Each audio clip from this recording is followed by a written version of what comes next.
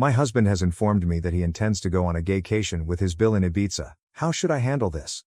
Original post. Hi there, I really wish I didn't have to make this post, but here goes. So me and my husband have been happily married for about 16 years, give or take. We both have stable careers, good family life, and are fairly fortunate despite the cost of living racking the UK right now. We have 2 boys, 15 and 10, and up until this Sunday, thought we had it pretty good.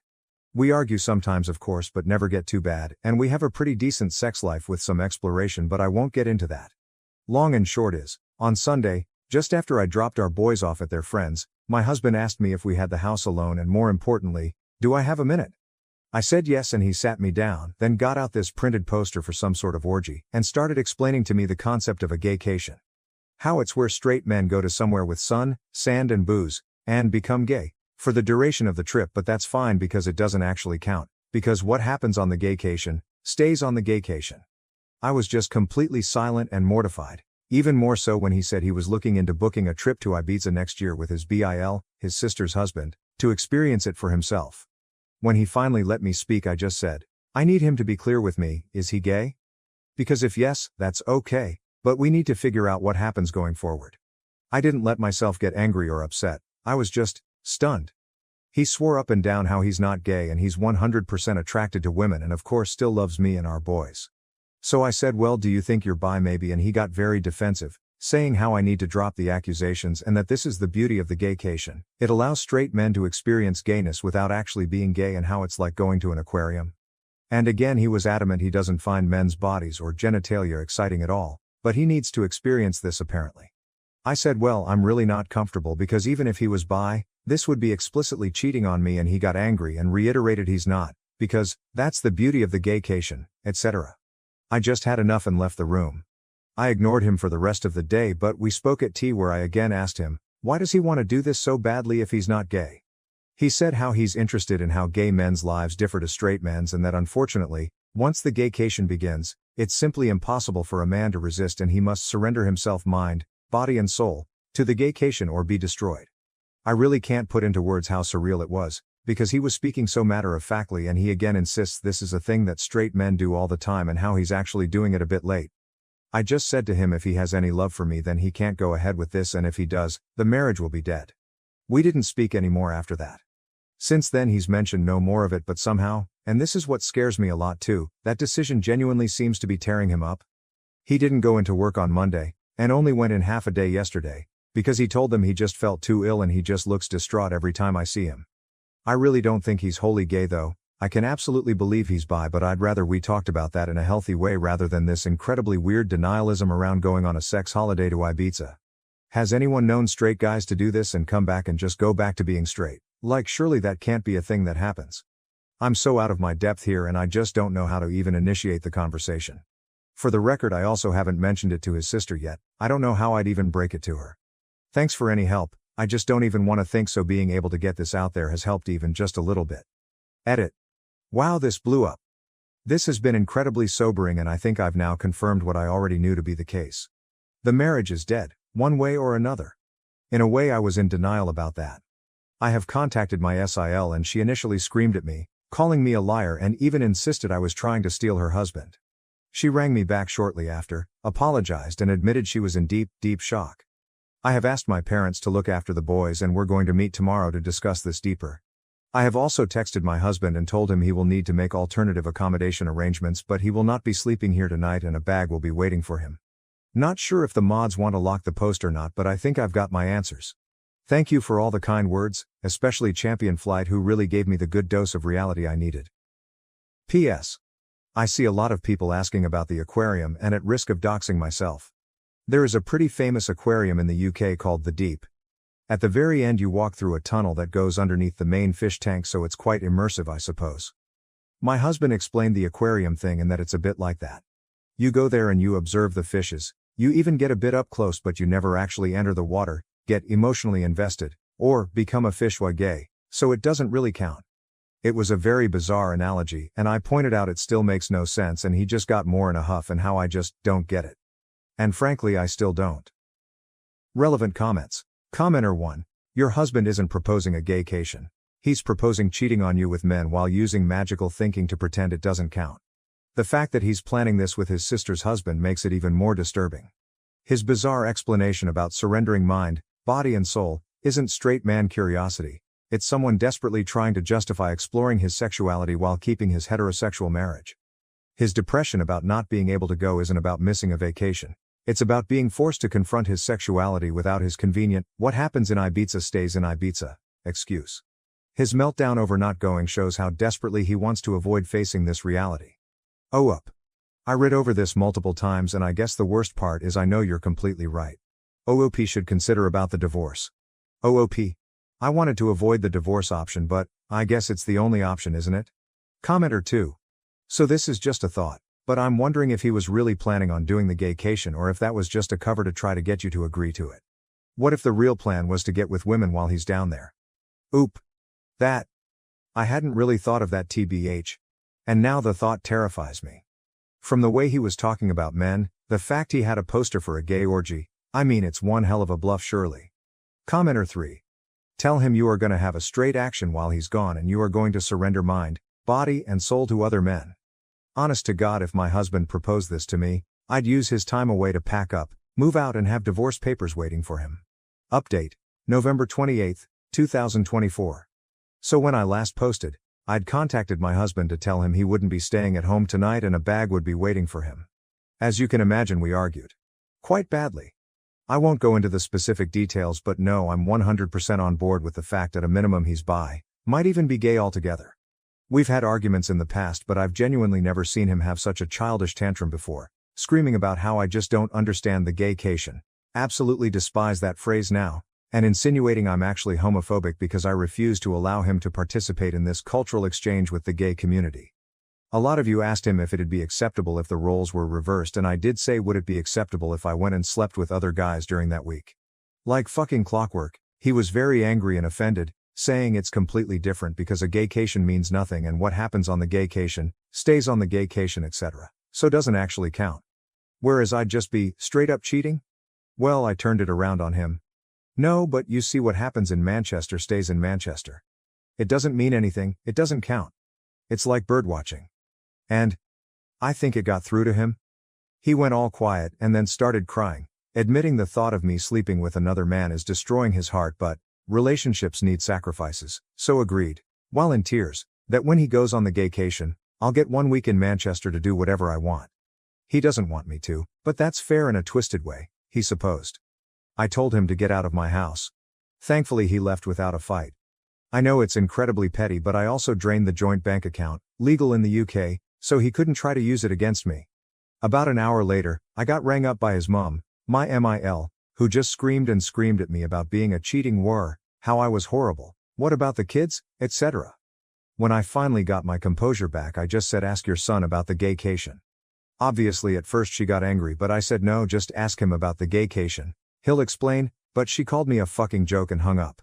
Later on, getting into the evening, I got another phone call from her in floods of tears. She was very apologetic and I told her she doesn't need to be the one to apologize. She was so upset she put Phil on the phone, and while he sounded calm, I could just sort of tell he was on the warpath. Again, very apologetic, and said he overheard that phrase, asked my husband, and husband initially said no, it's nothing, before explaining how it's a modern thing, men to do, etc., and gave them the same spiel about how what happens on the gaycation, men cannot resist the gaycation, how a man must surrender to the gaycation, etc. FIL just said they told him to leave or they'd call the police, don't care where he goes, but he wasn't staying there. Husband tried to call me while I was on the phone, but I just ignored it, and Phil just said he was so sorry for me and they have my corner in this, so. That's one thing. Told them to be there for their daughter because it sounds like Bill is involved. Husband didn't tell them that. And Phil just said he had to go because he was so angry. Got a text from my husband after the phone call which was all weirdly rambly, saying about how I'd abused the gaycation to destroy his marriage and destroy his life, and again insisted I, and his parents, were homophobic for doing such a thing. Told him we'll talk when he grows up and blocked his number. I took a day off work myself to have the locks changed this morning, so that's £500 gone, but whatever, at least I know he won't be coming back. I'm going to look into how to proceed with a divorce and then we'll move from there. Oh, of course, there's also my brother-in-law. So I haven't yet met with SIL, she was in such a state and has taken this far worse than I have for reasons that'll be clear soon, We're going to maybe try tomorrow, but we did talk over the phone and I eavesdropped on the conversation with her husband where she put her phone on speaker and I went on mute. Her husband got home earlier, she made him come home, told him there was an emergency, and just said to him, "Can you please explain what a gaycation is?"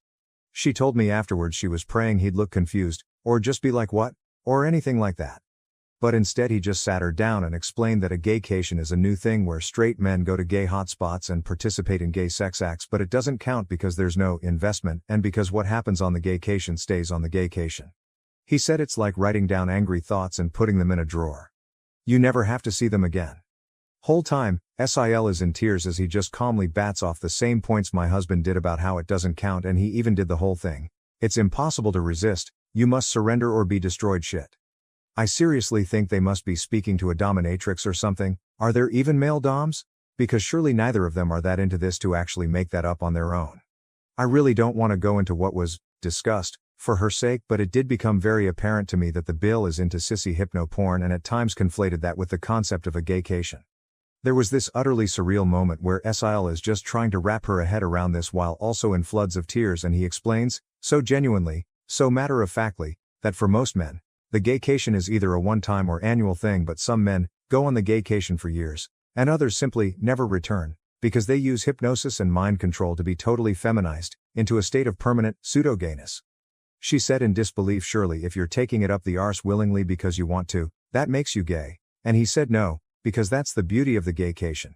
You can do all this gay stuff but you don't interact with the wider gay life experience. She asked him if the sissy stuff is what he wanted and he said, not on a long-term basis, and was adamant this is something all straight men do, but she wouldn't get it because she's a woman. Then there were more insinuations of homophobia. Well, that marriage is dead too, I suppose. The whole ordeal ended when she said to him he has a choice to make, and he said, no, he doesn't need to make this choice because the beauty of the gaycation is that it allows him to keep his marriage because it doesn't count. She said that's not the choice is whether he's leaving the house that night or she is. Only good thing he did was leave. Me and Sil spoke about it after that, and I'm just still utterly stunned. I understand she's gone to her parents for support. What exactly did we do to have our lives destroyed in such an abrupt, bizarre, embarrassing way? Per some advice, I'm going to look at devices and bank statements to see if I can find any definitive proof of cheating. After that, I suppose I'll figure out how I tell the boys why their father won't be coming home. Edit. Spoke to another SIL. My husband's family is older sister, him, younger sister, original SIL, and gave her a skimmed-down version of it. She asked her husband, and thankfully he was deeply confused, but then mentioned about 2 years ago at a birthday party, he was approached by my husband and Bill about signing up to some online boot camp around BDSM cross-dressing. He assumed they were taking the piss out of him, so told them to fuck off and never really thought of it again. The fact that this has been going on for that long is making me want to throw up. P.S. For the poster who said about divorce options, I'm actually going to look into adultery because plain and simple that's what this is. Top comments. Commenter 1. Your husband and Bill are deep in a shared delusion that's destroyed 2 families. Their identical talking points about surrender and destruction prove this was coordinated. They're not just planning to cheat, they're already involved in some online community that's warped their thinking. The fact that they both instantly launched into the same script about gaycations shows this isn't spontaneous. You made the right call, draining the account and changing the locks. Their attempts to flip this into accusations of homophobia show how desperately they're trying to avoid responsibility. The identical language, the bizarre aquarium and bird-watching analogies, the talk of surrender or be destroyed. They're in some online echo chamber that's completely divorced from reality. When your husband agreed to let you have a Manchester week while crying, he revealed the whole lie.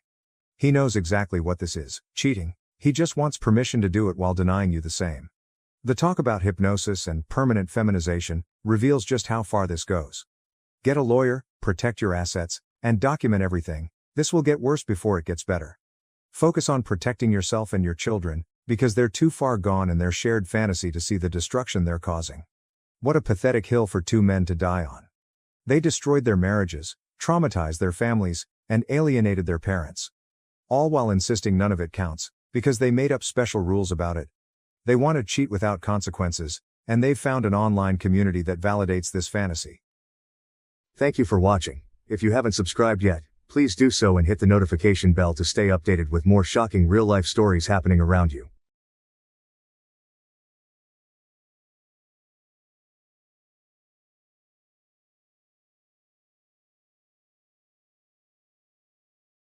Dad favored my sister but was rejected. I chose my brother to walk me down the aisle and witnessed karma hit him hard. Dad wanted to take my sister down the aisle first, but she chose our stepdad, so he declined to walk me down the aisle. Dad is crying now and pleading with me to let him. Although I've never been a particularly vindictive person, I do enjoy it when karma is presented in a palpable manner, which is what has occurred. I don't care if that makes me a bad person or a lousy daughter. I couldn't be happier or more arrogant about the whole thing. After years and years of pain and emotional abuse, I am overjoyed to have finally seen justice. My father has made me feel awful as I've grown up. He suddenly remembers this daughter of his that he never really liked in the first place, now that he has no one else to rely on. Out of my 3 siblings, I, F31, am the middle one. Sarah, F29, is my younger sister, and Finley, Finn, M37, is my older brother.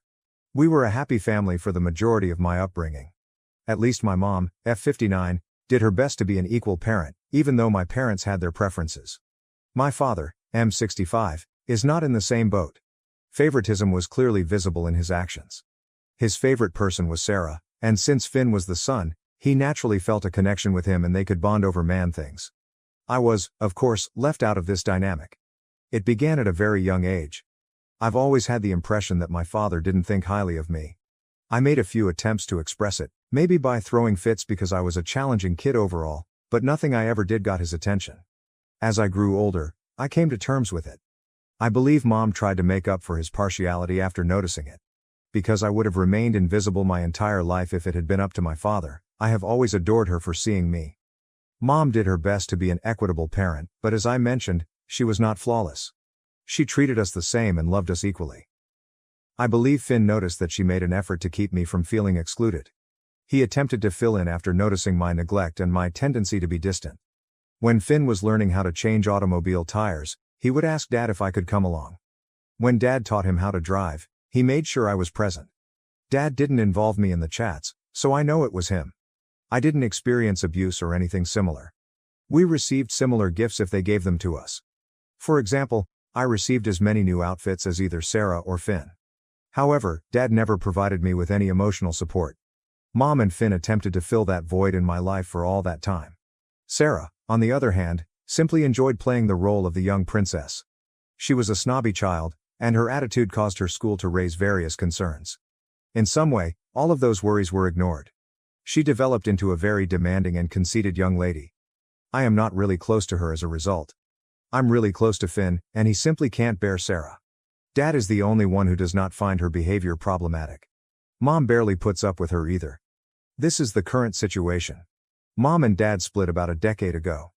We have all been kept in the dark about the true reason for the friendly breakup.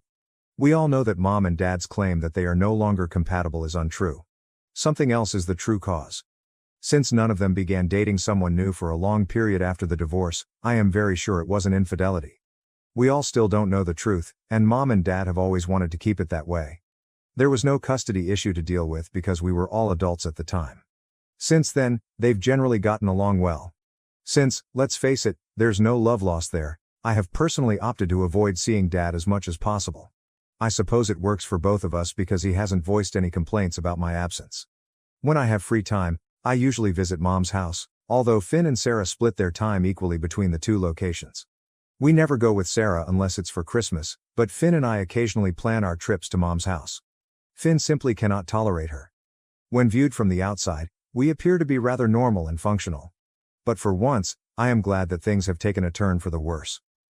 Mom began dating Arthur, M60, 5 years ago. They clicked right away after meeting at a yoga retreat. My time with Arthur is enjoyable, and he is a cool guy. He never tries to push limits and is kind to Finn and myself.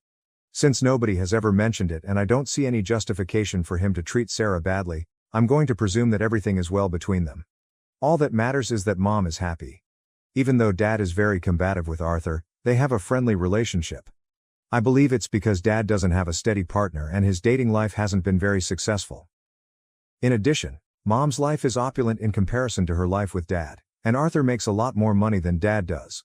We are all pleased for Mom, but I believe Dad is really resentful of the whole thing. The fact that we get along well with Arthur is another thing he dislikes. Dad still acts envious despite Finn's attempts to explain that none of us are taking his place and that we are simply acting like responsible adults in this scenario. All of it is very offensive and childish. Fortunately, since I don't see Dad very often, I don't have to deal with a lot of it. The dynamics of the family are as follows at the moment. Understanding the backdrop is crucial to comprehending the events of the past few days. My fiancée, Kieran, M34, proposed to me a few months ago. We've spent a lot of time together. I prefer to stay private, therefore I didn't make the engagement public right away. After choosing the date, Kieran and I informed our families since we wanted to get married as soon as possible and avoid a lengthy engagement period. 1 week from now, the wedding is planned. My family's response when I told them was conflicted. Arthur was pleased, and Finn and Mom were ecstatic. Sarah appeared pretty unhappy, but Dad's response was fairly neutral. All of this took place during a video call, and I could see that she quickly ended the call after forcing a grin. She detests not being the center of attention, so I was expecting some sort of tantrum, but at that moment, I couldn't stand her theatrics. I informed Finn that I wanted him to be the one to escort me down the aisle, not Dad, and I called him separately to gossip. He remained silent for a time and claimed that although he was deeply moved by my request, he believed it was improper to fulfill and that Dad would make a big deal out of it. He claimed that although he would really like to, he was unable to do so since he didn't want to annoy his father. He said something that hurt me. He understood that I needed him to be there with me since he had been my male protector far more than Dad, and I informed him that I had come to him because I had been let down by Dad on multiple occasions. I hate to say it, but I also felt Finn was making sense, so I didn't argue with him about it. It was an emotional conversation. Gently, he assured me that it didn't matter if he escorted me down the aisle. It was crucial that my day be as uneventful as possible so that I could look back on it with joy and no resentment. If he were to assume Dad's position, he claimed, Dad would remain agitated during the ceremony and spoil the day and the memories for me. He was correct.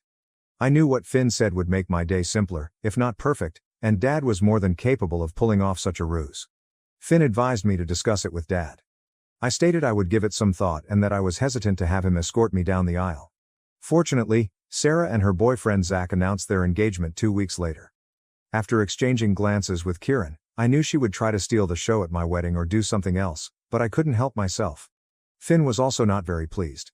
We were both aware of the timing, but we were unable to change it, so we kept quiet. One positive outcome of this is that Sarah's wedding is scheduled for approximately 5 weeks from now, 1 month after mine. The stars didn't align in her favor, so she had to be content to be the second bride in the family, even though she had really wanted to marry before me. I resisted her attempts to guilt me into delaying my wedding, even though she was rather sour about it. She needed to grow up since I wasn't the type to give in to her whims. Thus, things remained unchanged.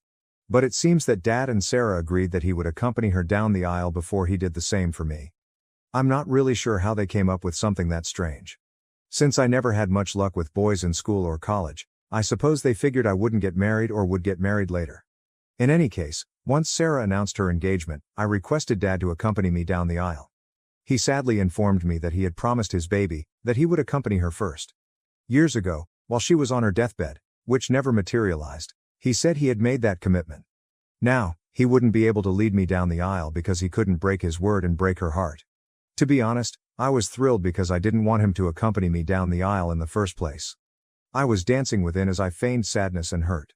I assured him that even if it hurt, it didn't, I would accept his vow to Sarah because I respected it. I called Finn right away and informed him of the situation. He was upset with his father. Finn stated that he would have seized the chance to accompany me down the aisle immediately if he had known Dad would act in this manner. He said that I could choose whatever daughter I wanted to grant this privilege to if Dad could. I was too delighted to care if Finn was upset with Dad.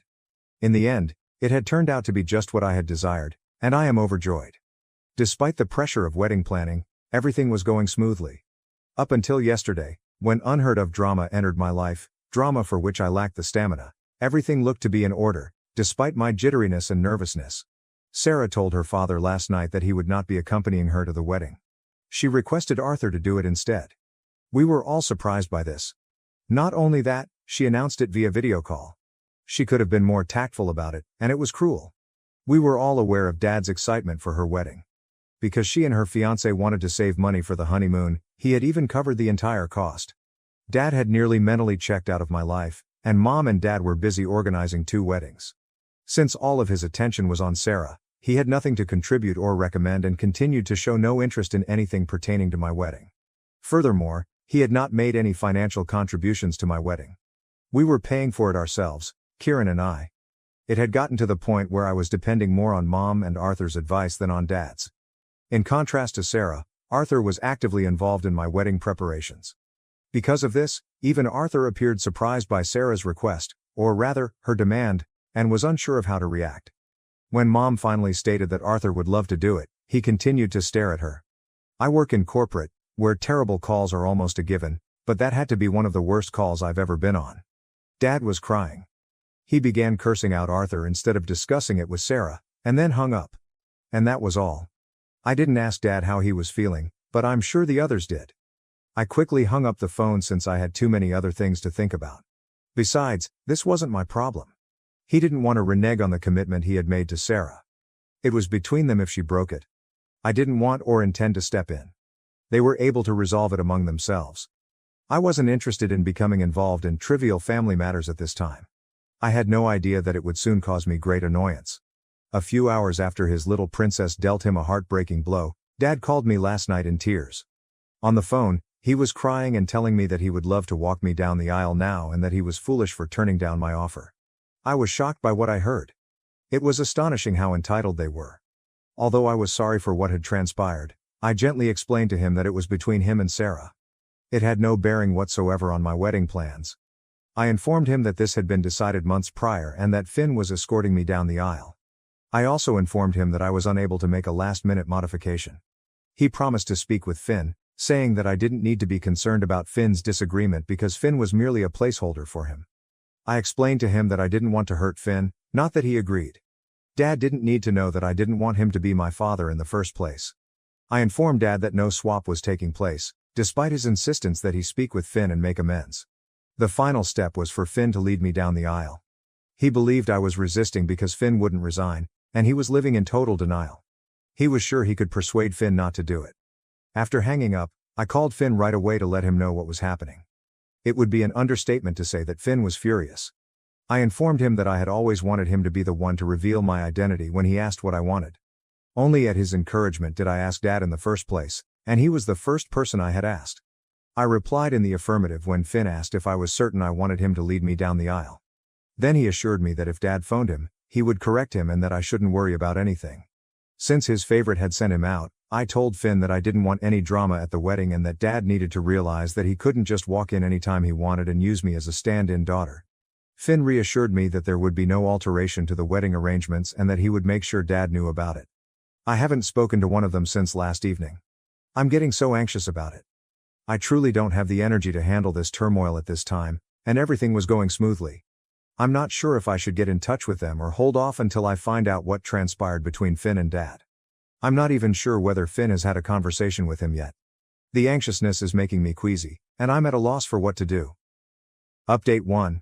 Finn and I eventually spoke, and the situation is a complete mess, even worse than I had anticipated. Fortunately, he has taken care of the majority of it, so I won't have any issues.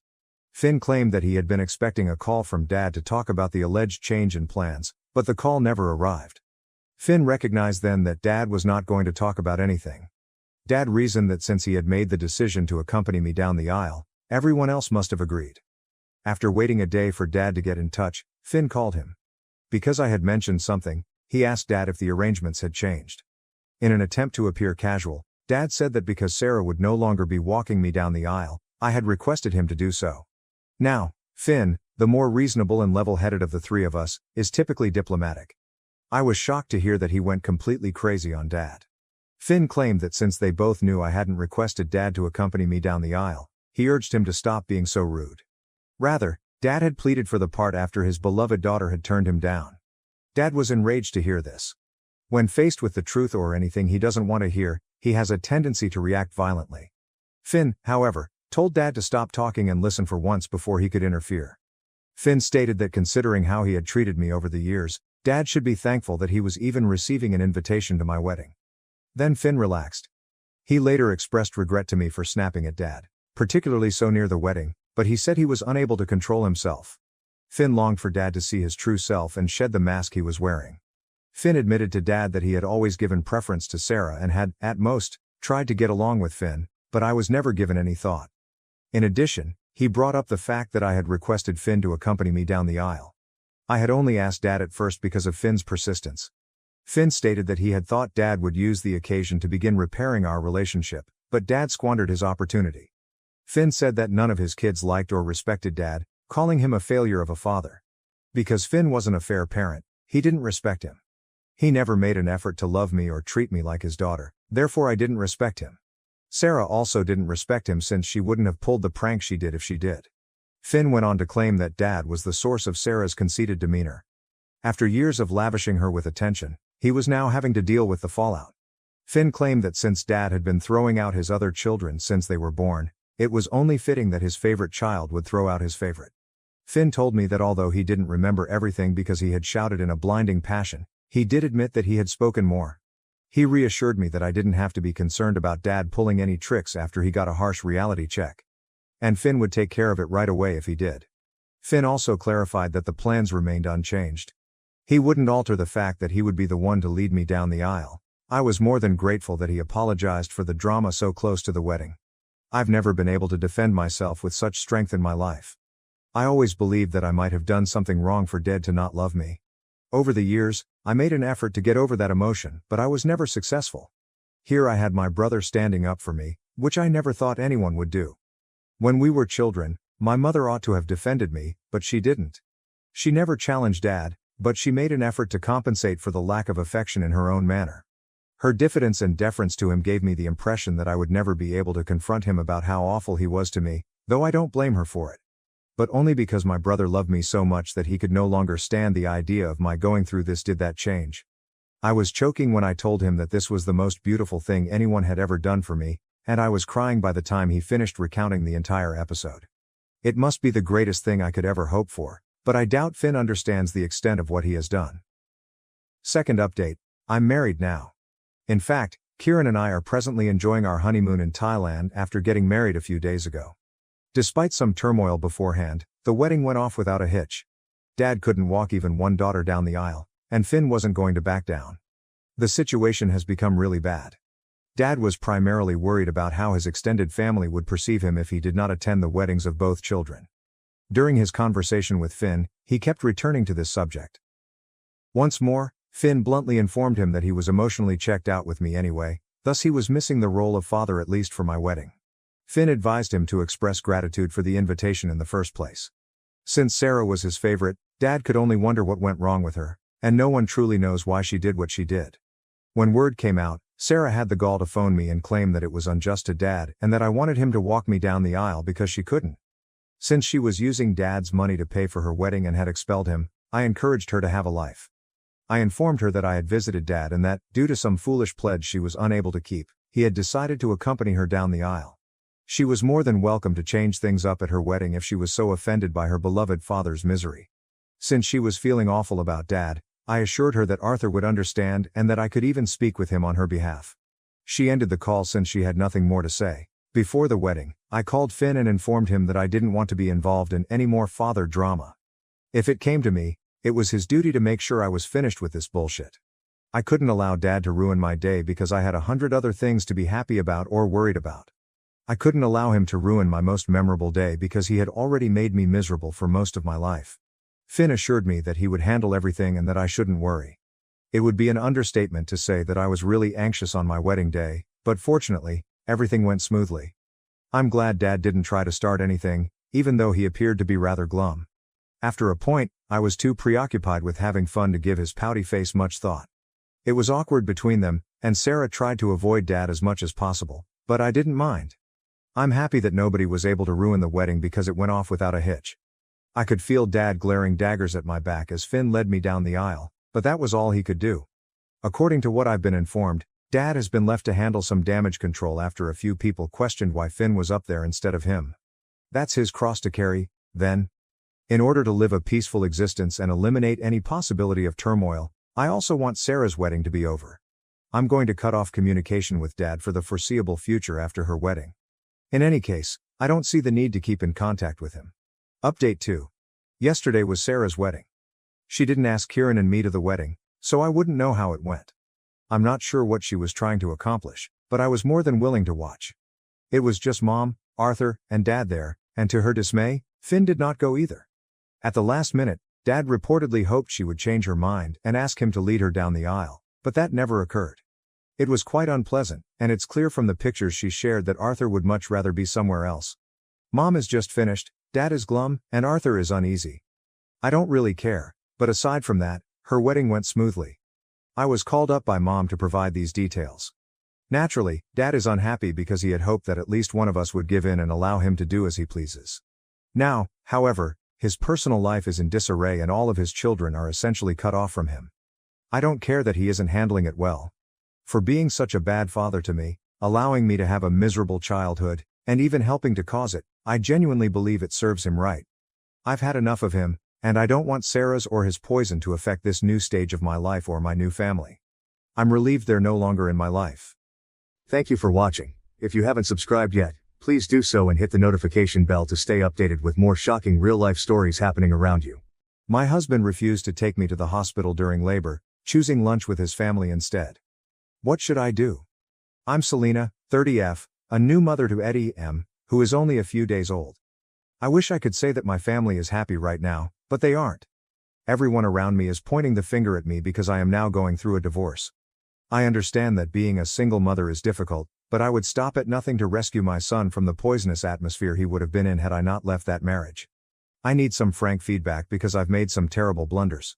Since high school, Robert and I have been dating, and he has been kind to me. He planned dates, got me flowers, took me to get my nails done, and did all the other romantic things that girls like. His mother and sister were the only things he valued more than me, and I never objected to that. I suppose I interpreted it as a positive sign. I actually thought, oh well, he treats the women in his life so well, he is a real gentleman. If I ever get to marry him and become his wife, he will probably treat me even better. I can't even begin to explain how mistaken I was. The hunt ended the moment I married him. The taken for granted phase was the next stage. You don't realize emotional abuse all at once. You realize it over time. When you truly love that man, it's also quite hard to leave something like that. Now that I think about it, I should have recognized that Robert was incapable of setting limits or setting priorities, but love blinds you. Both my mother-in-law, Mill, and sister-in-law, Sil, wore long trains of white and were maid of honor at my wedding. Robert stated it didn't really matter and that I was ruining our special day by being sulky when I brought up the fact that the bridesmaids and maid of honor were expected to wear pink. I should just concentrate on something else instead. But that was not all. They were in every photo, even interfering with the couple's candid shots. My husband said, "The kiddo is just having fun, let her be," in response to the photographer's request that my Sil stop since he was becoming tired. With her in the frame, I'm confident the photos would look better. My Sil is not a child. Next year, she will tie the knot at the age of 25. That day, I felt so ashamed that I came to the realization that I had been mistaken about Robert all along. I was already Robert's wife, though, so it was too late. The one bright spot was that we were able to move in after our wedding because my cousin and his wife had given us a house as a wedding present. Although we didn't spend much time with my in-laws, Robert never stayed at home with me and instead visited them every weekend. He said that we would go on the vacation after his sister was married so that his sister and prospective brother-in-law could accompany us when I pointed out that we didn't even go on a honeymoon trip. It's important to note in this regard that his sister was unemployed and his future brother-in-law was a freeloader. She laughed it off when I tried to explain that marriage entails a lot of financial responsibility and that her brother would handle all of her financial obligations. I didn't bring up the topic again since I knew there wasn't much I could do about it without Robert's assistance, which he didn't provide. Yes, the warning signs were begging to be noticed, but I believed I could save our marriage.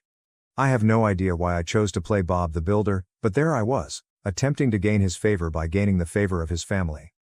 I chose to accompany Robert after realizing that he would not spend a single weekend with me. His mother and sister were not happy to see him the one and only time I visited. Even more unexpected was the presence of my sister-in-law, Sarah, 26F, and her freeloading fiancé, Dylan, 26M.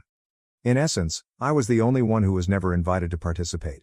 I explained that I had come to surprise them and that I had brought a cake with me. As though Sarah had told the greatest joke in the world, they all chuckled when my sister-in-law added, "A nasty surprise, I see." Beatrice, 56F, Robert's mother, stated that they didn't have enough food for me because they didn't expect strangers because this was family time. Since I was his wife, I expected Robert to remark something about how much more of a part of the family I am than Dylan, but instead he was staring out the window and was totally absorbed in his thoughts, or at least acting that way. Robert gave me the car keys stoically after I informed him I would drive home. His mother waved goodbye with a smile and advised me not to act like a jealous child and bother Robert in that way. I cried all the way home and left without saying anything because I was so embarrassed. The following day, Robert took me out to dinner at my favorite continental restaurant after returning home that day with flowers and chocolates. Therefore, he was aware of the abhorrent treatment, he simply decided not to confront it. Robert treated me like a queen for the entire week that followed, until the following weekend, at which point he left for his contented family. Until the following weekend, he would return and overcompensate. After a few months of marriage, this occurred, and even the preferential treatment ceased. Dismissal took its place.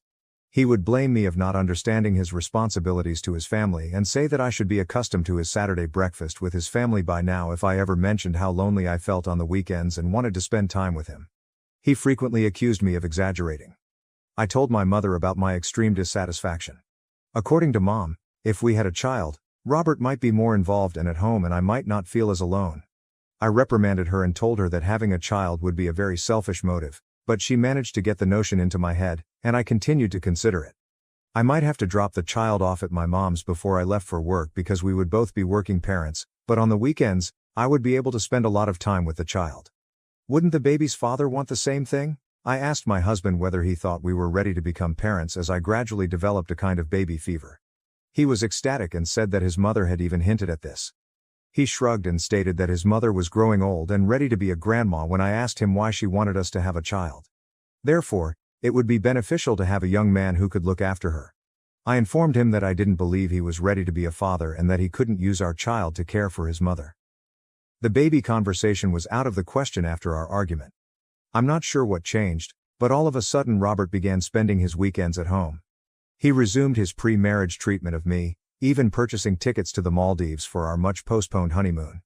During our week-long honeymoon in the Maldives, Robert made me feel incredibly unique and adored.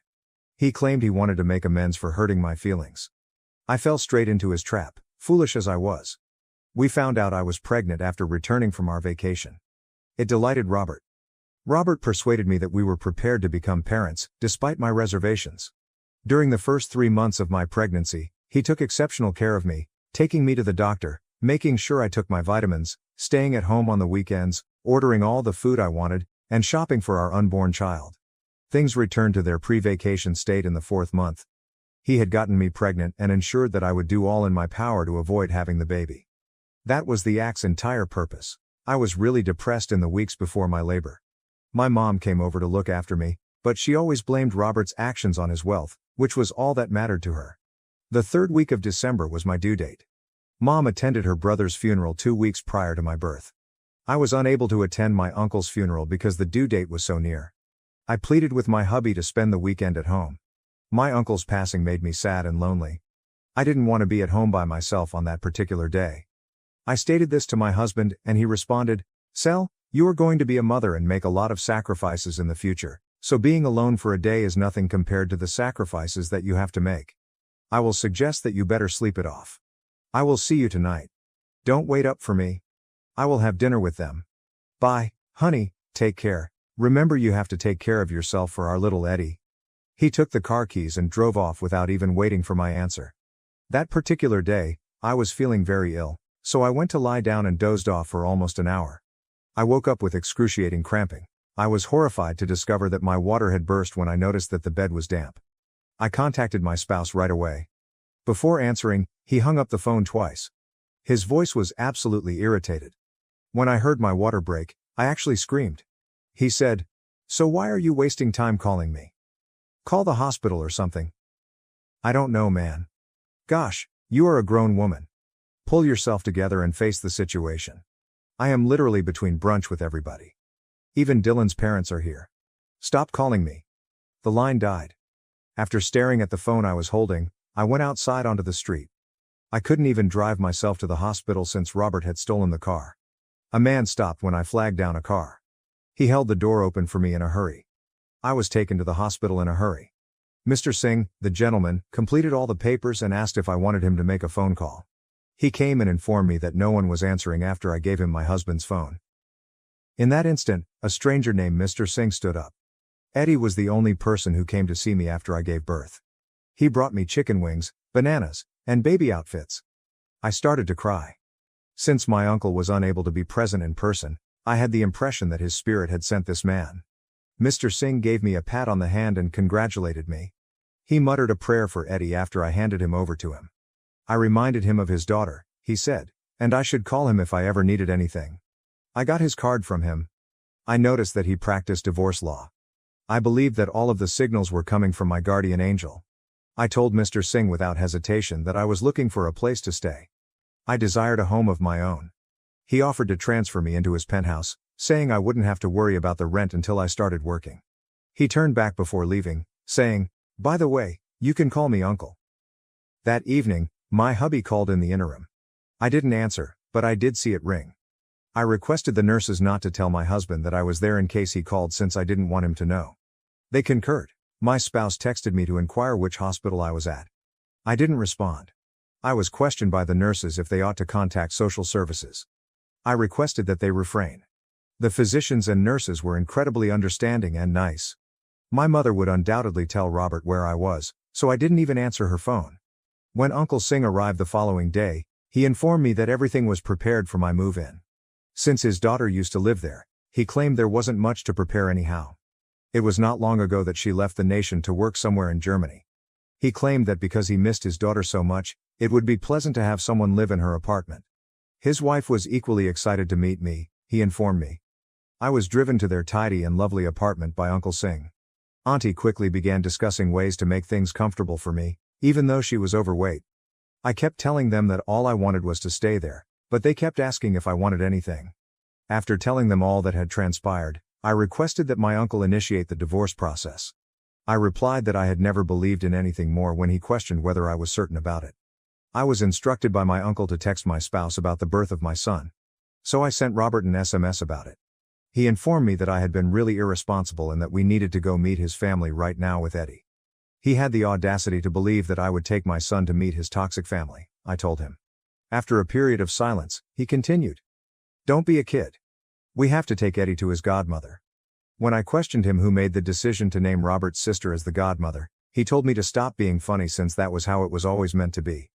I lost my composure and began to scream, "You know what's ridiculous? It's you. You are the damn joker. I had to take a lift to the damn hospital and give birth alone. If you loved me and your son, you would have rushed to us. You are so damn selfish, and your family is crazy. You are not going to be a part of my son's life. You will hear from my lawyer soon. I am divorcing you." When I hung up, I was furious. Auntie seemed somewhat worried.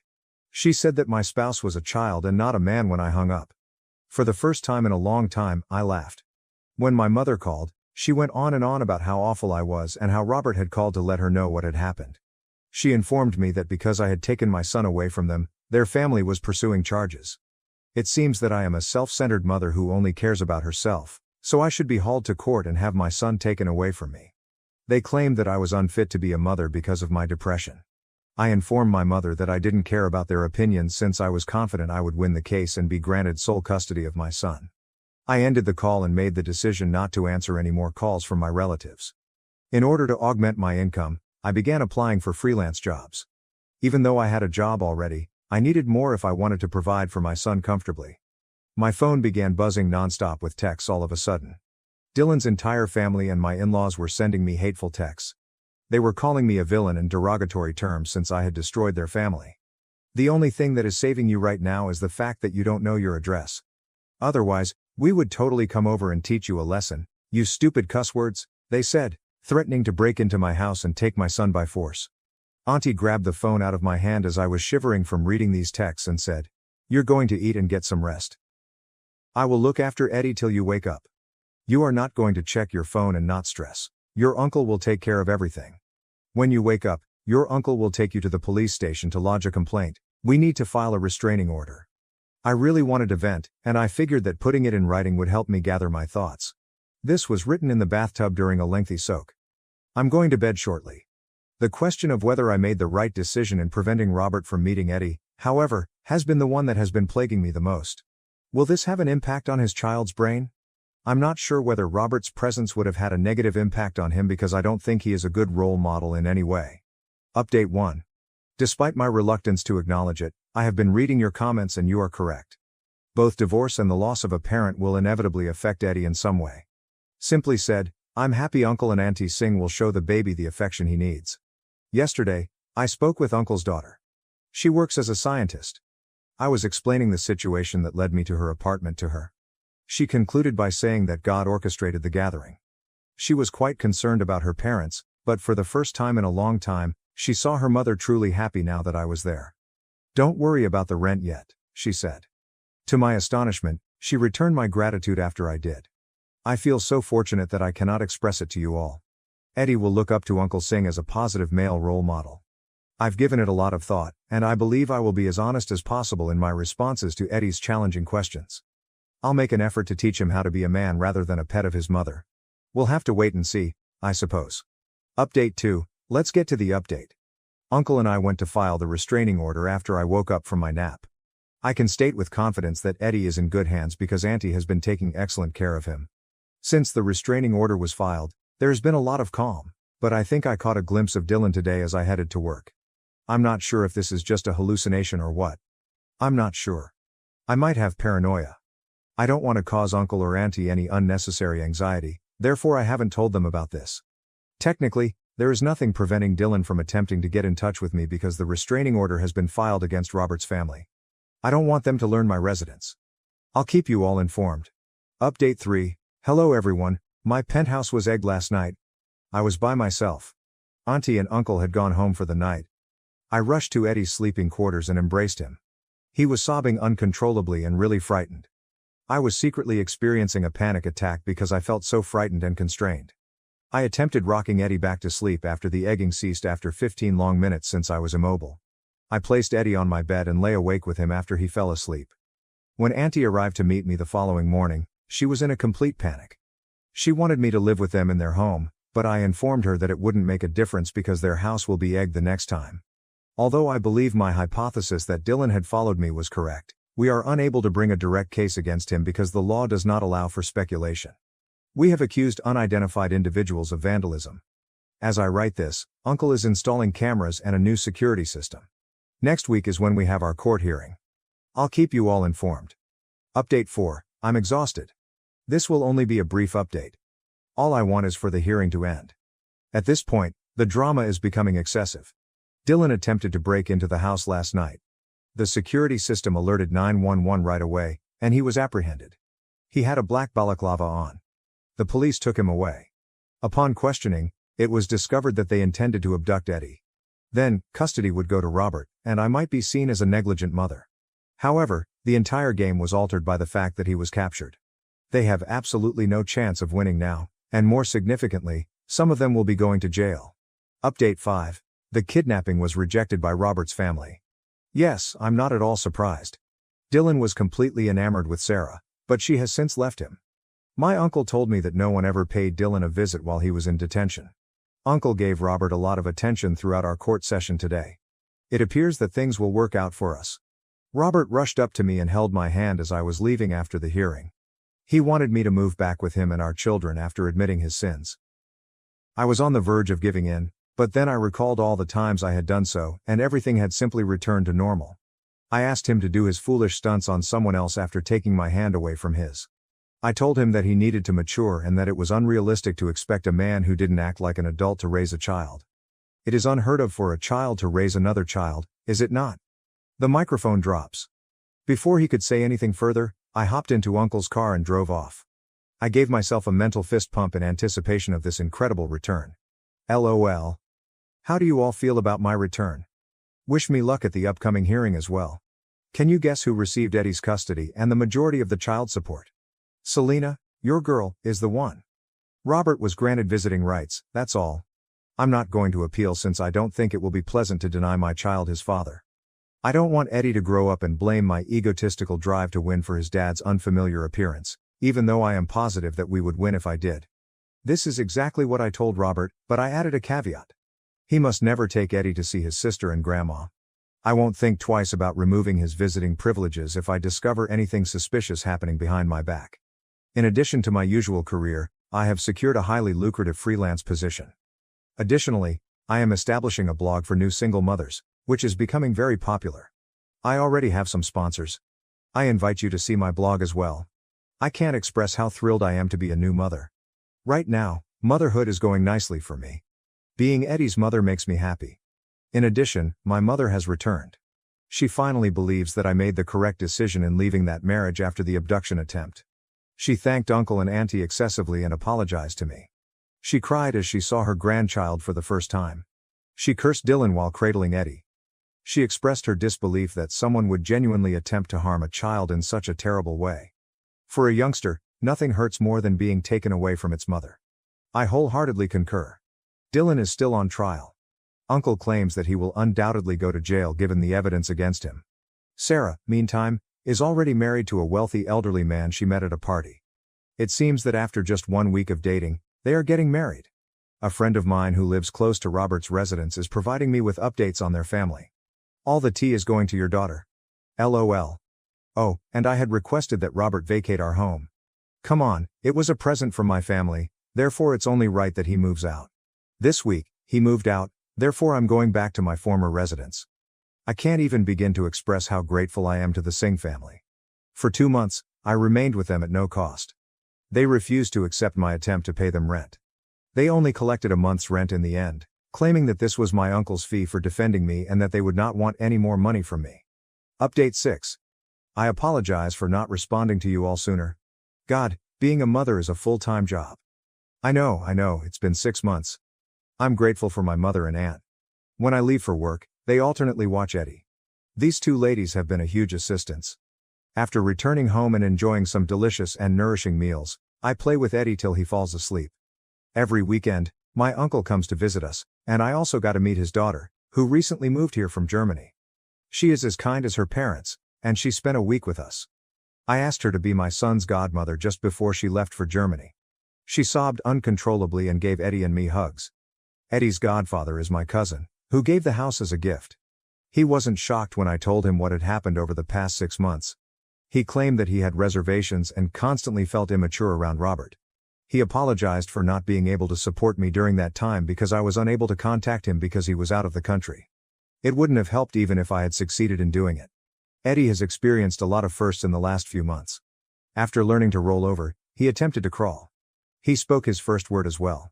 He really enjoys his Bumblebee soft toy, but my mom says it's simply a random sound he made. Every month, Robert continues to provide new items. It felt incredibly weird when he came to visit us last week. The fact that the man I loved so deeply is now a stranger also kind of hurts me.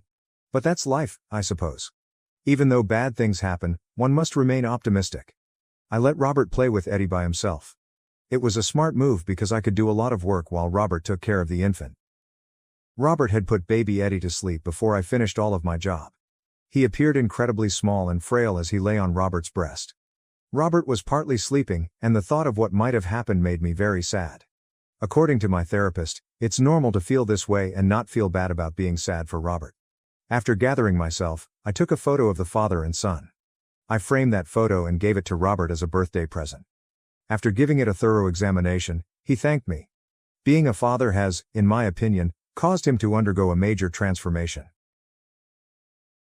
Thank you for watching. If you haven't subscribed yet, please do so and hit the notification bell to stay updated with more shocking real-life stories happening around you. My mom and sister spent years trying to push me back into my ex's arms, but I married someone else, and now we're expecting a baby. When I was 16, I started seeing my best friend. Together until I graduated from high school, he proposed and I turned him down. My family asked me to rethink as we may have a lengthy engagement or pledge to reunite, and there was much turmoil with them. For a while, my relationship with my 36-year-old brother weakened. The one with my sister, who is 32, never recovered. She got intolerable when she started dating my ex's brother as she was confident my ex was the ideal fit for me. My siblings invited my ex everywhere, including several family holidays, but I said nothing since he was their friend as well. That is until my sister started advocating for our reunion. No matter the circumstance, my sister tried everything from try to arrange for us to share a room during holidays to setting us on blind dates. One invited my ex to it. I had enough after a time and urged my parents to step in. They stopped inviting my ex to events or letting him tag along so much and were upfront with my siblings. It was only marginally better, but while my brother withdrew, my sister did not. It all came crashing when I ran across my husband on a semester abroad. We simply clicked even though he attended another university but from a different nation. For me, it was fantastic. We started dating a year ago. Except for my sister, my family was really glad for me. She persisted in saying I would grow out of the honeymoon phase. I obviously didn't, and I would quit talking to her if she pulled anything else after many, many battles and tried to get me back with my ex. After that caution, what does she do? She appoints one of her friends as my husband's date, asks me to spend all my time with the bridal party, aka my ex, and makes me her maid of honor. The poor girl tried to pass at my husband, and we didn't know until we were at the reception. Since we are not married, my sister stated it was acceptable to explore things with others. I left the celebration, and the next day I chatted with my brother and parents. I said that although I won't force them to make decisions, I will not interact with my sister ever again and will cut off all communication with them should they try to mend things between us. While my dad and brother indicated they would support my choice, my mom was distraught and sought to compromise. Apart from 2 tries from my mother, over 6 years I haven't spoken, written, or anything with my sister. From gifts to tantrums, my sister has tried everything to mend with me, but I hardly interact with her at all. If we're at a family dinner or gathering, I just pretend she doesn't exist. She tried to generate drama or made snide remarks at first, but she gave up when nobody supported her. She would not be involved in any planning, even though she did have a meltdown upon learning she was invited to my wedding. According to my brother, his relationship with my ex has worsened subsequently and he feels bad for continuing along for so long. Though they are not as close now, they still talk. The problem? I finally said we are having our first child. My mom's birthday was several weeks ago. Though my first granddaughter, this is not the first grandchild. Except my sister, everyone was really delighted. My mother observed that and asked me for tea one other day. Though my sixth sense warned me not to attend, I wanted to be optimistic. When I arrived, my sister's automobile caught my first attention. Then there was my sister, her husband, my ex, and his lunch as I walked in the door. Since my childish approach has lasted for so long, they wanted to intervene. My ex said he was merely trying to be romantic, but he realizes I wouldn't value it. His mother apologized already. I should forgive her since I was only hurting his sister for wanting the best for me. I was just texting my dad, brother, hubby, and looking at my mom incredulously. My brother-in-law had the guts to tell me I was a nasty person and I should learn how to act like an adult since I am now pregnant. My mother then started reading a letter about how hurt her daughters weren't close, how my sister was wrong but she was well-intentioned, etc. My sister then read her letter, started to cry and told me essentially another form of what the others did. I sat there until my brother showed up. I said nothing to anybody. Beyond anything I have ever seen, he was furious. He took my items and informed them all he was truly disgusted and disappointed. We left and remained in his car until my dad and husband showed up. By then I was just crying and he kept apologizing. I'm not sure what occurred there, but I emailed everyone except mom, including my lawyer's contact details attached, and said I never want to be bothered by any of them ever again. Should they, I will report it to the police. Nobody has got in touch, but my dad told me from experience that my mother and sister are hysterical. They assured him they hope to fix things and for my sister to be in my baby's life, maybe even acting as a godmother. Right now my dad is living with my brother. While some family members don't, others help me. Since my sister is now following the narrative that my husband is keeping me away from my family, I have even had mutual acquaintances phone me concerned about her well-being and asking me what happened.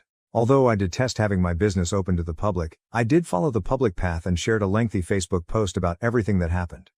Though it wasn't exactly planned, I believe my sister, brother-in-law, and ex are deserving of dragging.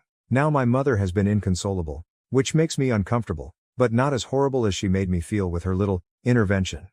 A few days ago, I agreed to meet with her and set the ground rules for any future contact, including therapy, family therapy, explicit boundaries, no sharing of information about me with my sister, and separate holidays.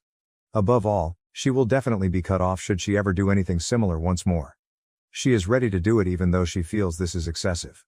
She believed it meant instant access to baby news and that it was all fixed, but I explained to her it is a process and she has to show she has changed. My dad and brother continuously apologizing for not halting their refusal to interact with my sister earlier. Since they were able to go on and flourish, we have forgiven them. Though my MIL is dubious if cutting my mom's access to her grandchild is the best course of action, my husband supports whatever I decide upon. She feels it is finally my choice. About what to do with my mom, I'm conflicted. Commenter. What is their rationale now that you are expecting? Should you quit acting out make-believe with your husband and come to see your happily ever after resides with your ex? Regarding your child, what? Will your ex and his family welcome her? Oop. Although my sister says she is not trying to bring us together anymore, I cannot take away her opportunity to be an aunt. She stated I'm a poor sister since I spend so much time with my fantastic sisters-in-law. Of course, I disagree with her. My problem is knowing what to do with mom. Commenter. She wouldn't be your best friend without you dating your ex. OOP stands for, though I wish I could tell you, I have no idea her mental process is.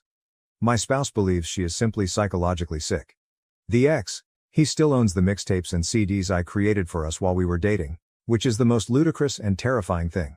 He still finds great value in those objects, which are roughly 20 years old. Commenter. I'm kind of amazed your stalker ex, and yes, I will call him that, is still in your brother's life. Said another way, hold strong with your mother.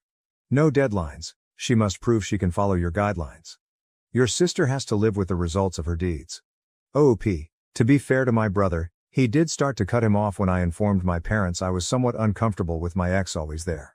I lived away for college but would see my family on breaks. He also worked very hard to make my husband welcome, which degraded his relationship with my ex even more since he felt betrayed by my brother. My husband is one of my brother's closest friends nowadays. He only talks to my ex about our nephew or to avoid being nasty. Commenter. You have to understand that your mother is endorsing all of this. She knows your mom also believes it's appropriate, therefore a major reason Big Sis is ongoing this. This makes me somewhat depressed since my mother was always so friendly to my husband and now I'm questioning their whole relationship. For some background, neither Indian nor from a religious family are we. My parents were decent, polite ones. At first, they considered it to be a romantic thing, but subsequently came to see it wasn't. They pushed me to start college and all around. Now, I know my dad really helped me and my mom might have just followed along and had the same ideas as my sister. My sister suggested that we would be best friends with brothers. Update 1, same day, 16 hours later. The modification I wanted to post but couldn't. I want to thank you for the so far great support and guidance. Since there are too many for me to personally address, I would like to add a bit more information in my remarks. I broke up with my ex when I was 18. He is 47 today. Our separation sprang from my unwillingness to be engaged or married. The fixation of my sister on wanting both of us to be best friends and brides drives her insistence. Although my mother has always been rather kind to my husband, I am starting to believe it was all a show, which makes me rather depressed. Although he has 2 children with an ex and has been with other people since the separation, my ex has never been married. Given he has only ever wanted to marry me, my sister feels that is a really romantic thing to do. I should also emphasize that his compulsive actions go beyond myself. From the grapevine, I know he was quite similar with his children's mother. Now he is focusing on me since my sister is supporting it since she wants his help in returning me to my good graces so she can be a good aunt. When I informed my parents I was somewhat uncomfortable with my ex always there, my brother did start to cut him off. I lived away for college but would see my family on breaks. He also made a very great effort to make my husband welcome, which degraded his relationship with my ex even more since he felt deceived by my brother. My husband is now among the closest friends of one of my brothers. He only talks to my ex over our nephew, the son of my sister, or to avoid being nasty. Although I suppose only my dad was in agreement, both of my parents seemed to be encouraging of my not wanting to be around my ex so much. We would enjoy quality time together, thus my mom told my dad she was making my preferred tea and cookies on the day of the tea party, but he could remain. Thinking it would be a great sentiment from my mom, my dad left to hang with my uncle. Right now he is really irate. When they met, my husband tried very hard with my sister. Now he simply dismisses her and thinks she is mentally sick. Though we don't know whether she is or not, her behavior cannot justify anything. Their official perspective is that it would be best for me to confront the core of my problems with my sister, hence they invited the ex and his mother. Furthermore, my spouse and I are from the same race. We are not really religious, neither Indian. Neither my ex nor my spouse have any financial differences. If such exists, it would benefit my husband. Finally, the circumstances infuriate my sisters-in-law, both the wife of my brother and the sisters of my spouse. My husband's sisters and he will be discussing her comment with their mother. My brother and his wife are debating permanently cutting off all communication with my mother. They would let her visit my nephews for a while in between either. The more I read, the more I believe I might have to go no contact with my mother for the benefit of my child. Thinking all their interactions were phony breaks my spouse, and he becomes even more angry that she made me doubt I was a nice person. Although I know my family still has a lot of talks to go concerning my mother, I will surely be getting a restraining order against my sister and the ex. Here is the appropriate semi-update on the current situation of my family. My mother said she knew better even after we spoke. She claimed I am a nasty person and that she will be obtaining either custody or rights pertaining to grandparents. Though I am nothing like what she describes, I still panicked, so we wrote her a letter about it. Moving permanently, my dad informed her he could stand by her terrorizing his child. Also choosing to go no contact are my brother and his wife. Though I understand it appears somewhat abrupt, I believe I understated the degree of hopelessness I experienced following the intervention. Later on, my husband advised them to consider very carefully what they valued and to be friendly and open to everything but would not raise a child in a poisonous environment. Reason 3,271,637. I love my hubby for this. My mother and her fakeness really break my hubby. She will never get anything from him, he says, which is as much retribution he wants. My MAL was informed about her comment by my husband and sisters, who also helped her to see why it was rather out of line. She is, as many of you would guess, a very devoted mother from a lovely family. My dad and brother keep atoning for any part they contributed to this. It astounds my dad that we have reached this position. For him, he claims, everything is still strange. Still, they claim they are ready to assist me in battling any foolish struggle my mother or sister might muster and back me no matter what. Update 2. I would like to thank you for the nice words and encouragement. I chose to publish it here so it wouldn't be removed as the original was. Though they are both wonderful and terrible at the same time, I am trying to keep upbeat about everything. Sitting my nephews down, my brother and his wife told them Grandma was sick and tried to hurt Auntie Diamond and the tiny cousin. Grandma might not be living with them anymore, they said, but that does not mean she loves them less. Though the kids are smart, it was really difficult. Although Auntie is no longer in their life, they do not care as they hate her, not because of me alone, but rather because she is not exactly great with them either. When she was told, my mother lost it and began asserting she had rights and she would be able to visit her grandkids. Mostly because of my brother's MIL coming to visit, my dad is looking for a permanent apartment but will stay with us until January. We have the space. He is quite depressed. He has contacted divorce attorneys, moved bank records, etc. already. My mother has been sending him innumerable emails, messages and calls, but he responds to nothing. He was advised not to block her right now by the lawyer. He thought about maybe forgiving her, but a few days after my last post here I had a significant increase in blood pressure since she chose to visit my house with his sister. Though my mom knew I didn't want her there and my sister had never visited my house, I suppose that doesn't matter now. Knowing my mom, the cleaning girl let them in. I haven't had time to let her know she was not allowed to enter anymore. I observed the automobile, while I was returning from some errands. I skipped this time as well. I phoned every relative, and my husband's sister, was the one closest by. She challenged them and warned them either they left or I would call the cops on them for trespassing. They went and I started to feel ill. When we visited the doctor, they advised me that all the excitement was not good and that I should start unwinding or else the baby would suffer. Along with my brother, uncle, and husband, my dad headed home carrying every single item he could have thought of. According to my husband, my sister was also present and kept yelling at him that he wrecked her family. My dad told my mother and sister they nearly killed the infant and he also wants not to interact with any of them once more. Though it is not happening, my sister kept messaging my brother begging for aid. Since his mother has some crazy beliefs, my nephew is losing so much of his family. Hence, I am devastated and somewhat sad for him, but it is what it is.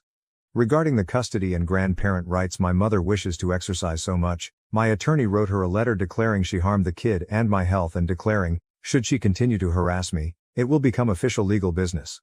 Using her harassing of me as justification, my brother also sent her a letter.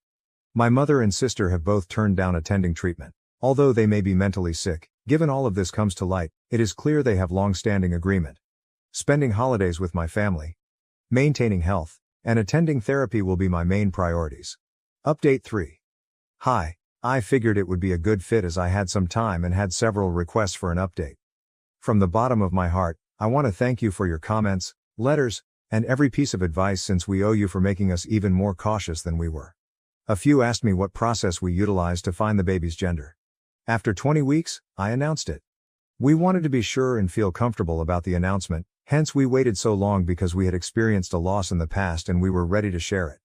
We were also stupid enough to believe it would be especially meaningful for my mother. I sent it to my husband after publishing, and he spent a few days reading your comments, mails and advice. We cleaned the house and fortunately discovered nothing, but we still felt somewhat vulnerable and so visited a motel with my dad. Then we discovered a tracker on the vest of my fur baby. He has a humorous vest since he is a pretty small dog and gets cold a lot. I never would have considered checking there, but we found the tracker when my dad took him around the hotel grounds. My sister approached him about me and reconciliation. We moved since I was somewhat offended. We are fortunately able to afford it. Not merely empty, we are renting our former house as well as right now. That house used to be my favorite, but today I feel it's destroyed and contaminated in some sort. Sadly, not just me but also my brother, spouse, dad, and even the family of my husband feels the same about their residence. We changed our numbers, acquired new devices, and let friends, companies, and the police know. We began family and therapeutic sessions as well. Nevertheless, I have really forgiven my dad and brother, they still feel great shame about the circumstances. We are healing as a family nevertheless. Mom and sister argue they don't need therapy and they are not wrong. My dad created a new will whereby my sister's son receives a trust fund and some inheritance but my sister receives a nominal sum. He really is done with her. Though I felt awful for her, I resolved to concentrate on my baby. She is here, we are blessed. Since my mother is no longer with me, this is not the experience I considered. Yet many friends and relatives have really surprised us. Eventually, we were so worried that we began testing some people we knew nothing about by telling them I was about to go into labor. It worked like magic. We cut off those who were still providing information to my mother and sister. When we clarified the thinking, the rest made sense.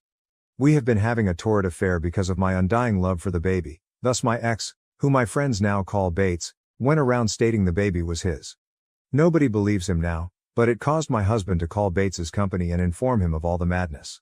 Long story short, Bates was suspended while internal review was under progress. Given their requests for more and more information and their seeming contrition, I nearly guarantee he will be let go. My mother has searched for us, but none of the people who know of our whereabouts have contacted her either. Her dad's attorney wrote her a letter saying that since she is unstable, all letters will now go via attorneys. Just my dad and myself since I felt so horrible for him being by himself. I still feel terrible even though he has assured me he will be all right and that nothing is my fault. In the world, he has been the best diaper changer, feeder, and babysitter. As usual, my nephews are loving. My dad even visited the son of my sister. She started creating films threatening to injure herself if my husband stopped isolating her from the family, thus this came about. She seems to have stopped it when my dad emailed her regarding visiting her son and advised her he would call the police about her threats. Finally someone mentioned that I gave Bates false hope. That cannot be more far from reality. I spent years uncomfortable since I assumed he would move on. After I spoke out and saw my husband, I spent a lot of time berating my sister over it. I married after my sister as I had a very long engagement.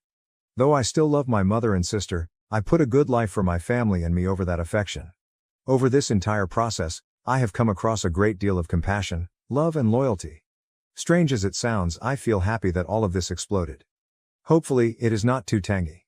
Many hugs from me. Update 4. My dad moved into the guest house when we formally settled into a new house.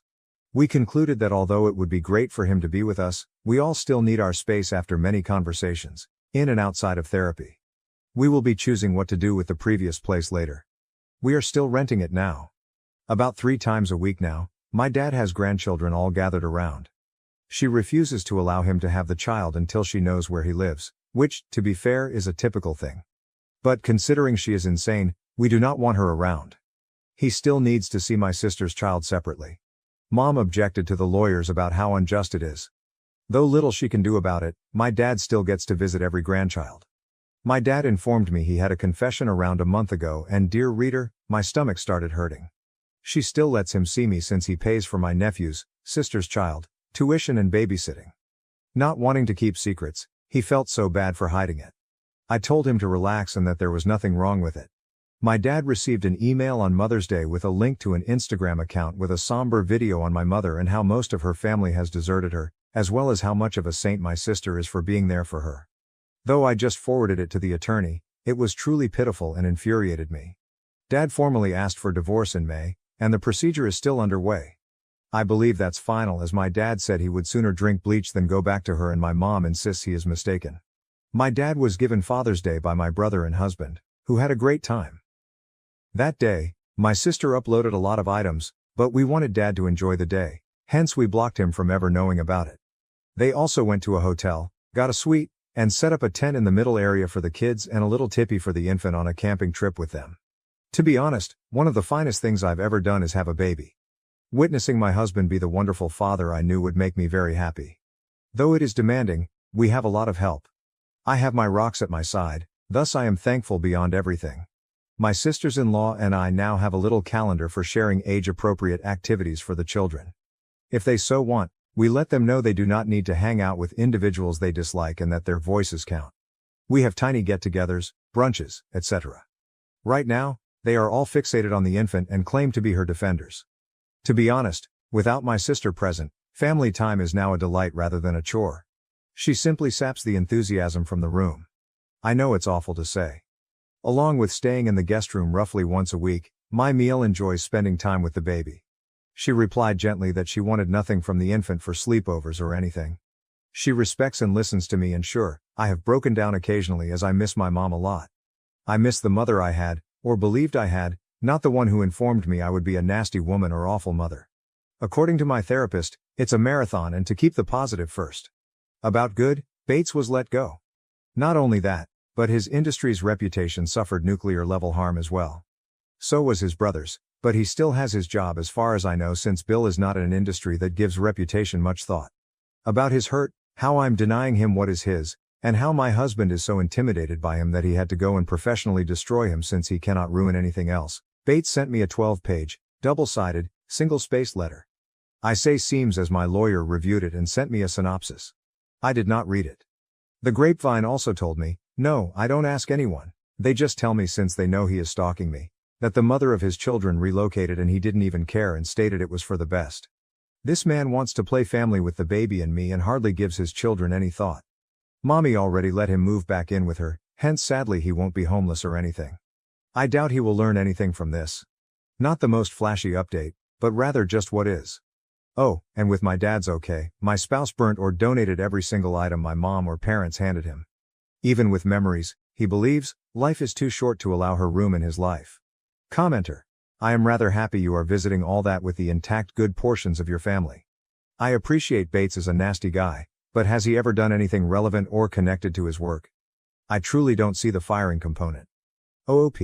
It's a really close-knit one. And when you have a bad reputation, it shocks you. He is not giving up his business.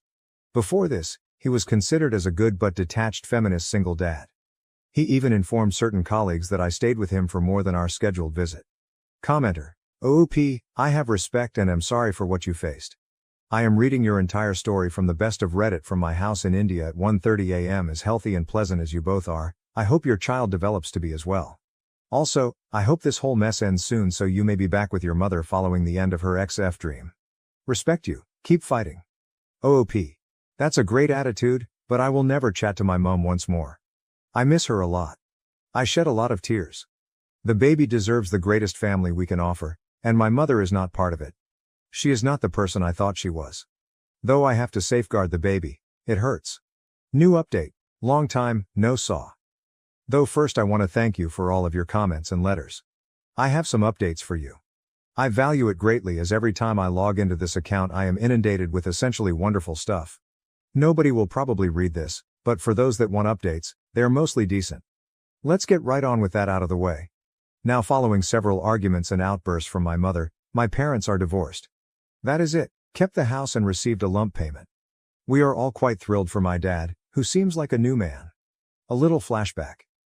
We didn't terminate our cleaning lady during all the hoopla. This woman had been serving my husband's family for decades, and her absence from work due to what her insane relatives did caused great anxiety in me.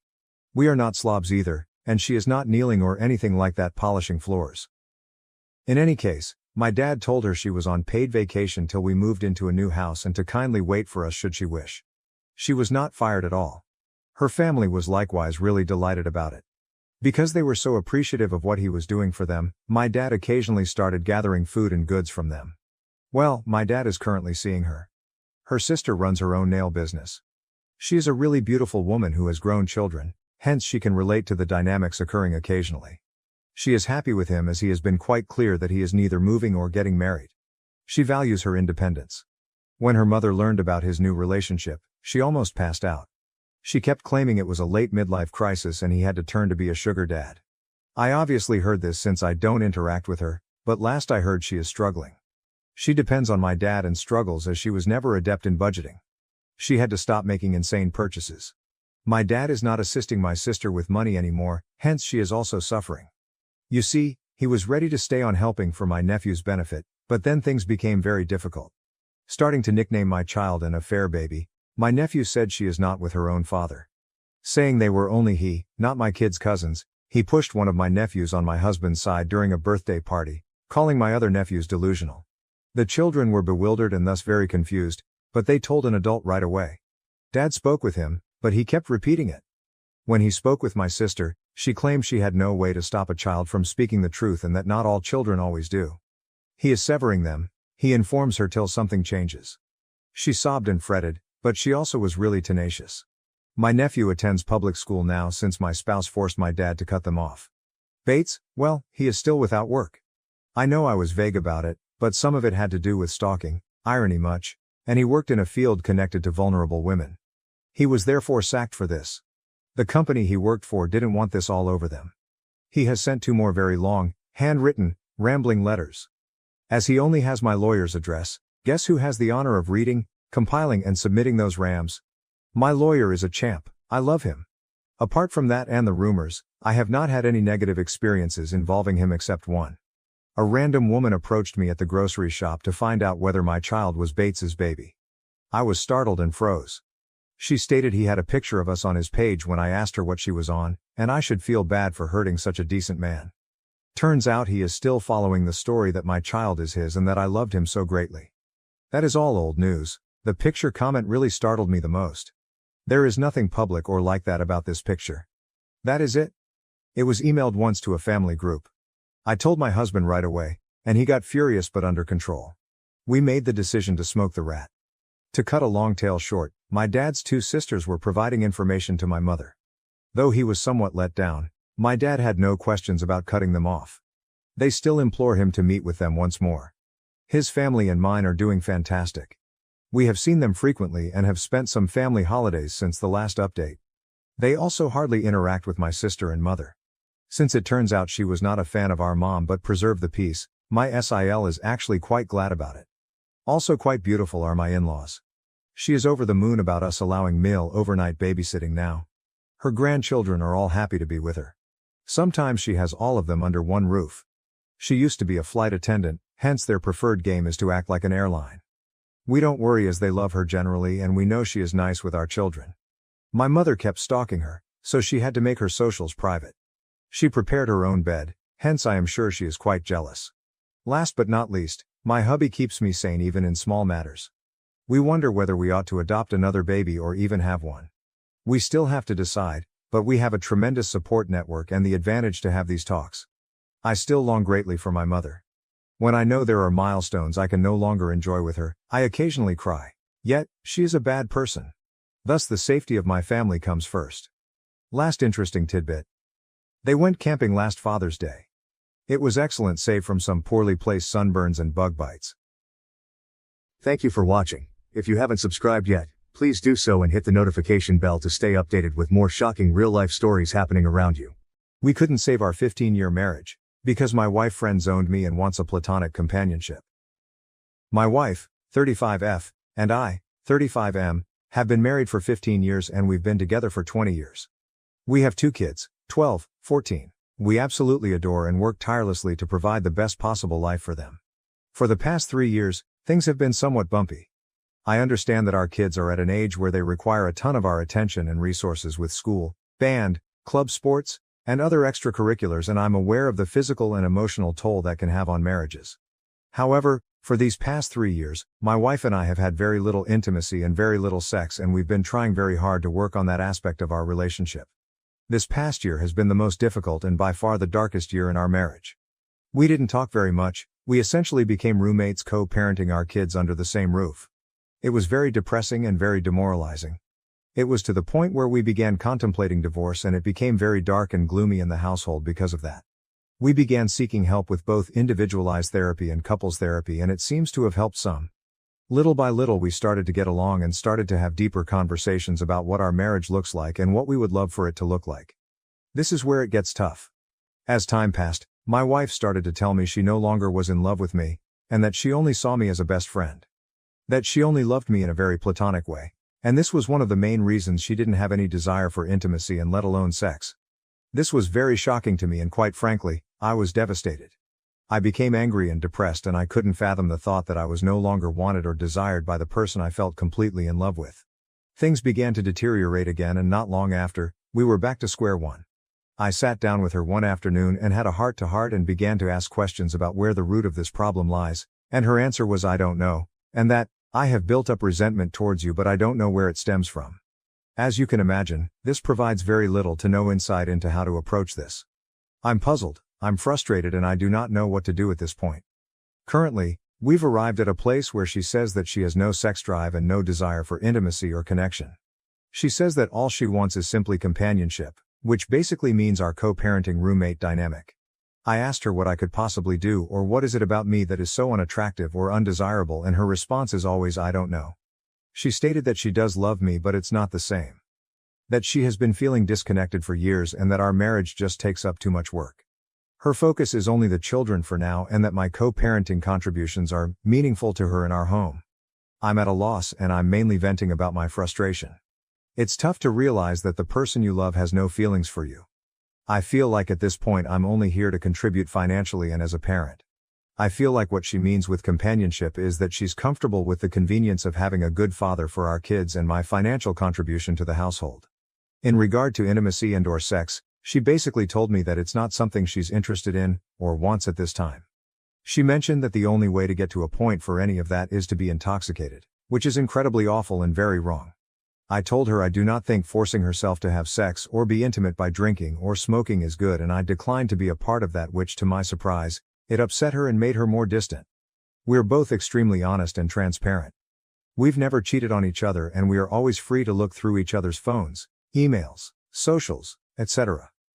And we hardly ever do. I asked her if there was someone else, and she declined. Honestly, I believe her.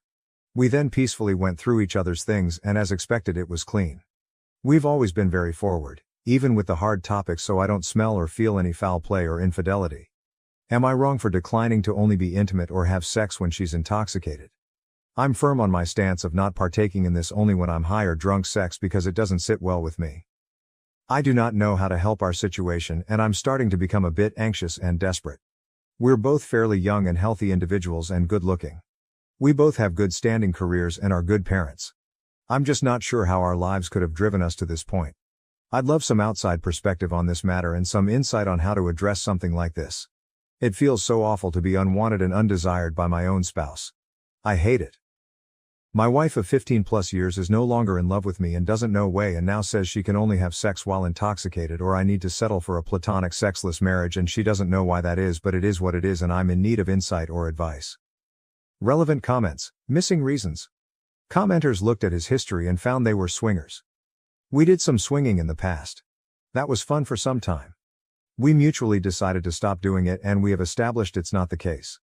When we were swinging, however, our marriage seemed to be in a good place. This is something we did disclose with our couple therapist and made sure to include it to make sure we're not neglecting an obvious potential issue. I will say, I did ask my wife if what she experienced during swinging is something that is affecting her view on our relationship, and she said it wasn't. Our swinging experience was always together, and it was very sex-driven. Nothing really emotional or poly. Truth is, I have to believe her at her word. I have no reason to distrust her. To date, she's always been very forward and never afraid of dealing things head on. No matter how painful. If this is a consequence of swinging, this issue existed long before the lifestyle. I agree that swinging wasn't a solution in the end. Never was meant to be. It was more of discovering or exploring if she felt any different.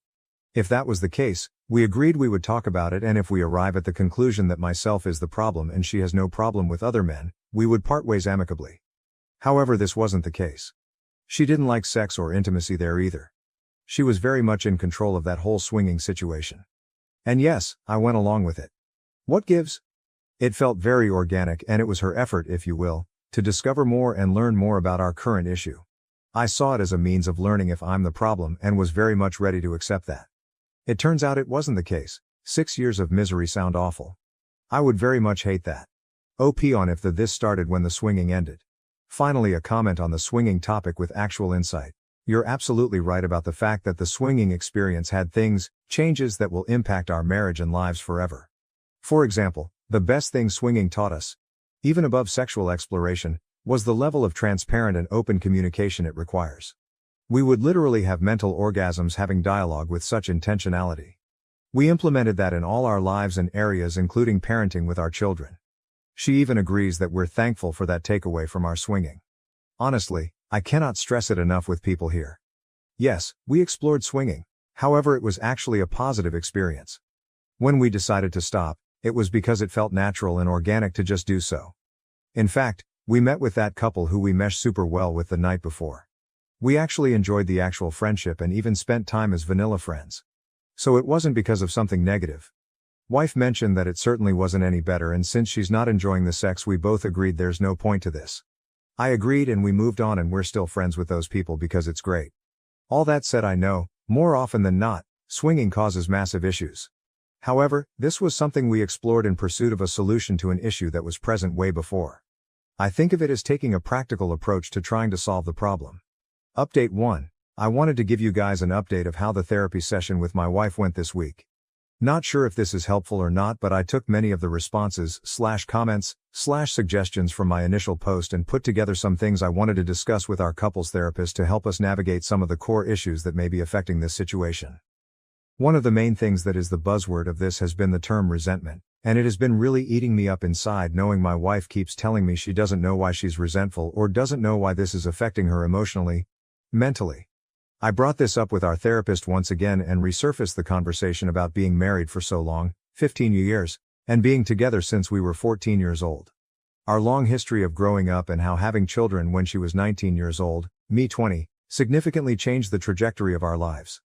We experienced severe poverty and many hardships in the process, and we essentially had zero social life for the past 10 years because we were so busy raising babies, 2 kids now ages 12 and 14.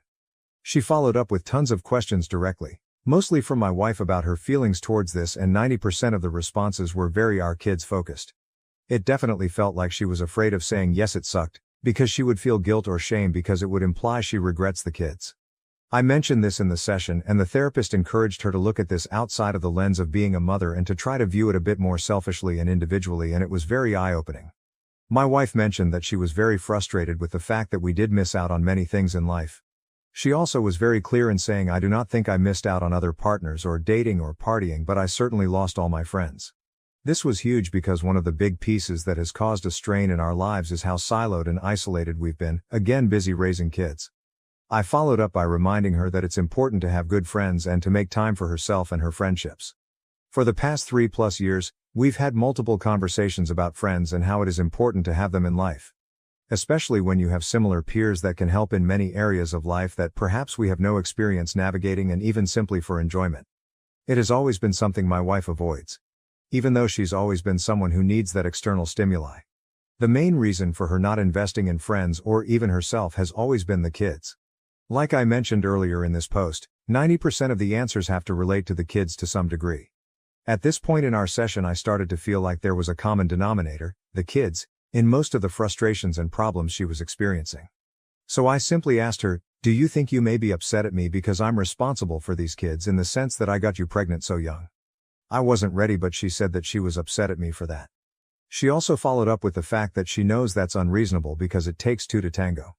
I did feel like it was progress because it kind of gave us something to work on and help alleviate some of these burdens, so we agreed to invest more time in nurturing good friendships both together and individually. Towards the end of the session, we began to discuss what actionable items we would take from this session. At this point, it was still all very ambiguous and blurry as to what the outcomes were. I was very direct and very forward in asking my wife what her plan is moving forward. Note, I had decided prior to the session that should my wife say the same thing about being a co-parenting roommate, that I would take the 180 approach and essentially do me. She started basically saying the same thing, that she doesn't have any desire to be intimate or sexual with me as of now, and that she loves me immensely and she feels bad for not being there for me, as mentioned in my first post. I also brought up the brief swinging that happened, to which for the 50th time said it wasn't a problem. I agree with her on this. This was something that was a mechanical approach for a solution to a problem that was very much in existence when we tried this.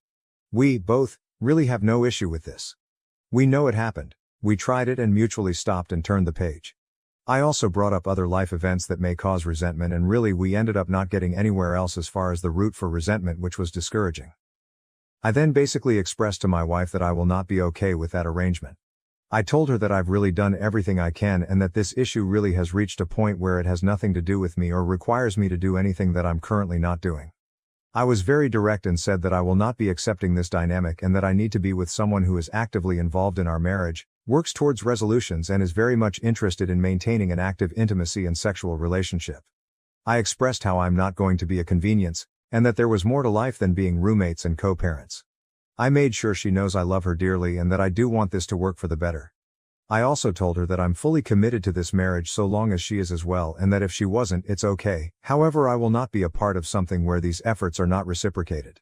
I told her I have no plans of leaving, and I do not want a divorce. However, I made it clear that if this dynamic continues, that divorce will be the only outcome.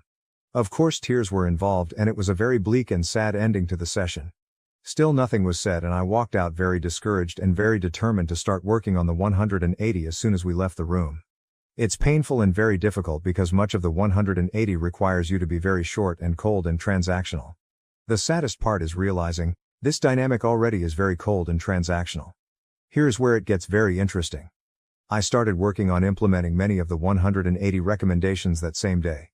I mentioned to my wife that, hey, things are going to be a bit different moving forward. I'm going to honor her roommate co-parent dynamic without reproach, and that it should be no mistake that I'm not happy here and I am never going to be okay with it, but I am done working on it if she wasn't going to work on it. She agreed and went to bed. I started to build distance and started to basically focus on myself. Very short and transactional. She asked for help on some of her personal things, to which I declined, and it really shocked her. She was upset, saying I was being petulant. I explained to her that she is now fully in charge of her own life and her own issues. We didn't talk all day and we only spoke when necessary. Few days I keep this going and she's very visibly upset and stressed. I typically react to that with gestures of help or nurturing, but I didn't this time. That night she was crying, telling me she's stressed and she thinks something is wrong with me because I'm indifferent. I simply listened, then I told her that this is the dynamic she proposed and that I'm simply, much like her, taking care of myself and focusing on myself.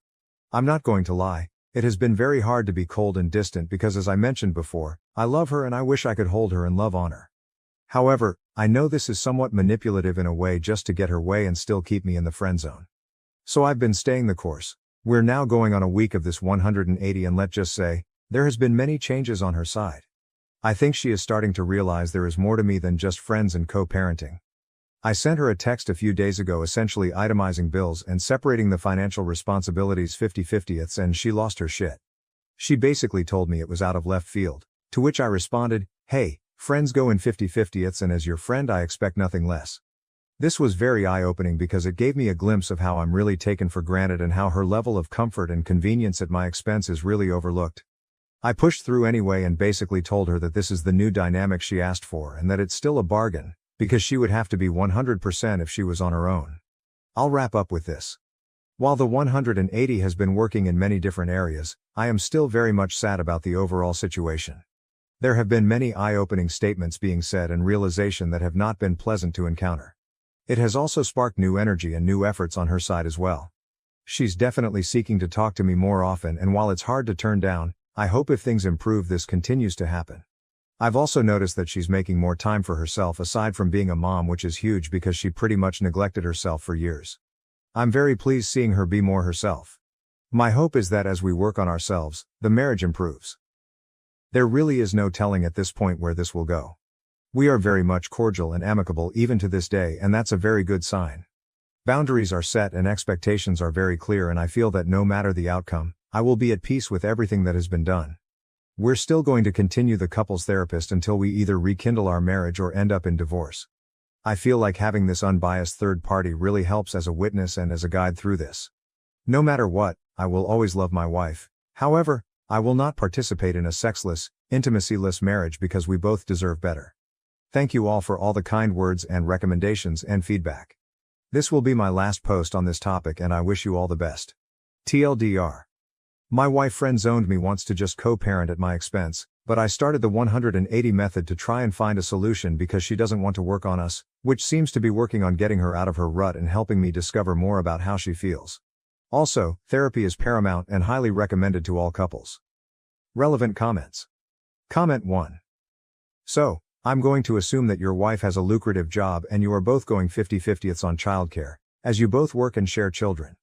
Because otherwise, this approach is just plain financially abusive, and if you're planning on saying I won't pay the bills unless you have sex with me, sexually abusive as well. Assuming that is the case and you aren't a total POS, I'm actually interested in how this works out for you. I feel like I'm in an unstated, similar situation. We both work and have blended finances, but we don't go to bed together or eat together, have barely any intimacy, a kiss or two, hugs every couple days, and spend maybe 8 hours a week together, just the three of us, him, me, and the toddler. Even less just the two of us, maybe 3 hours a week.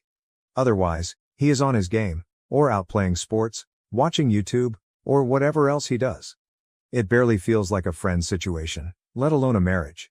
I'm curious how she handles it, as the spouse that presumably was pulling away first. I hope you keep us updated.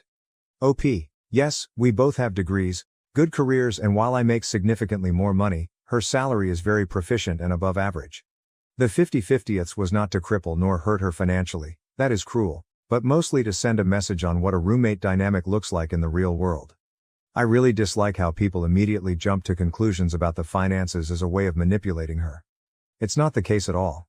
Plenty of money left over after bills. However, 50-50ths means she has less whatever money, and the understanding that roommates share everything equally. Prior to this 180 approach, we did everything together and with our kids. We always saw ourselves as a unit that does things together. Both alone and with the kids too. That's changed now where I'm choosing to focus on more independent types of pastimes and focus. That is what has sparked her reaction and realization of there's more than just roommates here. Comment 2. How does one dump half of the household expenses on the other person if they share a bank account? Or are your finances kept separately? Just curious how this would work if applied to my life. OP, excellent question. We shared everything. The proposed 50-50ths was suggesting we place the necessary amount to pay bills in the same account and any leftover money can be deposited to a new account. I think this is why she was very upset. She felt a huge loss of control knowing she won't be able to monitor my finances. Also, she felt a huge loss in her leftover money with this arrangement and saw that I would keep significantly more of my own. This is still being worked out because I think she is calling my bluff here, but my plan is to notify her next week as I modify my direct deposit and open a new account. It will definitely be more real there. To be clear, for all the trolls here, yes, she will have less leftover money after responsibilities and it's still enough to live on. Example, for reference. Assume I make $3,000 a month, she makes $1,000 a month. Responsibilities are $1,000 a month. So she'd contribute $500 and I would contribute $500. Where before she would contribute only $250. This is the last comment I'll add regarding money and finances. She's fine and she's not hurting. I promise when asked what if she leaves for another man interesting. She has no shortage of men hitting on her and we're by no means jealous people. So I've witnessed this multiple times and her reactions are somewhat indifferent. I will say, if another man for her was the answer, she'd tell me or she'd have some inkling maybe. There's no telling, but I think the problem is deeper than superficial attention from a different person. You might be right, and if this is the case, so be it. However, I'll live with peace knowing I left no stone left unturned. Crazy thought, I know I would be disappointed and saddened if she did leave for another man that would accept the bare minimum. But I'd also feel at peace knowing it's not all my fault.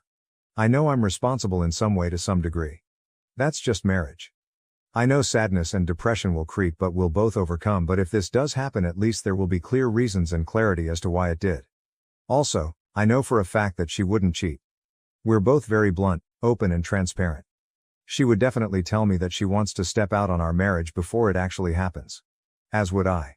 We owe ourselves this respect for each other and we actively practice it. New update. I debated for a long time on whether to submit an update on this matter. A few significant changes have taken place and I felt it would be good to not only share with you, but also to allow myself to process all of this in a uniform way. We're now almost 9 weeks in on the 180 method I mentioned I was starting and it started to render some positive reactions from my wife. I explained in the previous post that she started to notice things that she previously took for granted, started to ask more about my whereabouts and also started to notice I would go out with the kids more often without her and she started to invite herself, to which I didn't decline. So much has changed and it has changed for what seems to be for the better. This past Memorial Day weekend, My wife asked me if I wanted to go out for coffee because she wanted to talk to me about something. This was huge, because I can't recall the last time my wife asked to talk to me about something important. I must admit, I was very nervous and worried about what this could be about, and my mind was racing with the plethora of scenarios of what it could possibly be. Of course I agreed, and we took some time away from the kids to have this conversation at a local coffee shop. The talk was very constructive in nature. There was a ton of insightful information about herself that helped me further understand where she is in life, both emotionally and mentally. We summarized what the core issues we are encountering are, and she asked me for help. This is new, and I cannot tell you how excited I was to hear something so sincere coming from my wife, who for the last 2+ years has been absent. So after she was through sharing all her thoughts, I proposed a plan that I felt was right for us. This is something that I had been thinking about these last few weeks, and I was planning on bringing this up in a few months if I noticed that things were not changing for the better. This date felt like the right place to share it, since it goes hand in hand with what she talked about, and it also relates to the help she was asking me for. I started by first acknowledging her feelings and her concerns. I told her they are valid, and how she feels is personal to her, and that I care that she feels this way because I don't like the thought of her being sad or depressed. I also told her that my goal still is and will always be for us to reconcile and be the happily ever after we vowed to be for each other, and that my love for her is as strong, if not stronger, as it was the day we said I do. I continued the conversation by telling her how I felt about the whole situation, read my previous posts for details, and how it affects me every day. I also clarified some things that she mentioned she was feeling because I have been very distant and monotone, transactional, lately. I explained to her that I was very much trying to protect my feelings and emotions from the rejection and neglect, and that it wasn't personal. It was simply me safeguarding myself because I cannot control her, I can only control myself. This was a perfect segue way to the core of this approach, which is focused on self-accountability. I told her that for the longest time I was always working hard to make her happy and do things that I knew she enjoyed or wanted. However, I was always met with rejection and disappointment, which caused a load of stress on me. I explained to her that I had to make a change for myself. After all, I can only control myself and make the changes that I want for myself. I mentioned how I was starting to implement new habits and routines that help edify me, all while still executing all of our shared responsibilities, including parenting, finances, and daily living activities. I explained that the goal is to continue to improve myself both as a husband and father, learn more, and be healthier, among other things. She was very receptive to this. She told me that she sees what I'm doing and that she is proud of the changes she has seen. She also told me how she's starting to realize that she feels left behind and that much of the things that have affected her negatively are her own fault. Toward the end of the conversation, which was about 3 hours, there was a very high spirit of reconciliation in the room.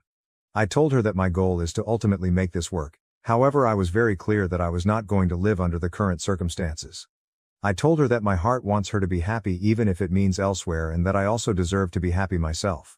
I also explained that I do not want our children to grow up thinking this was okay or normal because they deserve better as well. She told me she doesn't either. She told me she doesn't know what to do, to which I replied, let's set some clear goals. However, the goals will be for ourselves, not for each other. So here is what we established. We are in charge of our own happiness. The key here is that she's not responsible for making me happy, and vice versa. We both need to seek what that personal plan looks like individually. Also, we're both encouraged to include each other in taking those steps if we want, but it is not required. We are in control of our own individual lives and our own journey. This means we're both responsible for finding the resources necessary to grow, change, and heal. We can definitely help one another when help is requested. However, unsolicited advice or help will not be rendered. We are responsible for communicating. This ensures nothing is left unsaid. If it was never brought up or discussed, it never happened. We're not mind readers, and we need to take ownership when we fail to communicate. Make a list of needs and wants. This gives us both clear directions about meeting each other's needs. This also gives us a choice as to what we choose to do, compromise on, or decline to do. This list also will not serve as a checklist for accountability. We made it clear we would not be bringing this list up for the purpose of arguing. And it was up to the other person to use the list as a tool for growth, transparency, or clarification. We concluded that it was up to us to decide if we will be happy doing these things for ourselves because we care, not to simply check a box. This was very important in order to establish long-term habits and not short-term band-aids, because you cannot make someone change or do something they don't believe is important. Established a deadline, Memorial Day 2025. At the end of the conversation, we concluded by setting Memorial Day 2025 as a hard stop to evaluate our lives and our progress. We agreed we would do this with the clear understanding that we will independently decide if we are happy here. If we determine we aren't happy, we will be getting a divorce. We would also both assume full responsibility for what happened should we get divorced. For example, if needs were not met, it would mean my partner chose not to meet them. This places full responsibility on each other in all areas. The whole process requires that if needs were not met, the next question should be, did we do everything to address this issue? If yes, then we will have a clear conscience of what transpired and know we left no stone unturned. If, however, we didn't do everything to address the issue, it will mean the issue was not important enough for you or didn't care to meet those needs. This goes both ways in all areas, like everything else. We established that the main motivator for change should be ourselves, and that if we did that, we would in turn begin to see beneficial changes towards each other. The goal is to ensure that everything we are doing for one another to meet each other's needs is being done because we want to do it for our spouse, not because she asked. Instead, it was done because I know it makes him/her happy and I love seeing them happy. I felt it was important to mention to her that we are no longer required to do anything for each other. It is now more of a I want to do these things for each other. Ultimately, I felt the conversation was very positive and productive. Many tears were shed and lots of hugging ensued. I know this doesn't mean or guarantee anything, however, this has never happened before and I can honestly attribute it to the 180 method. I cannot give any more insight on this method other than it's the only thing I did differently and something new happened for what seems to be better. I've decided I will conclude and will refrain from this method moving forward as the plan now has changed. I'm planning to devote myself entirely to not only myself and my growth but to also work on her needs and wants because I want her to be happy by my side. She said and agreed she would do the same for herself. We agreed we would help and build each other wherever we request for it and that we will be approaching this as a team. As of today, some of the biggest changes I have noticed are her commitment to therapy and mental health.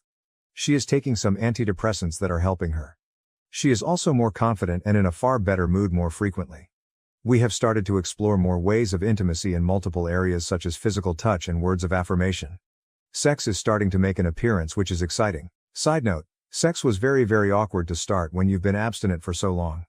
We've also started to work out together, which is great, and have lost weight, which is also very exciting. Overall, communication has improved, and I cannot wait to see where this leads. I hope this helps someone out there. I'm still very much interested in your feedback and thoughts on this. You all have been a huge help in giving me hope and insight into this tough journey. Trolls aside, many of you have really been instrumental in my journey both emotionally and mentally. I will not be providing any more updates until Memorial Day next year. I think it's now time to keep focusing on myself and start working on all the new opportunities that hopefully will arise with my wife. I wish you all the best in life and your relationships with those you love. TLDR, our marriage took a turn for the better after the 180 method and we're now working on ourselves, each other, and rekindling our marriage. We also set a deadline for next year to either remain together or get divorced. Thank you for watching. If you haven't subscribed yet, please do so and hit the notification bell to stay updated with more shocking real-life stories happening around you. My parents kicked me out because of my sister. 6 years later, they're asking for help to support her and her 4 young children. I, 32F, am currently in charge of significant commercial development projects around New England as a successful architect at a prominent Boston firm. Nathan, a 34-year-old man who works as a project manager in sustainable development, is my fiancé. Our wedding is scheduled for the following year. On the surface, my life appears to be ideal. I have rewarding work, a wonderful relationship, and a lovely craftsman-style home that I designed extensive modifications for. However, I'm questioning everything because of a complex family situation that recently reached a breaking point. I must go into great depth about my family history in order for you to comprehend the current circumstance. I was raised in a Connecticut suburb in an upper-middle-class household. My mother, Phoebe, 56F, taught high school at a private school until she left 6 years ago, and my father, Richard, 58M, works as a corporate lawyer at a reputable business. Ashley, my younger sister, who is 30 degrees Fahrenheit, has always been the star of our family. Favoritism was evident from my earliest recollections, even if my parents would strongly dispute it if questioned. I received consecutive A's on my report card when I was 8 and Ashley was 6, and I was simply informed, "That's expected of you?" While Ashley received B's and was commended and brought out for ice cream because she was trying her best. Throughout our childhood, this trend persisted. Ashley's meager efforts were widely praised, while my accomplishments were anticipated and frequently disregarded. When I was 15, I recall one specific occurrence. I had been working on my design project for months, frequently staying up until 2 in the morning, in preparation for a national high school architectural competition. I received a minor scholarship as a result of placing second nationally. Ashley had an ordinary soccer match that day, so my parents didn't even make it to the award ceremony. "That's nice," they replied, barely taking their eyes off the TV as I brought my award home, before turning back to Ashley's dramatic account of how she nearly scored a goal. Even though my parents were clearly biased, I did well in school and in my personal life. I led multiple community service projects, kept a 4.0 GPA, and served as president of the student body. In the meantime, as Ashley approached adolescence, her actions became more alarming. When she began to slip out when I was 14, my parents told me to keep a better eye on her. She was caught stealing high-end makeup when she was 15, and they accused me of not providing her my allowance money even though she clearly needed it. The assumption that I should put Ashley's needs and interests ahead of my own was the most annoying aspect, not only the partiality. My part-time job at a local design firm, where I made coffee and filed papers, allowed me to save up $3,000 when I was 16. I intended to use it for a Columbia University summer architecture course. My parents, however, borrowed my cash to assist cover the repairs after Ashley, who wasn't supposed to be driving, smashed her boyfriend's car. They never fulfilled their commitment to reimburse me. I lost the chance to improve my college applications and the summer program opportunity. I was able to gain admission to a prominent architectural program in spite of these obstacles. In order to save money, my parents agreed to let me live at home while I was in college and to assist with my tuition. They wanted me around to assist handle Ashley, who was now in high school and becoming more disobedient by the day, so this wasn't totally selfless. I recall making several attempts to speak with Ashley about her actions. One exchange is particularly memorable. 3 months or so passed before everything collapsed. At 3 in the morning on a school night, I discovered her slinking back into the house. Assisting Ashley to climb through the window, I whispered, "Ashley, you need to be more careful. You're in your senior year, and colleges look at more than just grades." She retorted, "Stop trying to be mom. Just because your life is boring and all about buildings doesn't mean mine has to be." In hindsight, I ought to have anticipated this. Ashley spent a lot of time with Tyler, her 17-year-old ex-boyfriend, who was known for being trouble. My parents viewed everyone I dated with extreme mistrust, yet they were surprisingly lenient about their relationship. My mother accused me of being envious of Ashley's vibrant social life when I attempted to voice my concerns about Tyler. 6 years ago, everything drastically altered. One day, Ashley, a senior in high school at the time, came home and declared she was expecting a child. The father was Tyler. I can still clearly recall that night. Ashley sitting on the couch with a look of fear and defiance on her face, my father pacing the living room, and my mother sobbing uncontrollably. In the confusion that ensued, my parents somehow twisted the facts to accuse me of failing to keep a closer eye on her. My mother arrived in my room the following day with news that would forever alter my course in life. Without even looking at him, she stated, "You have to move out by the end of the week." I couldn't understand. What? Why? With Tyler moving in and a baby on the way, the house isn't large enough for all of us. Ashley needs your space. One approach to support your sister at this trying period would be to move out. I made an effort to reason with her. During my 3rd year of college, I worked part-time at a nearby architecture business and maintained a 3.9 GPA. She insisted on finding me a cheap apartment close to university, even though I just requested for a few months. The worst thing was when my father summoned me to his home office the next day. He delivered another hit while seated behind his enormous oak desk, which he had always used to frighten clients. "We won't be able to continue paying your tuition," he stated in a cold, clinical tone. "That money is necessary for Ashley and the child. You'll figure something out since you're intelligent." I stood there looking at the man who had always emphasized the value of education and accountability, suddenly severing his daughter's ties after she had done everything correctly. The irony hurt. I packed my things that evening. My father stopped me in the driveway as I was packing the final box into my car. I briefly believed that he might reconsider. Rather, he gave me a piece of paper with a list of local women's shelters on it. He said, "Just in case," and went back inside. The next phase of my life was the darkest. For 4 months, I lived in my car and, for safety, parked every night in a different Walmart lot. In the architecture firm where I worked part-time, I would change in public toilets, take a shower in the campus gym, and keep my business attire in my locker. I took a second job working as a late-night barista, frequently juggling multiple jobs while attending classes. I asked a few family members for assistance, but they all turned me down. My 53-year-old Aunt Susan, who had always expressed her pride in my accomplishments, informed me that she didn't want to become embroiled in family strife. According to my grandparents, they were too old to handle the matter. I occasionally went days without eating a decent meal, barely making it on protein bars and coffee. I frequently slept off at my desk while working on my homework in the college library, which was open 24 hours a day. I kept my GPA the same in spite of everything.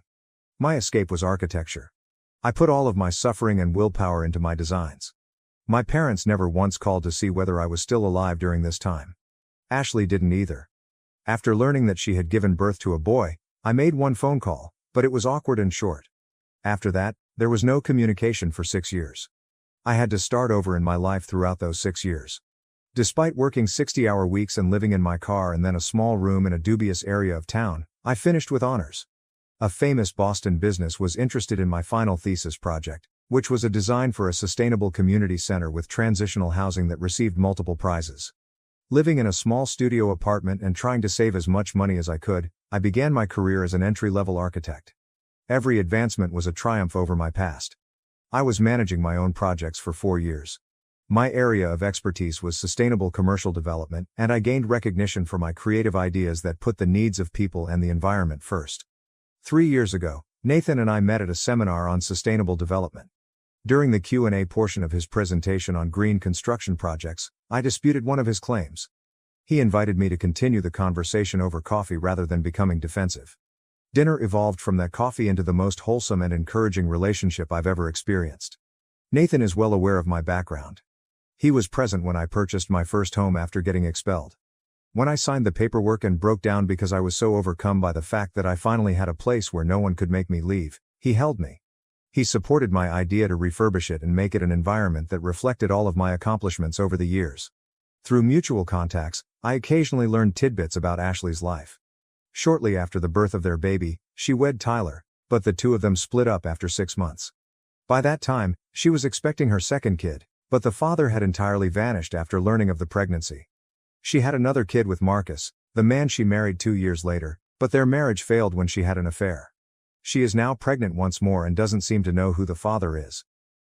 I got a call yesterday from an unidentified number right before bed. After 6 years of stillness, my mother called. She initially pretended nothing had happened, inquiring about my life and showing interest in my accomplishments. I briefly felt like that young child again, excited to tell my mother about my achievements. I even began to tell her about my recent promotion to senior architect and my engagement. Then she revealed the true reason she had called. In order to assist Ashley and her kids, my parents want me to return to Connecticut. They say they're too old to care for 4 small children, and my father will shortly be retiring. They even had the gall to claim that, as the successful sister, it is my duty to support the family. My mother said, "You've always been the responsible one," with that cunning tone I so vividly remembered in her voice. Now more than ever, Ashley needs her big sister. Family must remain united. A chilly chuckle erupted within me. Family have to stick together? I said it again. When I was sleeping in my car, where was this family? When I was barely eating and working 2 jobs? When there was nobody for me to turn to? I went on despite my mother's attempt to stop me. "You absolutely abandoned me, kicked me out, and stopped paying for my schooling in order to help Ashley. You expect me to sacrifice my life, career, and relationship in order to clean up your mess once more now that she has continued to make bad decisions and you're sick of dealing with the fallout?" I hung up after telling her that I would never again risk my life for Ashley. Since then, family members who turned down my request for assistance 6 years ago have been bombarding my phone with messages accusing me of being callous and asserting that family helps family. Nathan completely agrees with my decision to uphold my boundaries, but other people argue that since they are still family and retaliation won't mend old hurts, I should at least have a meeting with them. But this doesn't seem like vindictiveness to me. I saw it as defending the life I created on my own, after being deserted by those who were meant to keep me safe. Update 1. First of all, I want to thank everyone for their tremendous support and wisdom. My phone has been buzzing nonstop with messages from extended family members for the past 48 hours, which has been very taxing. The circumstances have changed in unexpected ways. My mother wrote me a long email detailing Ashley's children's daily problems, along with comprehensive pictures of my nieces and nephews. The oldest, who is currently in kindergarten, is exhibiting early behavioral problems. The second child's health issues necessitate regular medical care. Another is on the way, while the third is still a toddler. A communication from an old family friend who teaches at Ashley's old high school was what really got to me. She informed me that in order to pay for Ashley's costs and medical bills, my parents have been taking out loans. My father has delayed his retirement indefinitely, and they have already remortgaged their home. Ashley personally sent a direct message, which was the most unexpected development. She reached out for the first time in 6 years, not to apologize but to let her big sister know that she had changed and needed her. She talked about acknowledging her past sins and is attending therapy. Although I've seen this pattern before, I still have a part of me that wants to believe her. In order to keep both physical and emotional distance from the family, my fiancé Nathan proposed a compromise, providing financial support for the kids' schooling through a trust fund. It's an intriguing idea that would enable me to assist the defenseless kids without being embroiled in the family strife. All of this is still registering in my mind. Seeing those pictures of the children, who are innocent in all of this, has made me feel conflicted, even though my logical side knows I owe them nothing. When I make a choice about Nathan's suggestion, I'll provide another update. I need some time right now to process everything without having to deal with family pressure all the time. Update 2. Over the last 24 hours, everything has drastically changed. My mother called me in an emergency last night. Ashley had been involved in a severe vehicle accident. Another automobile ran a red light and collided with her car while she was driving alone. The situation was dire because she was pregnant. I got into my car and drove to Connecticut for 4 hours without giving it any thought. It felt unreal to enter that hospital. As he paced the corridor in his faded suit, my father appeared to be much older than his years. When she saw me, my mother lost it all. I hadn't actually seen them in person for 6 years. Although Ashley's injuries were not life-threatening because of the airbags, the doctors added, they had to perform an emergency C-section in order to save the baby. With a questionable prognosis, the premature baby is currently in the NICU. My biggest surprise was going back to the house I grew up in. I grudgingly complied with my parents' request that I remain rather than book a hotel. Entering my former room felt like entering a time portal. My old desk was still in its original condition, my architecture designs were still attached to the walls, and even my high school trophies were still neatly arranged. Everything was just as I had left it 6 years prior. Then it dawned on me that they hadn't actually converted my room into an area for Ashley. The whole needing the room pretext had been nothing more than a pretext. Another unanticipated emotional moment was meeting my nieces and nephews. I was astonished to hear Charlie, 6 million, the oldest, say, "Aunt Rebecca, I know you from the pictures." My parents had apparently informed them about their aunt, who constructs stunning structures, in spite of everything. After I assisted them in building a block tower, the smaller ones, Ava, 4F, and Lucas, 2M, who had been timid at first, quickly warmed up. After 3 days here, I'm learning new things that make my emotions even more complicated. I discovered a stack of unsent letters from my father while searching through some old documents for Ashley's insurance information. They were letters of apologies that he never mailed, all addressed to me and dated throughout the previous 6 years. Tears appeared to have soiled several of them. Yesterday, Nathan flew in to help me get through this. I became aware of how much these children deserve to be free from the chaos they were born into as I watched him engage with my nieces and nephew, using play to teach them basic engineering concepts. Ashley is still in and out of consciousness, but she is stable presently. The baby's condition is still dire. Although I've taken an emergency leave of absence, I have some important project deadlines to attend to in Boston next week. How I feel about things is still a mystery to me. My fury is still there, but it's mixed up with other feelings I can't quite put my finger on. The youngsters who somehow know about me, the preserved chamber, and the unsent letters are all making me rethink how I perceive the previous 6 years. I have to return to the hospital right now to get an update on the baby's health. Next week, when I return to Boston, I will write more. I'm just attempting to live day by day for the time being. Update 3. After spending another week in Connecticut, this time with Nathan, I just got back to Boston. It was a complex experience. Ashley asked me to invite him expressly because she wanted to meet the person who makes her sister happy. The dynamics were revealing and unpleasant. I made a startling discovery while we were there. I discovered years' worth of Ashley's treatment records while assisting my mother with organizing some medical paperwork. My parents never disclosed to me that she had been dealing with bipolar disorder since she was in her teens. Manic episodes occurred at the same time as the numerous pregnancies and relationship problems. This information adds another level of complexity to the process, but it does not justify the way they treated me. The most pivotal event occurred when I spoke with Ashley privately in her hospital room. She was more lucid than I had seen her in years, most likely as a result of taking her medications as prescribed following the accident. She acknowledged that, even in high school, she had envied my success and security. "You made everything look so easy," she stated. And I felt like the family disappointment in comparison. Neither of us missed the irony. Nathan's presence proved to be quite important. I was too deeply invested to notice what he saw. One evening at supper, he pointed out that my father was unable to look me in the eye, displaying signals of intense embarrassment instead of the apathy I had always imagined. Additionally, he saw my mother's tense tendency to begin statements and then stop them quickly, seemingly out of fear of saying the wrong thing. The children now play a big role in my emotional equation. Charlie, 6 million, my oldest nephew, showed me his architectural drawings, which were sloppy but sincere attempts to replicate images of my work that my parents must have shown him. When the younger ones, Ava, 4F, and Lucas, 2M, begin referring to Nathan as uncle, it has a deeper impact on him than he anticipated. The infant will need to remain in the NICU for at least another month, although her condition has stabilized. My parents have been sleeping in the waiting area on shifts, refusing to leave their grandchildren alone, according to a nurse who spoke to us during one of our hospital stays. They appear emotionally and physically worn out. I've made some sensible choices. A family therapist with expertise in intergenerational trauma is what I'm setting up. I've also discussed working remotely for a few days every month with my company. I haven't changed my mind about returning to Connecticut though. I now live and work in Boston. On the way back to Boston, Nathan and I had a lengthy conversation. His statement, "Sometimes the hardest part of healing isn't forgiving others. It's forgiving yourself for still caring," really resonated with me. I've been feeling bad about not being able to control my rage in its purest, protective form, so this really spoke to me. I have a crucial client meeting tomorrow, so I must concentrate.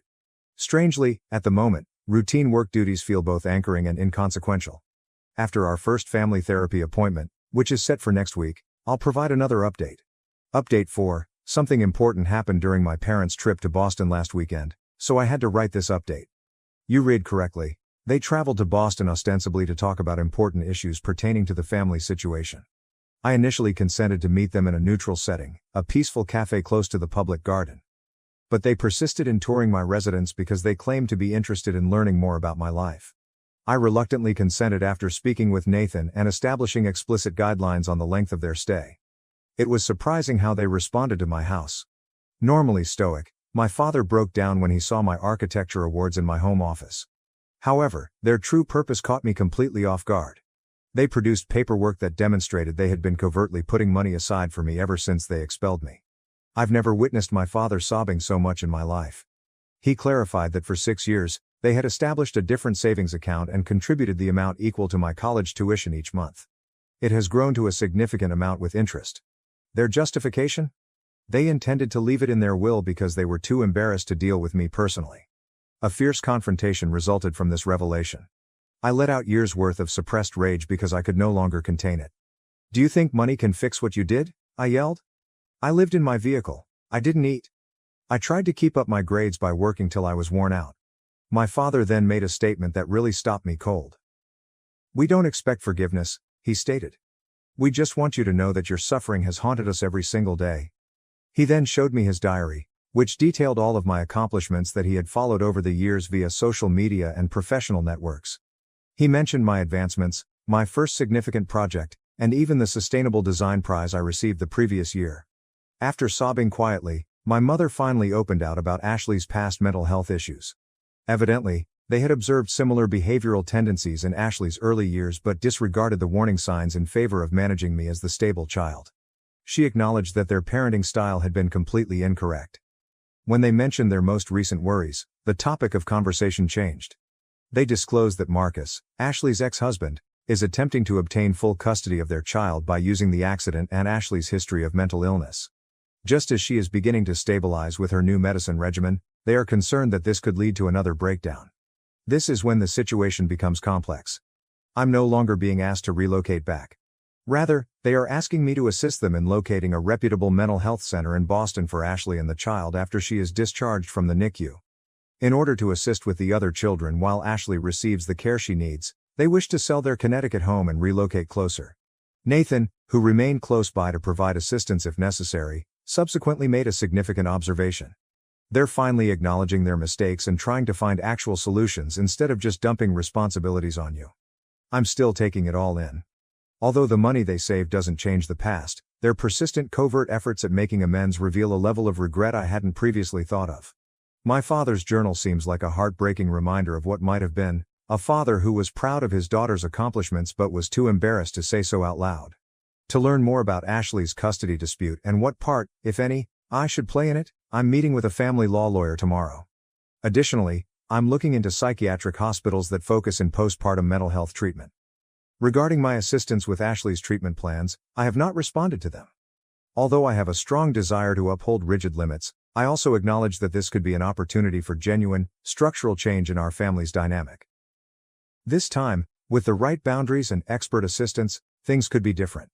Once I've decided how I want to participate in these new developments, I'll provide another update. Update 5. I've made some decisions regarding my relationship with my family going forward after giving it a lot of thought and attending multiple family therapy sessions. Initially, in response to my parents' inquiry concerning Ashley's care, I assisted them in locating a respectable mental health and postpartum care center in Boston. I did, however, clarify that my participation would be strictly limited and professional. Although I will not be personally involved in Ashley's daily care, I was able to connect them with the resources they needed through my professional network. My parents' savings account has been transformed into a trust fund, of which I am the trustee, for Ashley's children's education. This arrangement guarantees that the funds will be utilized suitably while upholding professional boundaries. Nathan used his financial planning and contacts to assist put things up. I never imagined how my relationship with my family would change over time. I've developed a methodical approach to keeping in touch that safeguards my personal well-being, even if I won't be returning to Connecticut or taking on any caregiving duties. We've decided to continue family therapy sessions and have frequent video chats with the kids, with Ashley being contacted directly only in case of emergencies. Even though my mother still calls a lot, I've seen a big shift in the way she handles things. She no longer makes demands or guilt trips before providing family information, and she respects my limits when I tell her that I'm too busy to talk. My father made the most unexpected revelation. In addition to sending me a formal written apology outlining particular occasions in which he failed me as a father, he began visiting his own therapist. Instead of the cliched, "I'm sorry for everything," I had anticipated, I received a considerate acknowledgement of particular negative behaviors and how they affected my life. After being admitted to the treatment center, Ashley is beginning to show recovery. At last, the infant is well and no longer in the NICU. I've made arrangements for a child psychologist to work with her older children to help them deal with these changes while I keep an emotional distance. I've decided not to include my family too much in our wedding arrangements, which Nathan and I are moving forward with. Although they will be invited as guests, friends who helped me through my darkest moments will play the customary family roles in the wedding. I am content with my choices as I look to the future. It's a carefully planned relationship that safeguards my mental health while recognizing the intricacy of familial ties, even though it's not the total reunion some might expect for. I've discovered that taking care of family members doesn't have to mean compromising my own health or giving into toxic relationships. There isn't a tidy, happy ending to my story where everything is forgiven and forgotten. Rather, it ends realistically, with relationships being reframed on better terms, professional assistance being sought, and boundaries being upheld. That's the best we can do at times, and that's acceptable. My last update will be this one. We are grateful to everyone who helped and counseled us along the way. I was able to strike a balance between self-preservation and compassion because of your ideas. Thank you for watching. If you haven't subscribed yet, please do so and hit the notification bell to stay updated with more shocking real-life stories happening around you. My wife poisoned my family against me and took my daughter away, but years later, the truth finally came out. This is a story I never imagined I'd tell publicly, but after all that has happened, I need to get it off my chest. The previous several weeks have been nothing short of a roller coaster. Maybe someone out there can help me figure out if I'm really the terrible guy in all of this. I, 48 million, have experienced a tornado of emotions and experiences over the last decade, and it has all come to a climax in unexpected ways. It all began many years ago, when I married Laura, the mother of my daughter Emily. Laura and I were high school sweethearts, and at first, our bond appeared impenetrable. We were young, full of dreams, and eager to face the world together. But life has a way of tearing apart even the strongest relationships, and it wasn't long before the flaws in our relationship began to appear. Laura came from a wealthy family, accustomed to a life of luxury, whilst I grew up in a more modest home. Despite our disagreements, I loved her profoundly and did my best to provide for her in the way she was accustomed to. But no matter how hard I tried, it wasn't enough. The stress of attempting to meet Laura's expectations weighed heavily on me, and our marriage began to falter. Our relationship deteriorated, and we argued more frequently. I observed Laura appeared detached, as if her mind was elsewhere. I attempted to reach out to figure out what was wrong, but she continually dismissed me, stating that everything was okay. Only later, during the divorce proceedings, did I uncover the tragic reality. Laura had been unfaithful to me several times during our marriage. The revelation struck me like a ton of bricks. All those evenings I worked late to support our family, all the sacrifices I made to keep our marriage afloat, and she had been betraying me the entire time. Despite the grief and betrayal, my first priority was Emily, our daughter. She was just 11 years old at the time, and I wanted to do everything I could to be there for her. But that hope was dashed during the divorce settlement. Laura was determined to portray me as the villain in our story. She accused me of being emotionally distant and inattentive, and even hinted at possible abuse, all of which were false. But Laura was convincing, and she was able to turn my entire family against me, including my parents and siblings. They all believed her narrative and assumed that I had done something dreadful to push her to adultery. It seemed like I was stranded on an island, with no one willing to listen to me. The courtroom battle was ugly, and despite my best efforts, the judge sided with Laura. She was given full custody of Emily, while I was granted limited visitation rights. Laura destroyed even those few opportunities to visit my baby. She frequently forgot about scheduled visits, claiming Emily was unwell or had other commitments. I would volunteer to drive Emily to school or assist her with assignments, but Laura refused to let me play any significant role in her life. My family, who had always been close to Emily, supported Laura and helped her keep my daughter away from me. They were determined to remove me from Emily's life, and I was powerless to stop them. The years that followed were among the most agonizing of my life. It began subtly at first. Emily would be hesitant to visit me, preferring to stay with her mother. Even though it stung, I attempted to understand. After all, children frequently prefer one parent over the other, correct? However, it soon became evident that something more sinister was at work. Emily would come to our appointments with a laundry list of complaints, things I allegedly did or said that depicted me as the evil guy. I was perplexed since none of it was accurate. When I tried to talk to Laura about it, she dismissed my concerns or twisted the conversation to make it appear as if I was crazy or exaggerating. I tried for years to establish a relationship with Emily, but it got increasingly impossible. Phone calls remained unanswered, letters were returned unopened, and my attempts to visit her were met with animosity from Laura and my family. They all seemed intent on erasing me from Emily's life. The worst thing happened when Emily was around 13. She said bluntly that she didn't want to see me anymore.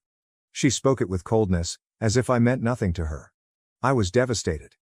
I knew Laura had been telling Emily lies, but I didn't have the heart to drag her through a messy court battle. After all, she wanted to stay with her mother, and separating her from her mother would only exacerbate the situation. I didn't want to be the source of further trouble in her life, so I reluctantly decided to pull back. It was one of the most difficult decisions I'd ever made. I hoped that one day she'd grasp the truth and return to me, but that didn't happen for a long time. Years later, I gradually but steadily moved past that horrific moment in my life. I met Megan, and there was an instant connection between us. Because of my previous experiences, we took our time getting to know each other before getting married. Megan had 2 children of her own, so the majority of my time was spent with them, and we established a life together. While I adored my new family, there was always a part of me that wondered about Emily. How was she doing? What had she become? I contacted Laura several times over the years to inquire about Emily, but she never replied. I tried to convince myself that Emily was better off without me, but I couldn't get rid of the sense that I had abandoned her. Then, unexpectedly, Emily contacted me. She was 20 years old now, and her message was brief and straightforward. She wanted to meet and chat. She stated she needed to know more about our family, including why I wasn't there for her. My heart skipped a beat as I read her message. The prospect of seeing her after all this time made me nervous, but I was not going to pass up the opportunity to see my kid. I was scared but excited. Perhaps this was the moment I had been waiting for all these years. We planned to meet in a quiet cafe. I was nervous as I waited for her to arrive. When she eventually walked in, I barely recognized her. She had matured into a beautiful young woman, but the wrath and sadness in her eyes were undeniable. She had clearly been carrying a lot of anguish for quite some time. We sat across from each other, and the tension was evident. Emily didn't spend time getting to the subject. She needed answers. Answers I knew would be difficult to hear. I took a big breath and started telling her the truth. I did not hold back. I told her everything. How her mother and family had deliberately poisoned her against me, how they had twisted every scenario to make me look terrible, and how I had worked so hard to be a part of her life despite everything.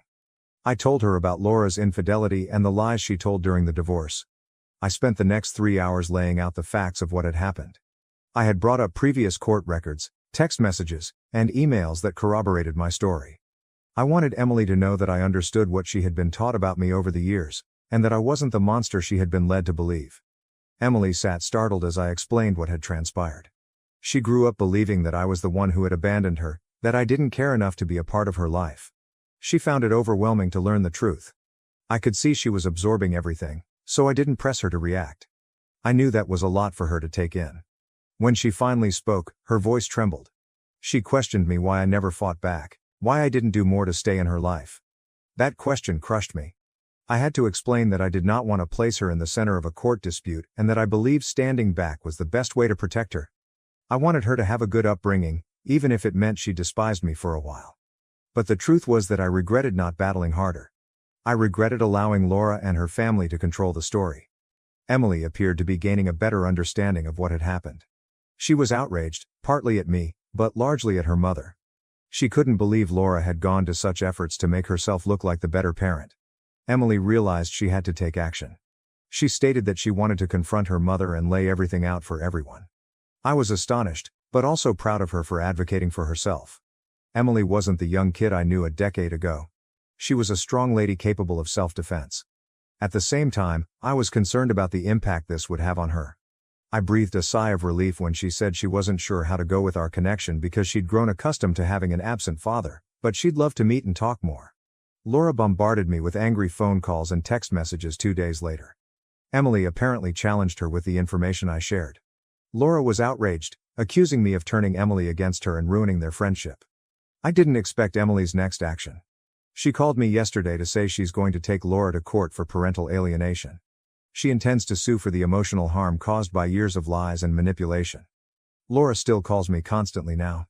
She is between demanding that I talk Emily out of the lawsuit and threatening. My family is also getting in touch, suddenly wanting to straighten things out and reconnect. I'm at a loss. One could say that Emily's at last knowing the truth relieves some guilt. Conversely, I never meant for things to get this far. Along with Emily, I also have Megan and her children to look for at this point in my life. I'm not sure whether I could manage the same mental strain once more. While Laura and my family should pay for their acts, I don't want to bring further suffering or trouble. I have been essentially torn. Emily deserves praise for searching the truth and for trying to speak out against the mistreatment she has suffered. But I also worry for her. The legal system is harsh, particularly in cases involving families, and I wanted her to suffer less than she already had. From a distance, I attempted to assist her so she could make her own decisions and let her know I was always available for her should she need me.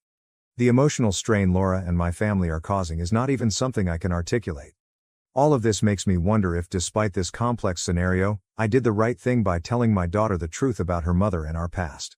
Your advice and views would be much valued. Update 1.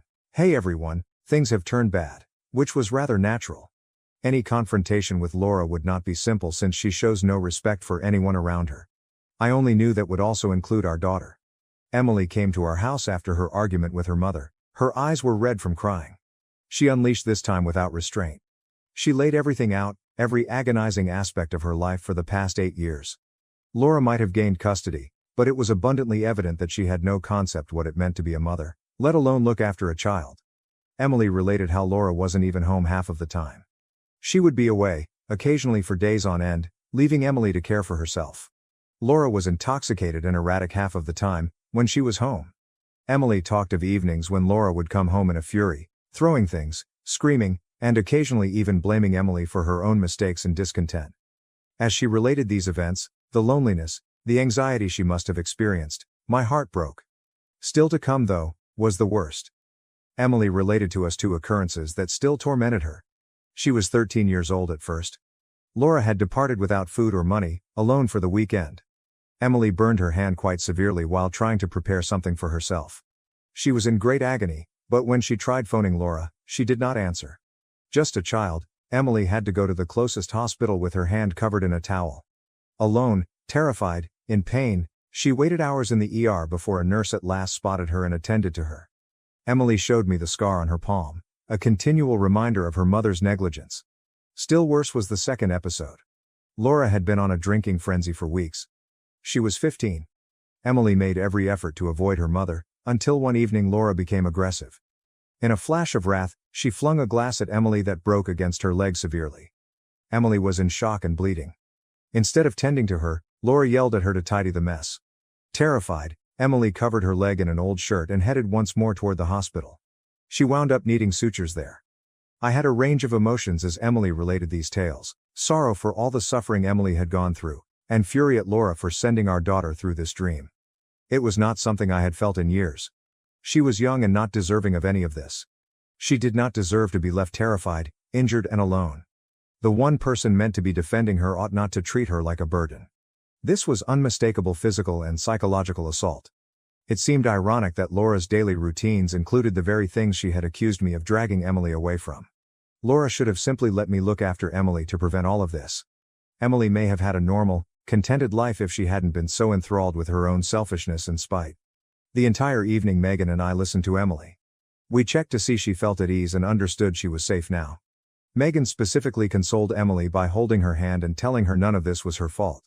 Having someone console Emily, tell her she was loved and that she mattered, seemed so important to her. Then Emily apologized to me in a moment that was both sad and contradictory. She had nothing to repent of, hence she didn't need to? But she did. She admitted she pushed me away, she was sorry for believing all the lies her mother had taught her, and she should have seen the reality sooner. Her voice faltered as she informed me she had missed me so much over these years and had frequently wondered what life would have been like if she had lived with me instead. I told her how much I had missed her too, how I had never stopped thinking about her, how I had never stopped loving her, and that she did not need to apologize for anything as Laura's games merely served as a victim stage. That was a mixed feeling. Hearing her apologies hurt, but it also meant that we were at last re-establishing our relationship following all these years apart. I also came to see that I was done running from family strife and playing it safe. Though it meant facing legal conflict with my ex-wife, my daughter's well-being was at risk and I was determined to receive the apology and reparations she deserved. After a restless night of consoling and chatting, Emily and I hatched a strategy early the next morning. We were going to face my family about everything. Every lie, every act of neglect, everything Emily had gone through. I was done with them acting as though they were the ideal family while Laura had helped Emily to ruin her early years. The medical records, text messages, and even some old Laura voicemails Emily had preserved provided the evidence we needed. It was time to tell them just exactly what their complicity had cost. It was time to reveal the truth. Emily seemed anxious, but I could also detect a resolution in her eyes not previously seen. I was going to be right there beside her. She was ready to meet them and defend herself. At last, we would be getting the justice we both deserved, and I knew that whatever happened would be shared by us. Whatever transpires, you folks will be the first to know. It means a lot to have you understand my circumstances and provide constructive remarks. This is absolutely not the end, hence I will come returning with updates. Update 2. Hi everybody, hope everyone is doing fantastic. Think back to the family confrontation Emily and I had scheduled. Well, it happened and it was most certainly memorable. I agreed to pay a surprise visit together with my daughter. I saw the amazement on their faces as soon as we entered the door. They seemed unable to really handle seeing us together, united after all these years. They had never imagined that the years of isolation, manipulation, and deceit could be quickly reversed. Here we were nevertheless, poised side by side ready to face them. The first shock passed swiftly, and they hurried to present their customary worried front. The first person to talk was my mother, whose voice was tinged with phony anxiety as she asked Emily whether I had offended her or harmed her. The implication stung, not because I cared what others thought of Laura, but rather because it demonstrated how firmly they had embraced her story. Though it was a horrible idea, one they appeared to hold without doubt was that I would hurt my own daughter. Perhaps because it would help them to defend their own behavior, they were fast to accept the worst of me. But Emily was no more the terrified, bewildered child Laura knew, and I was not Laura. Emily stepped forward before I could answer. Her voice was firm, full of a quiet strength that made me proud. She urged them to abandon the act, to stop acting as though they cared when throughout the years they had done nothing to support her. Her statements were neither wavering or hesitant. She called them out for their indifference, for standing by while Laura ignored and mistreated her, and for helping to bring about the ruin of her early years. I observed as my siblings and parents struggled to hide their uneasiness. Their looks changed from pretended concern to something more like irritation. They disliked being challenged, particularly not by Emily, who they still considered as a child, someone who ought to be appreciative of whatever sloppiness of attention they had given her. But Emily was no child anymore, and she showed no interest in their empty apologies or explanations. Some of you have inquired how Laura simply set my own family against me. Our relationship has always been complex, underlying animosity and years of unresolved problems entangling it. My siblings and I had never been close. There was always a sense of one-upmanship, of competitiveness, that corroded any possibility of a real bond. Rather than encouraging harmony, my parents had sided with whichever child would have the greatest benefit for them at the time. Laura came to them intending to divorce me, and they saw it as a chance to vent their residual animosity at me. They had not given Emily or me any thought about how it would affect us. Their interests were more in seeing me pushed down a peg than in clearing past records. Emily gave out everything that had happened. How Laura had deserted her, how she had experienced trauma and injuries while they turned a blind eye, and I could see the anxiety rising on their faces. Particularly not by someone they had undervalued for so long. They were not used to being questioned in this manner.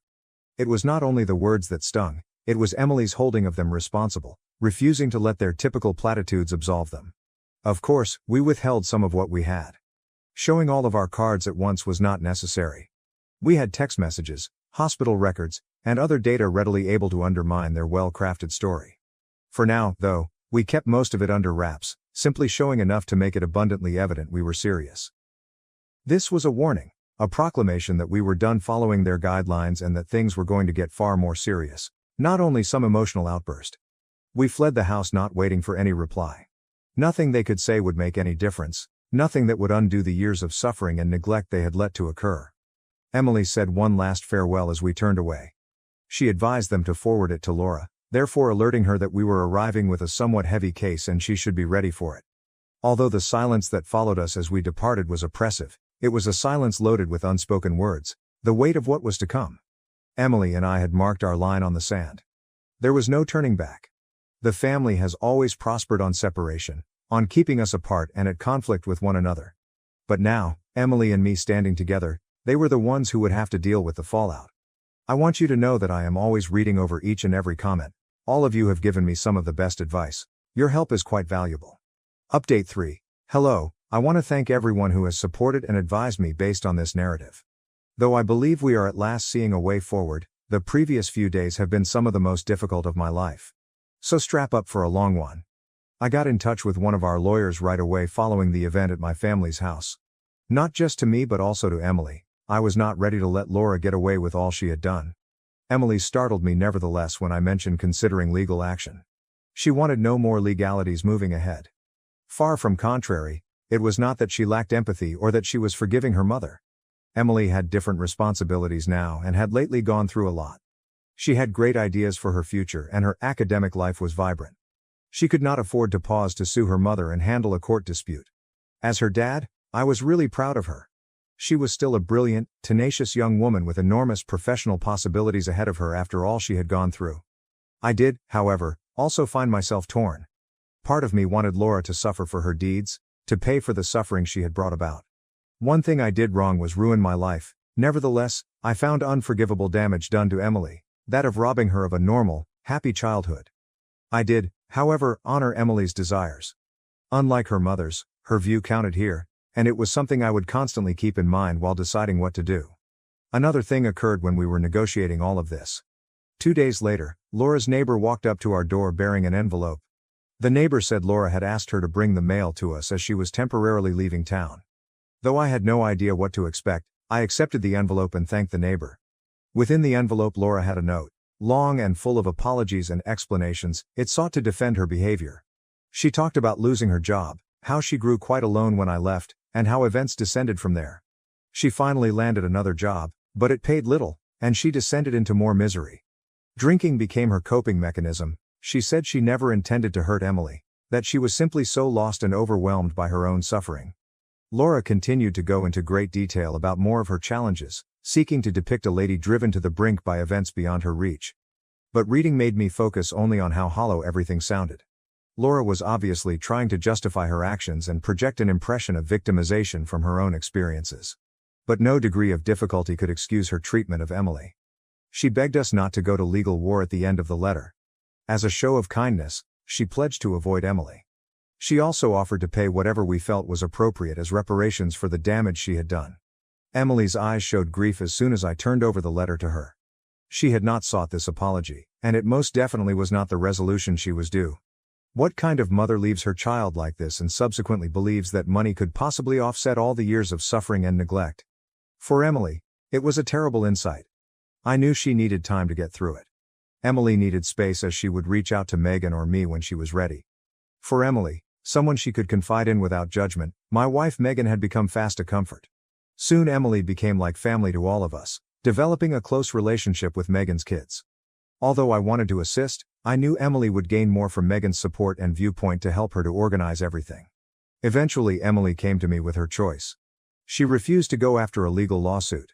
She wanted not to drag things out anymore or become mired in a nasty court struggle. Freed from the shadows of the past, she wanted to start anew and concentrate on her and her future. Emily was ready to go on, and I knew this was the right decision even if I wanted justice for her. She had lived under the weight of her mother's errors for sufficient time. She was ready to live her life on her terms. Emily's choice sent us into a fresh chapter. She began concentrating more on her academics, directing her efforts toward her objectives and dreams. As Megan negotiated this new stage of her life, Megan and I kept helping her in all possible respects, providing direction and encouragement. Regarding myself, this seems like a dream. Things cannot have concluded on a better note. I have 3 children and an incredible wife at my side. Though the trip had been protracted and agonizing, at last we had returned to one another. More than all, that was the real success in all of this. Once more, I appreciate all of your support. Though it's been an incredible journey, I believe we are at last headed toward recovery. Thank you for watching. If you haven't subscribed yet, please do so and hit the notification bell to stay updated with more shocking real-life stories happening around you. My sister got my wife fired, but karma struck when her $2.5 million fraud scheme was exposed, leading to her downfall. Thelma, 35F, my sister, who is 32M, has always been fiercely competitive with everyone, particularly when it comes to professional accomplishments. Since she was a straight-A student who was accepted into a prominent college and immediately after graduation found a distinguished career, Thelma was always our parents' golden child. Thelma never forgot that I was a more typical student who took a few years to figure out what I wanted to do. Being the successful member of our family has become Thelma's entire identity. She is a senior manager at one of the leading IT businesses in our city. Her accomplishments are continuously praised by our parents, who also use her as an example for the rest of us to follow. She lives in a fancy home in the greatest area of town and earns a very decent living. Every family get-together becomes an opportunity to highlight her most recent bonus or promotion. 3 years ago, while both of us were speaking at a tech conference, I met my wife, Libby, 30F. Libby had the most amazing work ethic I had ever seen, and she was intelligent and motivated. She was from a very different family than ours. When she was 6 years old, her parents left Vietnam and took on several professions to support themselves. While maintaining stellar marks and eventually receiving her degree in computer technology, Libby had to work during high school and college to support her family. The thing that truly appealed to me about Libby was her humility in spite of her success. She never disparaged others or boasted about her achievements. Rather, she was constantly attempting to guide younger developers and make others successful. We bonded right away since we both enjoy coding and solving problems, and last year, after 2 years of dating, we were married in a modest ceremony. Thelma had never been fond of Libby. I initially assumed it was simply her customary aloofness toward strangers, but it soon became apparent that Thelma viewed Libby as a danger. Thelma would frequently make subtle jabs about how Libby was squandering her skills at a smaller company, despite the fact that she was leading the engineering department at her startup and producing creative work. That's cute, but at a real tech company like mine, or you should apply for a junior position at my company if you want to do actual important work, were some of the remarks she would make to break up Libby's employment stories. Our parents never mentioned Thelma's actions, and when I attempted to confront her about it, they blamed me of being overly sensitive and said that Thelma was only attempting to support Libby in her professional endeavors. Libby never took the bait or got into a fight with Thelma, and she always responded to her remarks with elegance. To Thelma's seeming annoyance, she would simply smile and shift the topic. When Libby received an amazing job offer from the same business where Thelma works, but in a different department, 6 months ago everything truly came to a head. Better income, more responsibility, and the opportunity to oversee significant initiatives that could significantly impact the industry made it Libby's ideal position.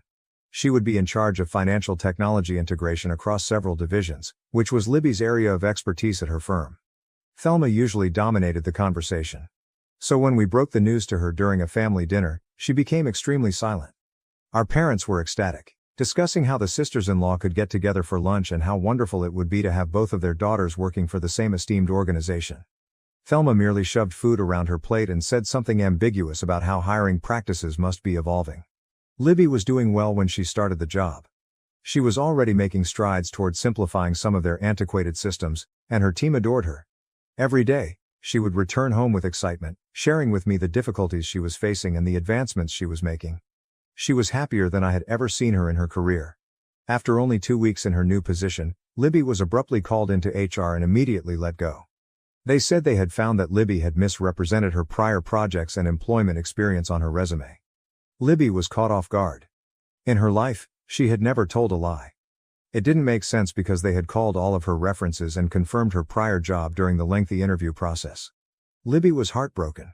When she came home, she sobbed for hours, claiming she didn't comprehend what had transpired. HR refused to even look at her copies of all project material and employment records. Like criminals, they simply escorted her out of the building. I began looking into it since something didn't make sense. I requested a friend of mine who worked in IT at the company to investigate the situation because he owed me a favor. I was furious at what he found. Thelma had brought fake proof that Libby had forged some of her employment history to HR.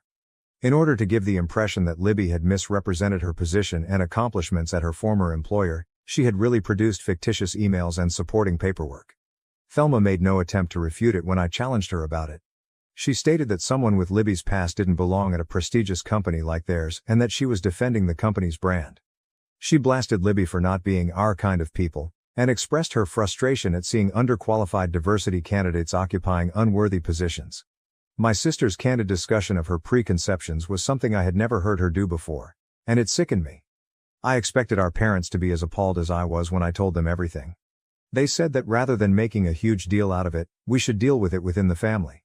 They stated that Thelma most likely didn't mean any damage and was simply anxious about her job.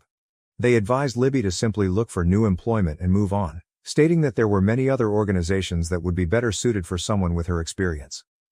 Karma caught up to Thelma last week. Her own supervisor found out that she had been fabricating reports to exaggerate the performance of her team. She was promptly fired.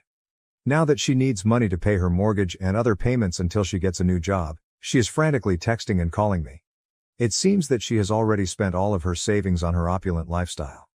Our parents are placing a lot of pressure on me to do the right thing and help Thelma maintain her house because they believe that family comes first and that she's still your sister. They keep stressing that Thelma made a mistake but that she is family, while Libby is just an in-law. I declined. Just as she left Libby alone after purposefully ruining her career, I told Thelma she was on her own. Thelma broke down in tears and apologized profusely, claiming that I had been cruel and that she had made a mistake. However, I don't think she genuinely feels regret for what she did to Libby. She merely apologizes for needing assistance after being exposed for her own deceptions. Even though my sister might lose her house, am I the jerk for not helping her? Although it's not as good as the job she lost, Libby has since obtained another one. However, I'm still upset over Thelma's actions. I don't think I can ever forgive someone who intentionally wounded my wife because of their own prejudices and anxieties, despite our parents' constant insistence that I'm being too harsh and that I need to forgive my family. Update. Since my last post, things have become a lot messier. Thelma decided to start what I can only characterize as a smear campaign against Libby across our entire extended family after I declined to assist her with her financial issues. She seems to be attempting to change the past such that she is the victim in this whole situation. Thelma brought a wholly made-up account of what happened to our extended family. In fact, she claimed that it was Libby who had been deceitful and manipulative. She falsely claimed that Libby had applied to her department on purpose. It was a whole other division, and had started attempting to appropriate Thelma's projects and claim credit for her work right away. Thelma stated that she had to notify HR of Libby's access to private documents pertaining to her team's projects in order to safeguard both the business and herself. She presented Libby as a corporate spy who had married me in order to gain access to Thelma's position inside the corporation. She even implied that, knowing that I was Thelma's brother, Libby had singled me out at the tech conference 3 years prior. In actuality, Libby was unaware of Thelma's existence until after we had been dating for a few months. The majority of our extended family seemed to be fully believing Thelma's falsehoods, which is the saddest part. Once a huge fan of Libby and a constant praise of her cuisine, our Aunt Linda now refuses to even look at her. Uncle Bob, who works in tech recruiting, even called me to warn me about how Libby might be using me to go up the corporate ladder. Our cousins have been making ambiguous remarks on social media about snakes in the family, and gold diggers who destroy families. They have been phoning and emailing me nonstop, accusing me of betraying my own people for an outsider who attempted to destroy my sister's career. They don't seem to care that Thelma was fired for her own dishonesty. They have concluded that Libby must have planned that as retaliation as well. It's truly amazing the mental acrobatics they're employing to paint Thelma as the victim in all of this. My parents, who before at least seemed to be impartial, are now completely on Thelma's side. In fact, my mother had the audacity to tell me that she should have seen Libby was troubled from the moment she met her. Along with other blatantly racist remarks that sickened me, she said things like, people from her background often have different values about honesty. Go back to her own community where she wouldn't cause problems for our family, my dad advised Libby. Our youngest sister, Amy, 28F, is the only one who has defended Libby, and her revelation has altered my entire understanding of Thelma. At last, Amy broke down and shared with us a story that occurred 5 years ago. Shortly after graduating, she had applied for a junior job at Thelma's company. She aced every interview and had outstanding credentials. Her application was abruptly denied because of character issues, even though the team wanted to recruit her. Amy learned that Thelma had also gone to HR at the time with unfounded claims that Amy had cheated in college. It seems that Thelma had fabricated emails from Amy's college to bolster her allegations. Thelma had threatened to use her connections to blacklist Amy in the industry if she ever told anyone, so even though Amy was distraught, she kept silent about it. Amy was so disturbed by the incident that she ultimately accepted a job in a totally other industry. Thelma lost all control when Amy told her account in our family group chat and included screenshots of Thelma's threatening communications from that time. At 11 p.m., she stormed into Amy's flat, banging on the door and yelling that Amy was a traitor who was attempting to ruin her life. Amy claims she had no idea what secrets Thelma was referring to, but she was threatening to reveal all of her secrets. Additionally, Thelma promised to ensure Amy never again worked in the city. Amy had to call the police to get Thelma off the property because she was so scared. It's terrifying to hear my sister sound so insane after she captured a portion of Thelma's breakdown on her phone. Thelma was even more incensed after the cops warned her about harassment. Our family is now utterly divided. Our parents continue to support Thelma, claiming that Amy must have misinterpreted what transpired 5 years ago and that she is merely envious of Thelma's accomplishments. In an attempt to portray Amy and I as permanently jealous troublemakers, who are just out to harm poor, successful Thelma, they are accusing us of being disloyal and ungrateful for banding together against our sister when she is already down. They have even begun bringing up all of our childhood transgressions. I've begun compiling all of the proof of Thelma's behavior, including the police report from her breakdown, the testimonies from coworkers who saw her behavior, the phony emails she made about Libby, and the threatening text she sent to Amy. After reviewing everything, the legal staff at Libby's new workplace believes we have a solid case against Thelma and her old employer for defamation and wrongful termination. However, my parents are now threatening to disown Amy and me if we destroy our sister's life over a misunderstanding. They claim that if we don't drop everything and help Thelma get back on her feet, they will write us both out of their will and that pursuing legal action would demonstrate that we were never truly family. Since she doesn't feel safe in her own apartment, Amy is currently staying with us.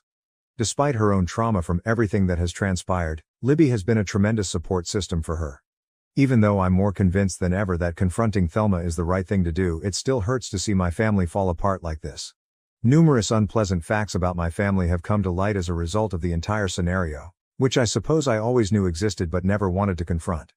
I used to believe that Thelma's will to excel and her competitive nature were simply acts of ambition, but now I realize that they are a much more sinister and damaging trait.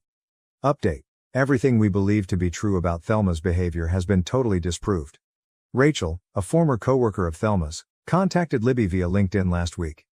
We were all surprised by what Rachel, Thelma's assistant manager for the previous 2 years, disclosed. Although it was undoubtedly a contributing factor, Rachel claims that Thelma's sabotage of Libby was motivated by more than just professional jealousy or prejudice. The true cause was much darker. Libby's new position would have provided her direct access to financial records and system logs, which may have revealed Thelma's years of falsifying the books, despite her best efforts to conceal her own illegal acts at the company. Documentation from Rachel demonstrated that since Thelma was promoted to senior manager, she had been routinely manipulating the performance metrics for her department. To make it appear as though her team was earning millions of dollars in fictitious revenue, she had set up shell businesses, faked contracts, and created phony client accounts. For years, she had been using these fictitious accounts to embezzle company revenue, taking a portion of the phony contracts and transferring it to her personal offshore accounts. Thelma went into a frenzy when Libby started working for the company and was given the responsibility of auditing and integrating all of the financial technology systems. Given her reputation for being meticulous and her experience with system integration, Libby would have unavoidably found out about Thelma's department's anomalies. Thelma fabricated the CV fraud narrative just 2 weeks into Libby's job, which is why she acted so swiftly to fire her. In reality, Rachel had been compiling proof of Thelma's deception for months, but because of Thelma's industry ties, she had been too afraid to come out. Rachel ultimately made the decision to take action after witnessing how Thelma had ruined Libby's career in order to defend herself. She had amassed records of strange money transfers, screenshots of phony client accounts, and copies of false contracts that all pointed directly to Thelma. We gave the police and the company's internal inquiry team all of this material. Thelma had embezzled more than $2.5 million in the previous 3 years, according to the probe. Her activities constituted securities fraud since the fictitious performance figures she disclosed had also affected the company's stock prices. However, the most heartbreaking discovery concerned our parents. When the detectives began tracking down the funds, they found that sizable sums had been going into accounts that belonged to our parents. They eventually acknowledged that they had been aware of Thelma's fraudulent conduct over the previous year after being presented with this evidence. Not only did they know, but they had been actively assisting her in concealing the funds.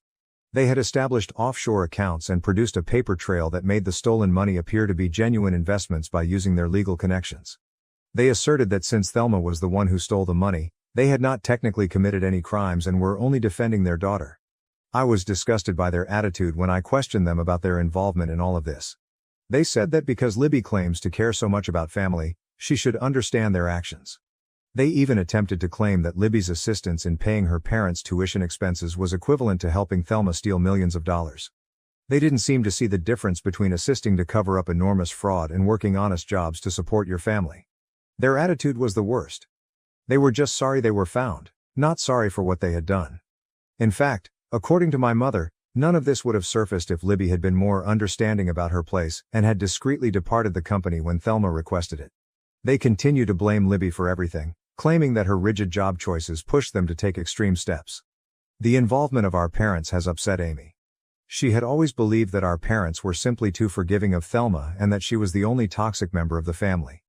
Amy's entire opinion of our family has been completely destroyed by learning that they were complicit in her misdeeds. She can hardly sleep and has been experiencing anxiety episodes. Thelma is currently facing criminal charges from the firm for fraud and embezzlement. In addition, they are looking into a number of her close co-workers who may have participated in the plot.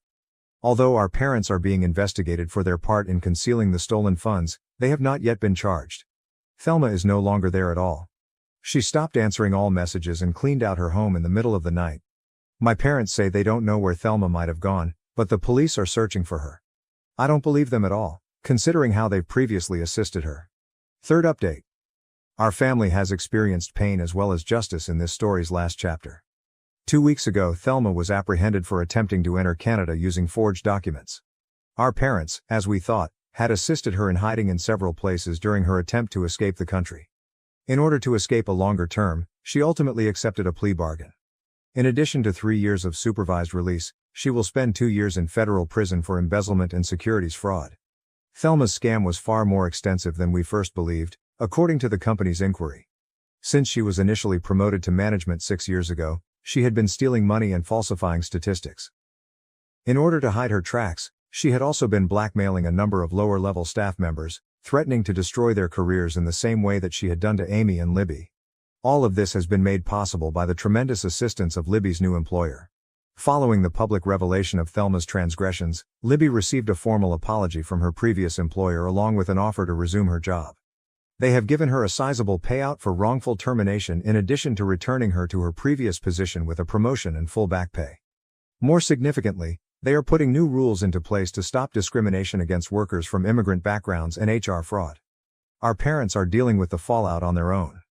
Their cooperation with investigators helped them avoid criminal charges, but their role in Thelma's crimes is now well known in our town. Since the partners didn't want to run the risk of their reputation being damaged by association, they were compelled to leave their legal practice. They no longer hold the same position in all of the social circles they once controlled, and the majority of their pals have turned away. Rather than expressing regret, they have intensified their efforts to place the blame on others. Before Thelma was sentenced, They even attempted to write a letter to the judge accusing Libby of manipulating circumstances to accuse Thelma out of jealousy. Given the strong proof of Thelma's culpability, the judge was not impressed. Additionally, they attempted to accuse Amy and I of plotting with Libby to embezzle Thelma's money and blame her, but this desperate attempt clearly failed. Amy has begun to put her life back together. While she searches for a new job away from our parents' influence, she has temporarily moved in with us. The business has also extended an offer to her, admitting that Thelma's bogus accusations were the reason behind her dismissal 5 years prior. After years of Thelma's manipulation and our parents' toxic behavior, she is finally receiving therapy. Her gradual recovery of confidence and realization that none of this was her fault is truly remarkable. Libby and I have stopped communicating with my parents and Thelma altogether. Our lawyer has made it plain that any attempt to get in touch with us will be viewed as harassment, and we have blocked them everywhere. Building our own family with individuals who share our values of integrity and support for one another is our main goal. After seeing all the proof, a number of our cousins who at first thought Thelma was lying have apologized, and we're carefully mending our ties with those who appear to be truly sorry. Some family members continue to maintain that we ought to have kept matters within the family and protected Thelma. Last week, my aunt called and said that we are bad people for allowing Thelma to go to prison and that real families stick together no matter what. However, Thelma's total lack of regret, even in court, has only served to reinforce our decision. She merely expressed regret for trusting the wrong people, specifically Amy and Libby, to reveal her wrongdoings. We have learned from this entire experience that sometimes the family you choose matters more than the family you are born into. Instead of the poisonous allegiance and corruption that Thelma and our parents attempted to impose on us, Libby, Amy and I are forging a new sort of family founded on integrity, respect and genuine support. Thank you for watching. If you haven't subscribed yet, please do so and hit the notification bell to stay updated with more shocking real-life stories happening around you. My sister attacked me and stole my boyfriend 6 years ago. Now, my parents are attempting to reconcile us by inviting my estranged sister to my bridal shower. My sister is 26 and I'm 28. After a horrible incident that I will describe in a moment, we haven't spoken for about 6 years. For whatever reason, my parents never discouraged the fierce sibling rivalry that existed between my sister and me as we grew up. They would really encourage us to compete more. In retrospect, I don't think that was a smart move because it caused us to become really envious of one another. Perhaps our relationship would have been better if they had taken care of it sooner rather than later. When we were younger, we could at least occasionally set aside our differences. But as we became older, our animosity for one another increased. When we reached high school, we hardly spoke to one another, and we enjoyed it that way. After that, I left for college and only saw my sister when I got home, which was somewhat preferable than always being around someone who was unpleasant. I began dating my fiancé around the time I was set to graduate. He finally plucked up the courage to ask me out before I graduated from college, after we had been friends for 3 years. Since I too thought he was great, I said sure. Since we had been friends for years and it didn't seem like a huge deal, I moved in with him after graduation. I brought him home for supper one weekend after we had been dating for 3 months because I wanted to introduce him to my parents. It just so happened that my sister, who had just begun college, had also made the decision to spend the weekend at home. It was already a formula for disaster, and we were both there. At the time, my life was going really well. I had a lovely boyfriend, a career and my own apartment. My sister, however, wasn't doing as well. She was angry that she had to settle for her second choice of college after failing to get into her first choice. My parents later told me that she was having a hard time making friends at college, which is why she was coming home so frequently. I could tell my sister wasn't pleased when I presented my boyfriend to my parents. In the background, she pouted. I introduced them even though my partner was aware of my tense connection with her. She instantly turned on her charm as I introduced her. I tried not to be bothered by it, even though it seemed strange. But then things became more bizarre. My sister was very interested in my boyfriend's life and kept attempting to talk to him when we were all sitting around talking.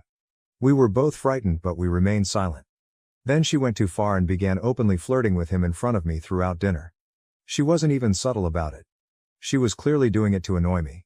I didn't want my boyfriend to realize how dysfunctional our family was.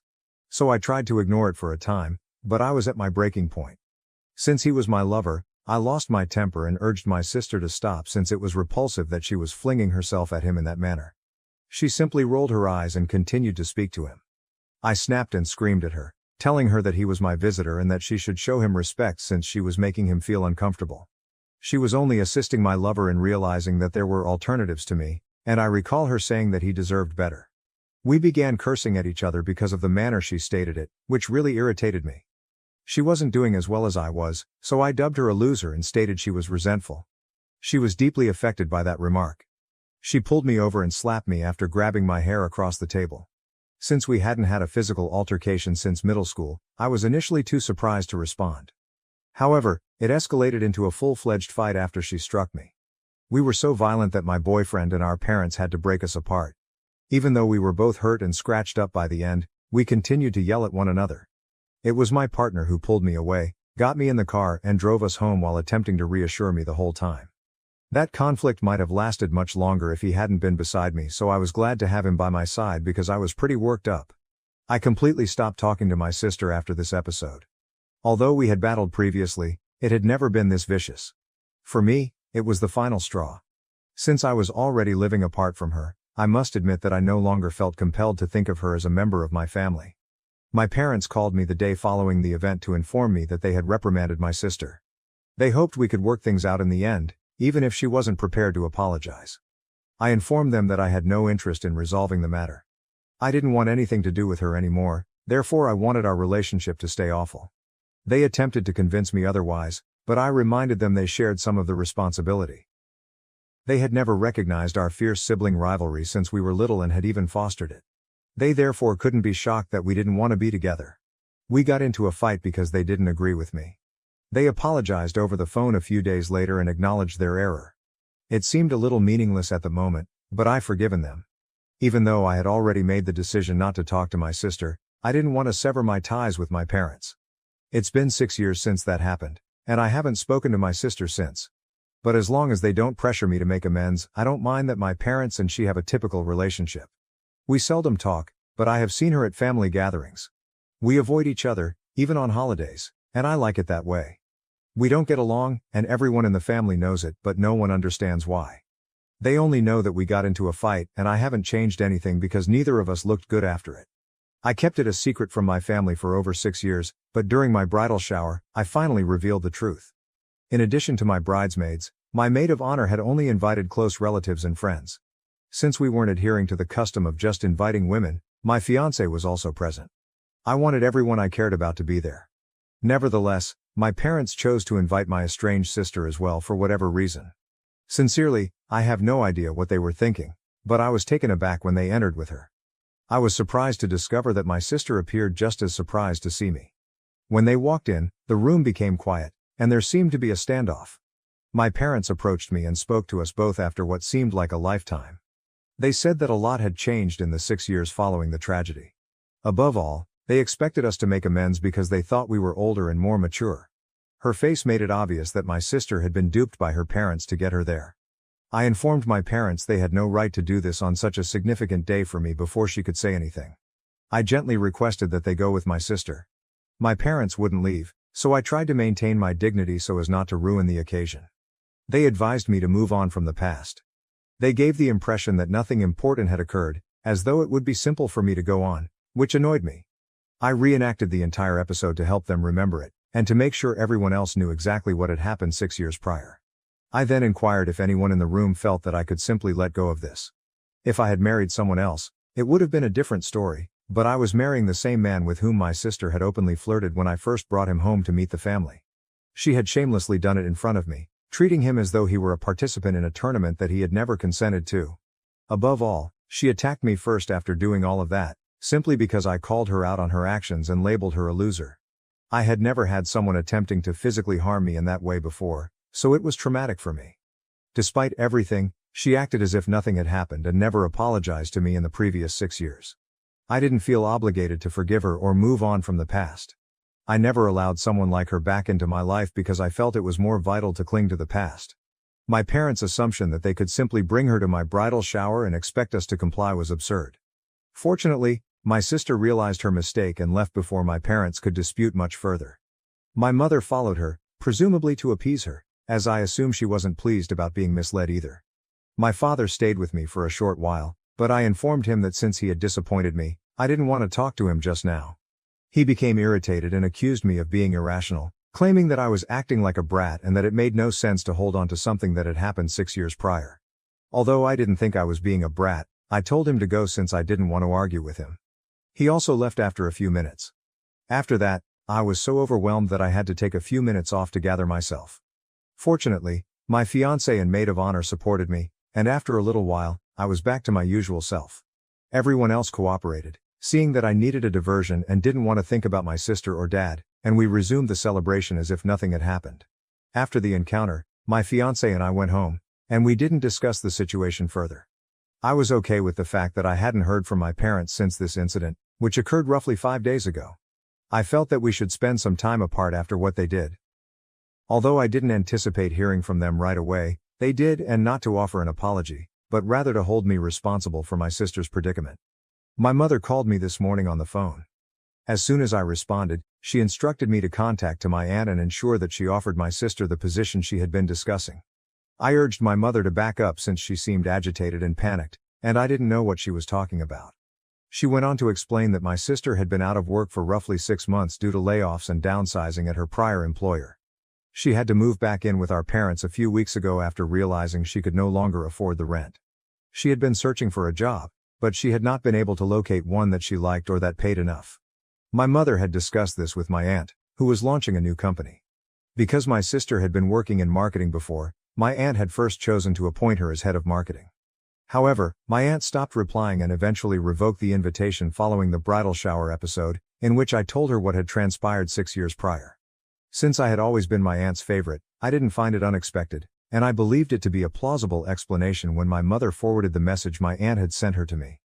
My aunt stated in her reply that it was evident my sister had severe anger management problems based on her understanding of the incident I described. My aunt wasn't pleased that she hadn't even offered an apology, not even during the bridal shower. Furthermore, my aunt stated that she had first chosen to hire my sister because she was related, but that she had interviewed a better competent applicant for the job a few weeks prior. She would now offer the position to the more competent applicant since she had changed her mind. That seemed totally reasonable to me, and I was genuinely glad my aunt had a change of heart. I informed my mother that I couldn't do anything about it after reading her message because, as someone who has seen the negative effects of nepotism in the job, I didn't want my aunt to be the type of person who makes things worse. Otherwise, my sister would have been employed because of nepotism. The real reason my sister wasn't hired was that it appeared my aunt had discovered someone more suited for the position. Since this was my aunt's business life and I didn't want to cross any lines, I informed her I wouldn't talk to her. In an attempt to destroy my sister's reputation and image in front of the family, my mother began to lose her head and began screaming at me. Since I hadn't discussed the issue in years, she suggested I didn't need to bring it up during my bridal shower. Even though I had started the argument by calling my sister a loser, especially knowing it would hit her where it hurt, she thought I purposefully painted her as unstable and nasty in order to garner the family's sympathy and make myself appear to be the nice guy. For the record, I wasn't hiding anything when I recounted the incident. I had stated that I had labeled her a loser before to her attack. Even yet, I don't believe that calling her derogatory names excused her physical altercation. It was just unjust for my mother to say that I brought up the incident in order to harm my sister's reputation. I blocked my parents and hung up. After giving it some thought, I'm not sure if discussing the incident was a wise decision. My mother said over the phone that I hadn't given my sister a chance, despite the fact that she had evolved over the years. That was pretty rude of me, she said. I brought up my sister's attack on me 6 years ago, which resulted in her losing a job offer. Am I correct in bringing this up? Update 1. Hi, Reddit. Before I discuss the events that followed my initial post, I would like to express my gratitude to everyone who took the time to leave a remark. I appreciate your nice words and suggestions very much. Well, let's talk about what transpired after I blocked my parents. My parents were unable to reach me because my sister had been barred for the previous 6 years. They chose to come see me as they had no other method to get in touch with me. I truly don't have time to handle all of this because I'm getting married in a few weeks. I already have a lot on my plate. Since I had just returned from work and my fiancé and I needed to travel right away for a last-minute wedding dress fitting, I told them to leave when they arrived. We were going to go, but they had arrived at the wrong time, and I knew that if we opened the door, they would find a way to continue chatting and irritate me. They didn't go even after I threatened to contact the police. To be honest, I didn't want to call the police since I thought it would be excessive. Being the type of person who phones the police for everything was not something I wanted to be. We agreed to let them in, give them a cursory hearing, and then leave after speaking with my fiancé. After making up our minds, we invited them inside, opened the door, and ordered them to hurry up because we had other places to be. Fortunately, my folks didn't mince words. They said that my aunt had withdrawn her offer to hire my sister due to my actions at my bridal shower. They insisted that I talk to my aunt and make sure my sister found employment because, in theory, I was at fault. I didn't want to repeat myself because it was the same argument. I informed them that I couldn't do anything about it because I had already spoken to my mother about it over the phone. They knew I was busy and I'm getting married in a few weeks, so it seemed senseless to come to my place and discuss it again. My sister then cut me off. They came for other reasons, she claimed, besides the job offer. I was taken aback by that as it was our first conversation in 6 years. She went on to tell me that it was really because of her that they were there. She felt compelled to apologize to me. Since I'm still unsure of how I felt at the time, I genuinely don't know what to say to you all. Since I plainly don't trust her, I had serious doubts about her intentions. I chose to be direct with her as a result. I questioned if she truly wanted to apologize or if she was just there to do so because she believed I could help her land the job. I informed her that I couldn't help her, therefore there was no use in wasting her breath if it was only about the job. She appeared a little taken aback by my candor, but she was able to explain that she had come to apologize and that our parents were there to discuss the job. It was obvious they hadn't talked about this because even my parents appeared astonished when I looked at them. My sister, though, seemed unconcerned. She said that she was merely there to apologize and had no interest in the position. Over the previous 6 years, she had given her actions against me a lot of thought, but she had always found a reason not to say sorry. However, she was unable to deny the reality that she had mistreated me after the bridal shower. My fiancé and I were still having a hard time processing everything, but I could tell she was serious based on her tone and conduct. She informed me that she had been resentful of me since she was a child because she felt like she had to compete with me. Since nothing mattered in the real world, she understood that she had wasted her entire youth and adolescence competing with me. She felt bad about it because we could have been friends, especially because I had made multiple attempts to be her buddy. She acknowledged that she had pushed me away because she always thought of me as a rival. I had felt the same way, so hearing her utter all of it was crazy.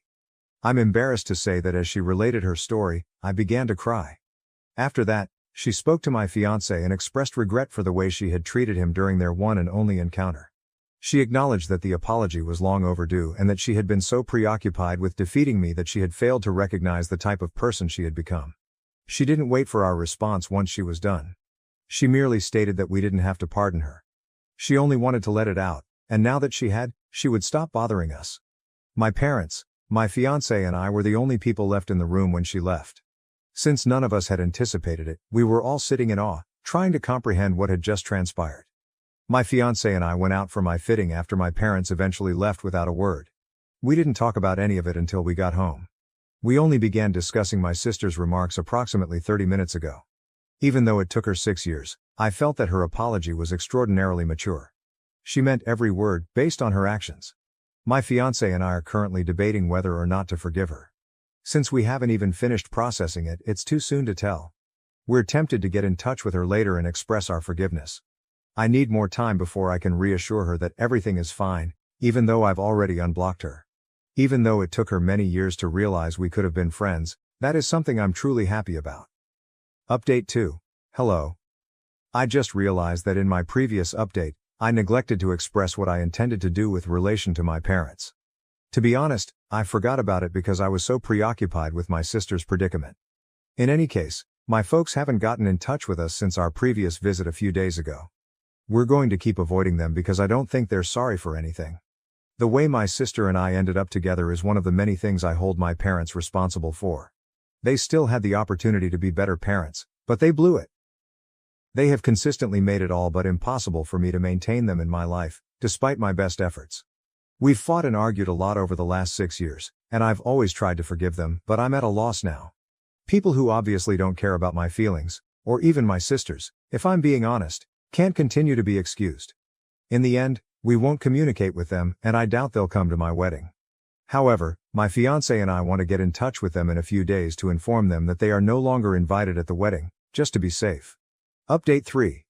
Hello everyone. Last week I got married. Everything was lovely and fantastic, exactly as I had envisioned, and I had a great time. My parents were not present, as was to be expected. My spouse and I didn't even have to make contact with them. They informed me via email that there had been a huge mistake and that they would not be attending. They said my sister and I had begun to demonize them and that they didn't need to be reminded that we blamed them for the tense relationship. They said that, despite their best efforts to be excellent parents to us, they now intend to take some time off and live their separate lives without worrying about their daughters because we don't value their presence in our lives. I mean, if that's what they want, I'm okay with it. Happier news. A few days after I published my most recent update, I contacted my sister. I told her that I would love for her to attend my wedding and that I accepted her apology. It was a very joyful day, and she kindly accepted my invitation and attended the wedding. It's absurd to think that I would have sneered at my parents a few months ago if they had informed me that my sister would attend my wedding instead of them. But now we are here. In any case, I'm glad everything went without a hitch and that I'm at last getting back on track with my sister. This is sufficient for me for the time being, but perhaps my parents will change their minds and apologize to us. Life has never been better, and my husband and I will soon be departing for our honeymoon. Thank you for watching. If you haven't subscribed yet, please do so and hit the notification bell to stay updated with more shocking real-life stories happening around you. My mom kicked me out for her new family, then demanded college money for my siblings when she found out I'm successful. To put things in perspective, my mother gave birth to me at the age of 20, and my biological father was never involved. He never wanted children, she told me, and because they had only been dating for a few months when she became pregnant, she offered him the option to leave, which he did. She stated that because of the bitterness of their breakup, she had chosen not to demand child support from him and he had also refused to pay. Never talking again was convenient for both of them. She was fortunate to have my grandparents' unwavering support and encouragement, which enabled her to finish her schooling and secure employment. She dated a couple men while I was younger, and she began dating Harry, a co-worker, when I was about 8 years old. Before getting married, they dated for over 3 years. Although we weren't very close, Harry and I got along well enough to put up with each other being in the house. When my mom became pregnant 4 years after they were married, everyone was overjoyed, including me. In retrospect, I probably should have known what was going to happen, but I was too preoccupied with the idea that my mother would always support me. I hoped Mom wouldn't leave me now because she had endured a lot of challenges raising me by herself. She obviously distanced herself from me after she married Harry, and we began to drift apart, but I thought it was only a phase and that things would improve. During her pregnancy, I did my best to be encouraging, but she appeared to get angrier every time I was there. To avoid disturbing her, I made the decision to become scarce, but it seems that I wasn't inconspicuous enough. She and Harry sat me down for a serious conversation 6 months after she gave birth to twins. They informed me that they couldn't keep me in the house since they had 2 children to look after. They couldn't legally throw me out without getting in trouble because I was still a juvenile, having just turned 16. By highlighting the financial burden of providing for a big family, on their meager income, they attempted to persuade me otherwise. Since we had been living comfortably up until that point, I honestly didn't think it was hard to maintain 2 adults, 1 teenager and 2 kids on the salary of 2 web engineers. They clearly only wanted me gone. I genuinely didn't want to leave, so even at that point I attempted to offer ways to stop it. If money was a problem, I offered to acquire a job, but my mother said she wanted to save money and resources for the children who deserved it more.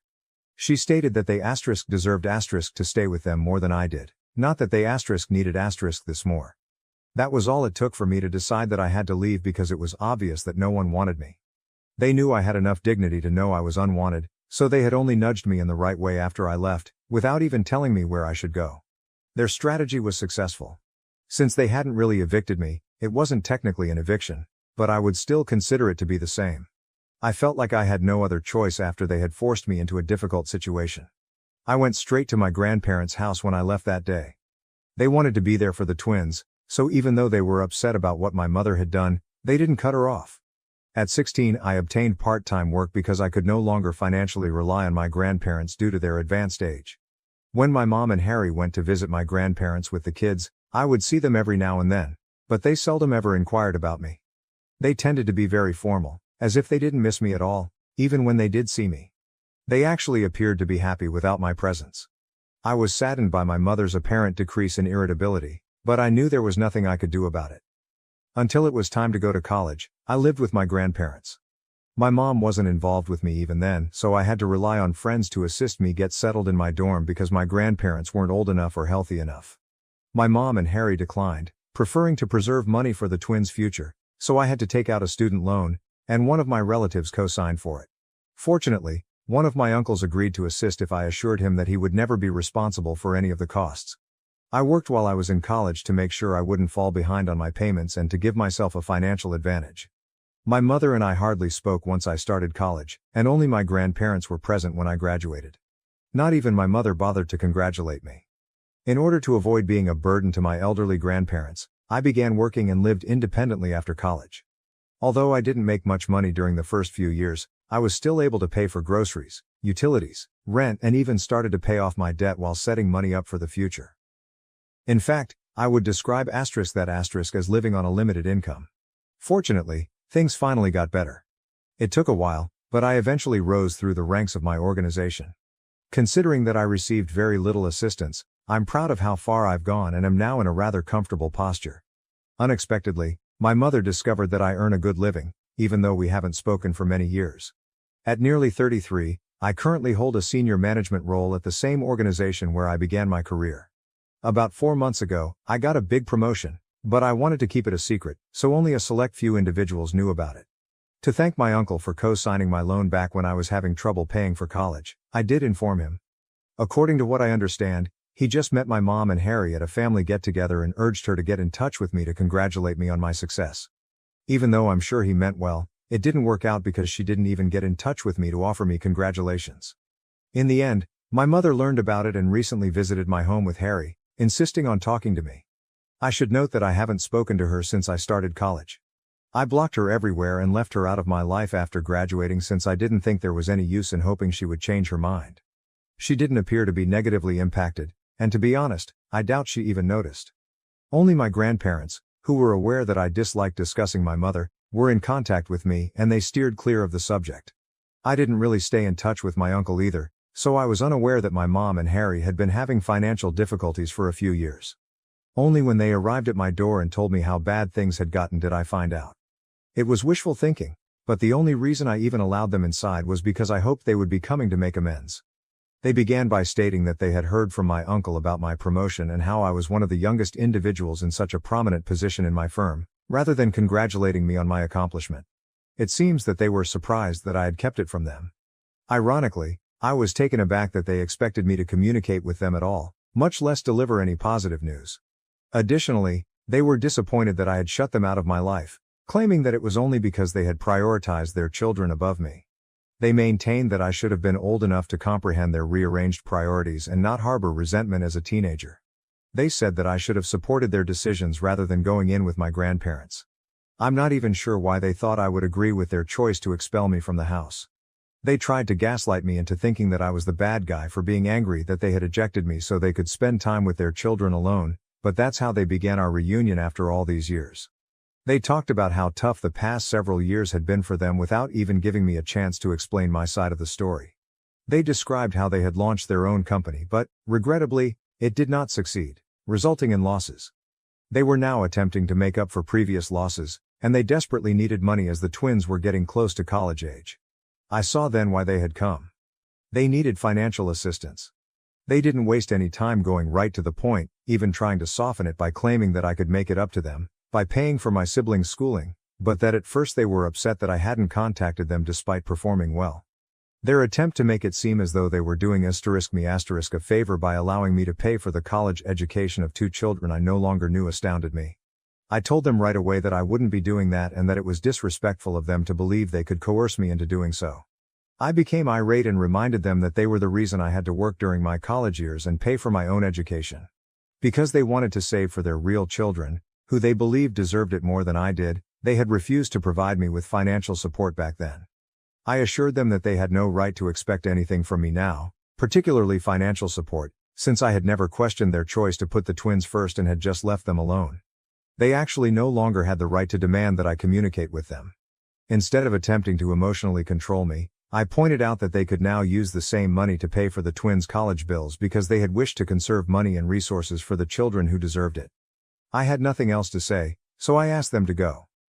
I was stupid to invite them inside my house in the first place, assuming they might have come to express regret for their treatment of me.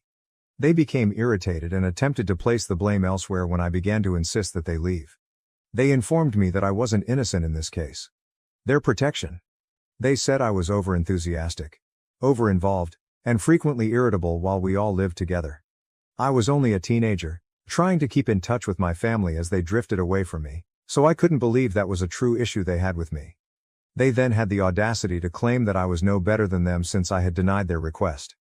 They said I was forgetting all the years my mother had taken care of me and brought me up alone. They said that this was my opportunity to make it up to her and assist her, but I was being rude and unappreciative instead. Since I was a child at the time, I thought it was absurd that they would bring that up. Even if I had wanted to, I couldn't have decided not to rely on them. Furthermore, it wasn't like they were helping me. They pushed me out of the house and effectively forced me out as soon as they believed I was mature enough to manage things on my own. For the following 18 years, they refused to acknowledge my existence. I was still shocked that they had the gall to expect me to aid them now, as if I owed them something, even after everything that had happened.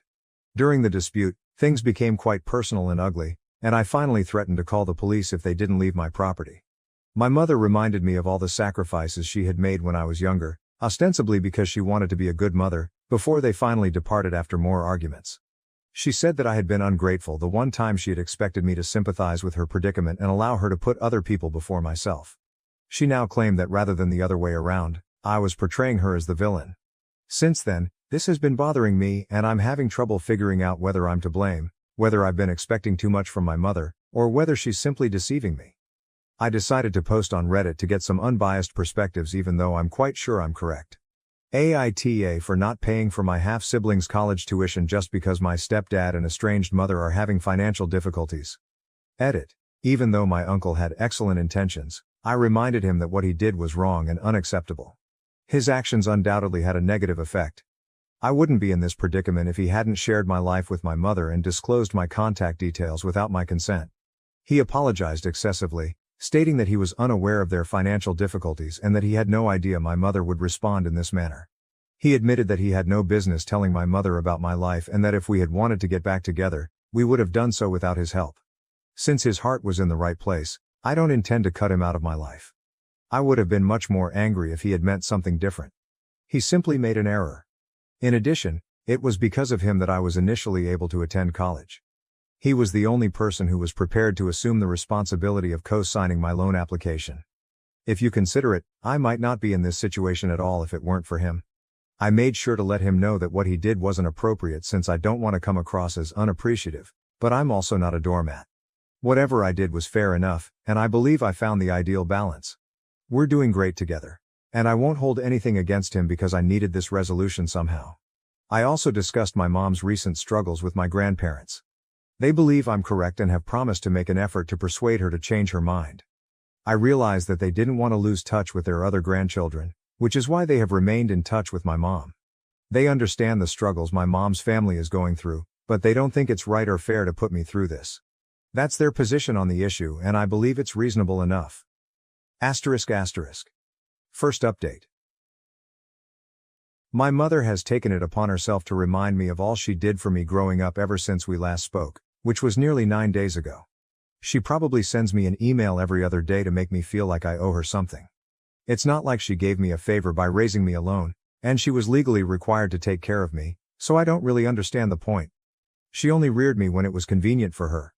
She and her spouse decided to expel me as soon as I started to cause them trouble, citing the need to save money for the twins and their future. Now that we're in the future and the twins are adults, I believe they should rely on themselves rather than wasting time trying to manipulate and guilt-trip me. Although I had been ignoring her emails, I made the decision to reply a few days ago. I explained to her all I had written in my essay. She didn't take it well, as expected, and labeled me ungrateful once more. I just informed her that calling me names would not alter the truth and that I no longer wanted to have any contact with her because she had been a bad mother. I blocked her email account after that, but she made a new one to continue to annoy me. Since she never done the same for me, I blocked that one as well, and I'll keep doing so until she understands that I'm not here to mope about her. To be honest, I'm glad we're finally having this discussion because I think it will end quickly and I'll have the necessary closure. Only because I was still clinging to the hope that perhaps they had changed, that perhaps they were here to congratulate me and make amends, did I welcome them into my house and talk to them that day.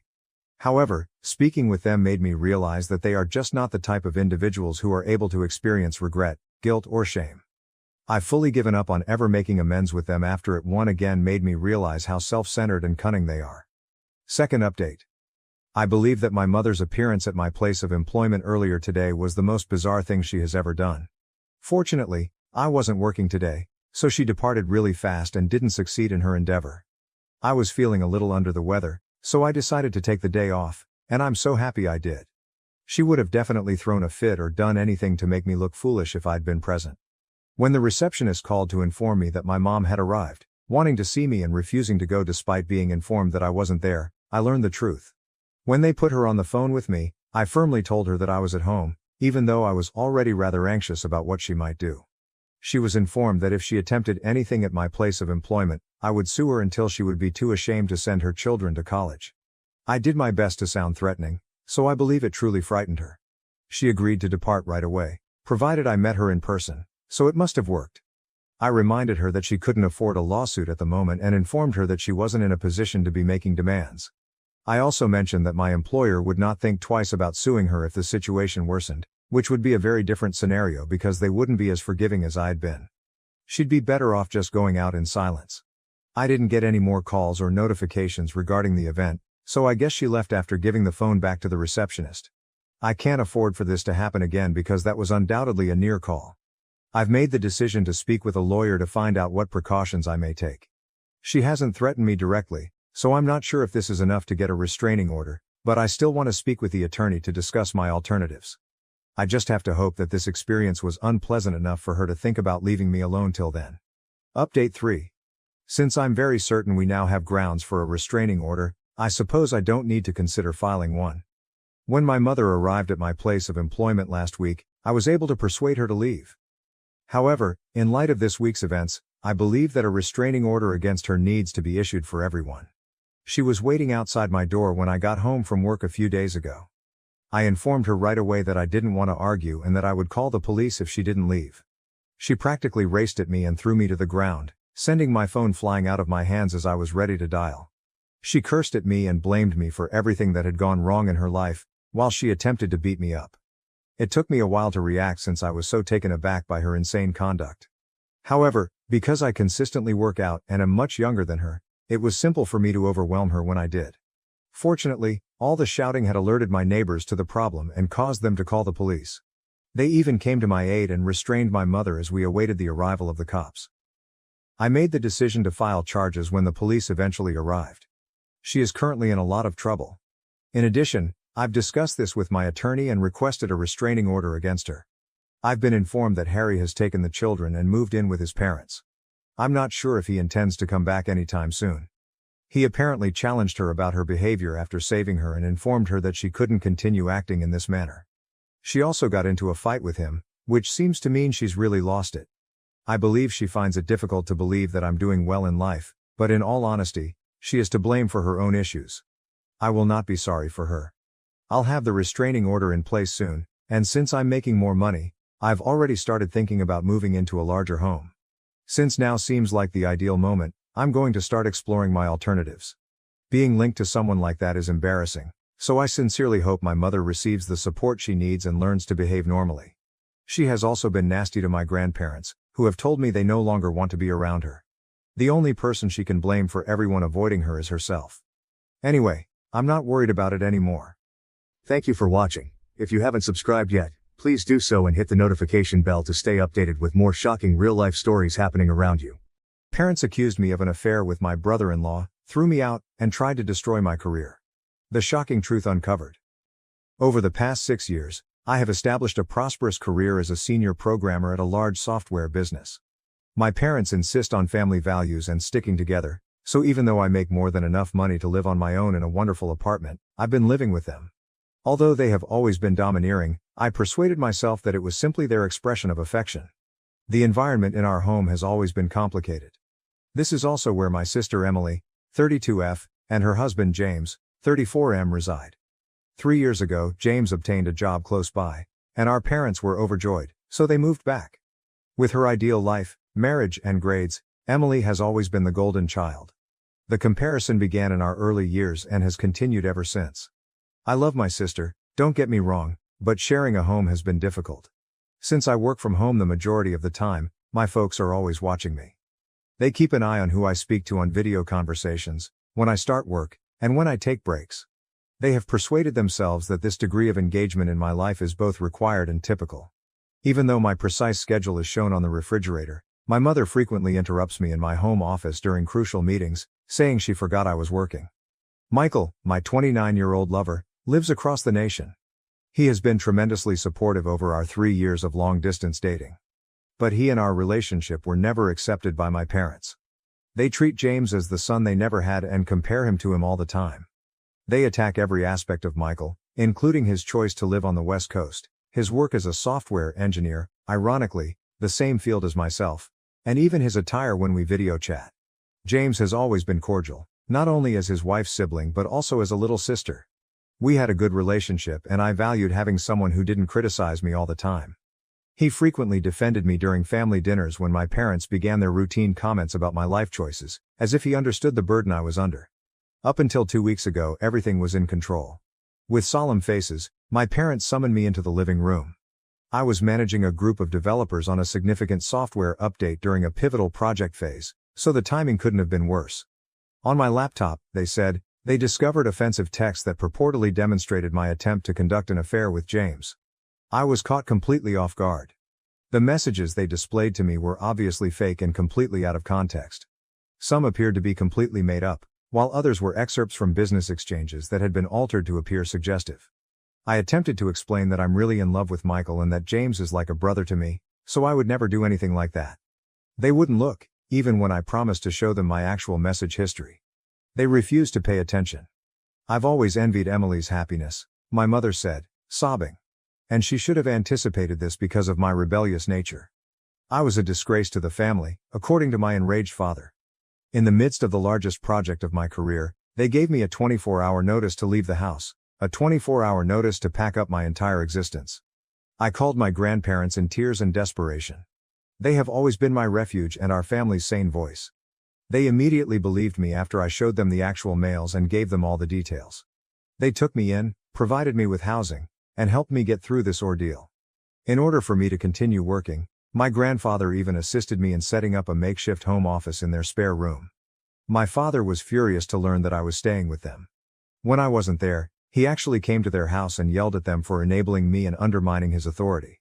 My father became even more irate when my grandfather refused to back down and stood up for me. Declaring he would never talk to them again, he stormed away. I was devastated to see my grandfather, who is normally composed, trembling with rage following that altercation. When my father began getting in touch with my place of employment, things got worse. He made outrageous charges about my inappropriate behavior and unstable mental state in emails he sent to my manager and the Human Resources Department. He even made an attempt to persuade them that I was giving competitors access to company secrets. Fortunately, my manager has been understanding and my work history speaks for itself. However, the strain is having an adverse effect. It has been embarrassing for me to have to explain these private matters to my staff. Then my granddad unexpectedly died yesterday. The agony is intolerable. He was more than simply my grandfather. He was also my confidant, my guardian, and the one who always had faith in me. The fact that my parents did not attend the funeral only makes it worse. They had left town. Later, when I was organizing my grandfather's funeral, I discovered through my cousin that they were actually on vacation, sharing photos from a beach resort on Facebook. Every happy picture they shared made my heart ache. Taking an emergency leave of absence from his job, Michael flew in to support me during this trying period. My parents appeared out of nowhere as soon as he got to my grandparents' house. As though Michael's presence was somehow improper, my father icily inquired as to why he was there. I eventually lost my temper at that point. I asked them who they believed had taken care of all the funeral planning, who had supported Grandma during her most trying time, who had stayed up late planning the ceremony, calling family, and interacting with the funeral home while they were taking selfies on the beach. Then, in an unsettling development, my father's entire personality altered. A disturbing peace took the place of the rage in his eyes. He became oddly calm and said he wanted to forgive me for what had happened with James and let the past be the past. He said he would let me stay with Grandma, but only if he got what was rightfully his. I understood exactly what he was after, therefore I was horrified by the abrupt change in his demeanor. My grandfather had been quietly successful with his investments over the last few years. My father desired his inheritance because he had accumulated a sizable nest egg. He had the gall to come and demand money after everything they had done to us and after leaving us during the funeral. He was unaware, however, that Grandpa had anticipated this. While organizing Grandpa's study the day following the death, we discovered a note hidden in his desk drawer. All it said was, "Call Bob." Bob, who had visited him multiple times over the years, was both his lawyer and an old friend. We found out that Grandpa had left everything to me when we got in touch with him. I now owned every cent of his savings. Grandma would always have a place to live, protected from anyone who would try to take it away from her, thanks to the house being signed off to her. My father broke his cool exterior when I told him this. As he accused me of controlling Grandpa and turning him against his own son, his face flushed with anger. He went on a tirade about how he deserved his parents' money and how he had always supported them. He was the one who had left his family to pursue his greed, so it was almost comical that he was accusing me of deception. In an attempt to persuade me, my mother said things like, "Didn't you try to take away your sister's happiness? You now wish for us to suffer as well." However, I refused to back down. Grandpa had made up his mind, and I was going to respect it. I clarified that Grandpa had only recognized where their priorities lay and that Bob, his attorney, could confirm all I said. I also said that there was no conspiracy. The tension in the air was oppressive as they departed. As I watched them leave, I felt both relief and grief. Relief that Grandpa had kept us safe even when he was not around, and sadness that my connection with my parents had reached a breaking point. I'm now concentrating on reconstructing my life and caring for Grandma. Throughout it all, Michael has been amazing, offering consolation and support when I needed it most. However, I can't help but wonder whether there was anything I could have done differently to avoid all of this suffering. Reddit. I realize this post is lengthy, but I had to get everything out. Everything has become more problematic because of the inheritance situation, and I'm worried that my parents might try something extreme. I would be grateful for any guidance on legal protection. Has anyone else experienced a similar situation? How did you respond to it? Update 1. Things took a turn for the worst a few days after my last update. Apparently not satisfied with simply pestering my workplace, my father has begun reaching out to our company's customers. I learned this when a representative from one of our largest clients pulled me aside in a virtual meeting to voice concerns about upsetting emails they had received about me. These emails were kindly forwarded by them. My father was methodically attempting to damage my work relationships after he somehow managed to obtain our client list. According to the emails, I was a volatile individual who was stealing business secrets and taking advantage of older family members for financial gain. The fact that he disclosed information regarding customer projects that he shouldn't have known about is very troubling. Now, since he works for a partner company, I'm wondering if James was giving him false information.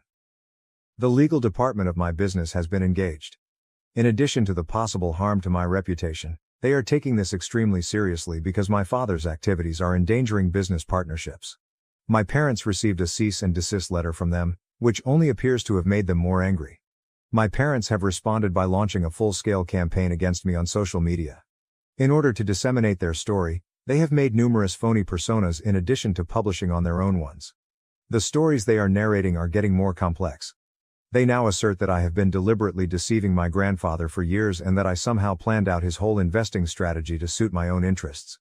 They are unaware that I discovered something startling while looking through more of Grandpa's documents. Classic Grandpa, always the meticulous planner, had a secret compartment in his desk drawer that held a USB drive and a pile of papers. Along with comprehensive documentation of what seems to be systematic tax fraud and money laundering through my father's real estate business, the USB drive included years' worth of email correspondence between him and multiple offshore accounts. I informed Grandpa's attorney, Bob, about these results right away. He wasn't surprised, which was an odd response. Grandpa had apparently been gathering this information for years, recording each dubious business transaction and suspicious activity. Even photos of meetings with well-known dishonest business people were included in the folder. Bob clarified that Grandpa had been assembling evidence but was holding off on taking action until the perfect time. A set of emails revealing that my father had been embezzling money from his own parents' accounts for years was the most upsetting finding. Probably thinking they wouldn't notice, he had managed to get access to their financial portfolio and had started taking little amounts out. Grandpa did notice though, and instead of confronting him right away, he decided to record everything. To examine all the evidence, Bob is currently collaborating with a group of forensic accountants. According to him, we have more than enough to possibly file criminal charges in addition to defending against any legal claims my parents might make. I have mixed feelings about this. While I desire justice, I still find it difficult to imagine my own father being charged with a crime. James's eagerness to return to my parents' house is further clarified by the evidence. He and my father exchange a number of emails about business prospects that seem eerily similar to Ponzi scams. I'm beginning to question whether the entire charge that I attempted to woo James was a preemptive move, meant to discredit me should I ever find out what they were doing. In the meantime, my mother has started calling my grandmother every day, alternating between threatening her and guilt-tripping her. The most recent strategy is asserting that my father's health is suffering due to the stress of my betrayal, and that I will be held accountable if anything were to happen to him. On Bob's recommendation, my grandmother, God bless her, has begun recording these calls. We've put in new cybersecurity procedures and placed security cameras throughout the house to keep ourselves safe. Bob suggested that I freeze my credit and assisted me in securing all of my accounts. When my parents see their intimidation strategies aren't working, he fears they may attempt a financial retaliation. My job has been suffering due to the stress, but in a surprising turn of events, this has improved my standing inside the organization. My manager has been tremendously supportive after seeing the proof of my father's harassment campaign. My application for a completely remote job has been expedited, so I won't ever have to worry about working from my parents' house again. Throughout it all, Michael has been my pillar of support. In a spare room at my grandmother's house, he has assisted me in setting up a safe home office with backup systems and secured communications. We're also talking seriously about his moving to a job nearer to me, but I'm concerned that this would make my parents even more of a target. To help me cope with everything, I've started going to a therapist. She is assisting me in realizing that I am not to blame for anything and that it is acceptable to feel both love and resentment for my parents. Processing the knowledge that the folks who raised you are not who you believe them to be is a difficult process. We are currently awaiting the completion of the forensic accountant's analysis. Within a few weeks, Bob continues, we should have a good picture of the scope of my father's financial crimes. I'm getting ready for whatever might happen next. My parents, who know me well, will not tolerate this. I appreciate your prior support, Reddit. I never thought my family's drama would reveal something so significant. Has anybody else learned that their parents committed financial crimes? How did you decide whether or not to report them? I'd really appreciate some advice on this. Update 2. Emily arrived at our home this morning without warning. As I prepared myself for another altercation, I saw a broken lady instead of rage. Her normally flawless appearance was unkempt, and her eyes were red and puffy. She broke down in tears before I could even inquire what was wrong. She sobbed and told what had transpired. James had been in Chicago on a purported work trip. Emily had flown out to his hotel in order to surprise him. She believed a romantic gesture may help ease her feelings of insecurity over their relationship. Rather, she entered his room and found him with another lady. It wasn't the worst part though. Emily insisted on seeing his phone during their heated argument. The whole story of our family was broken by what she discovered. The offensive messages that had caused me to be expelled. I never made them. To escape suspicion, James had kept one of his mistress's phone numbers under my name. Using my name as a front for at least 3 different women, he had been having several encounters. The most startling aspect of all was perhaps how our parents reacted when Emily told them this information. Rather than offering their heartbroken daughter assistance, they advised her to remain silent and try to resolve the situation with James. They cared less about Emily's happiness and more about keeping up appearances. To spare the family the shame of a divorce, they even advised her to forgive him. Then Emily found something much more unsettling. She discovered emails on James's laptop that showed he and our father had been involved in more than just family affairs. Together, they had established a number of shell corporations to conceal funds from investors and taxes. James has been directing contracts to these shells at exorbitant pricing by virtue of his position at his company. Accounts in Switzerland and the Cayman Islands were found via the money trail. Emily discovered pictures of James having meetings with strangers, all of which were stored in a secret folder called insurance. James appears to have kept records of everything, most likely for protection against any attempts to expose him. Another realization dawned on me as Emily told me these specifics. Not only was the inheritance at the center of the recent harassment of my clients and workplace, but it was also a frantic attempt to discredit me before I might learn of their financial machinations. They thought I might eventually find their digital trail because I work in technology. My sister is currently residing at Grandma's house with us. She is working with Bob to document what she has discovered and has filed for divorce. In addition to harming James, the data she presented could have disastrous consequences for our father. She discovered certain transactions that were exactly in line with the documents Grandpa had been gathering. The irony of it all? For years, James had been living beyond his means, using the proceeds of these illicit operations to fund his numerous affairs. In addition to wanting to be near James's place of employment, they moved back in with our parents since they were having financial difficulties as a result of his extravagant spending on his covert life. Through all of this, Emily has shown incredible bravery. She has already discussed her findings with the FBI, who are especially curious about the financial fraud's global components. She has been informed by the investigators that this case may be worth millions of dollars. Our parents' approach has entirely altered.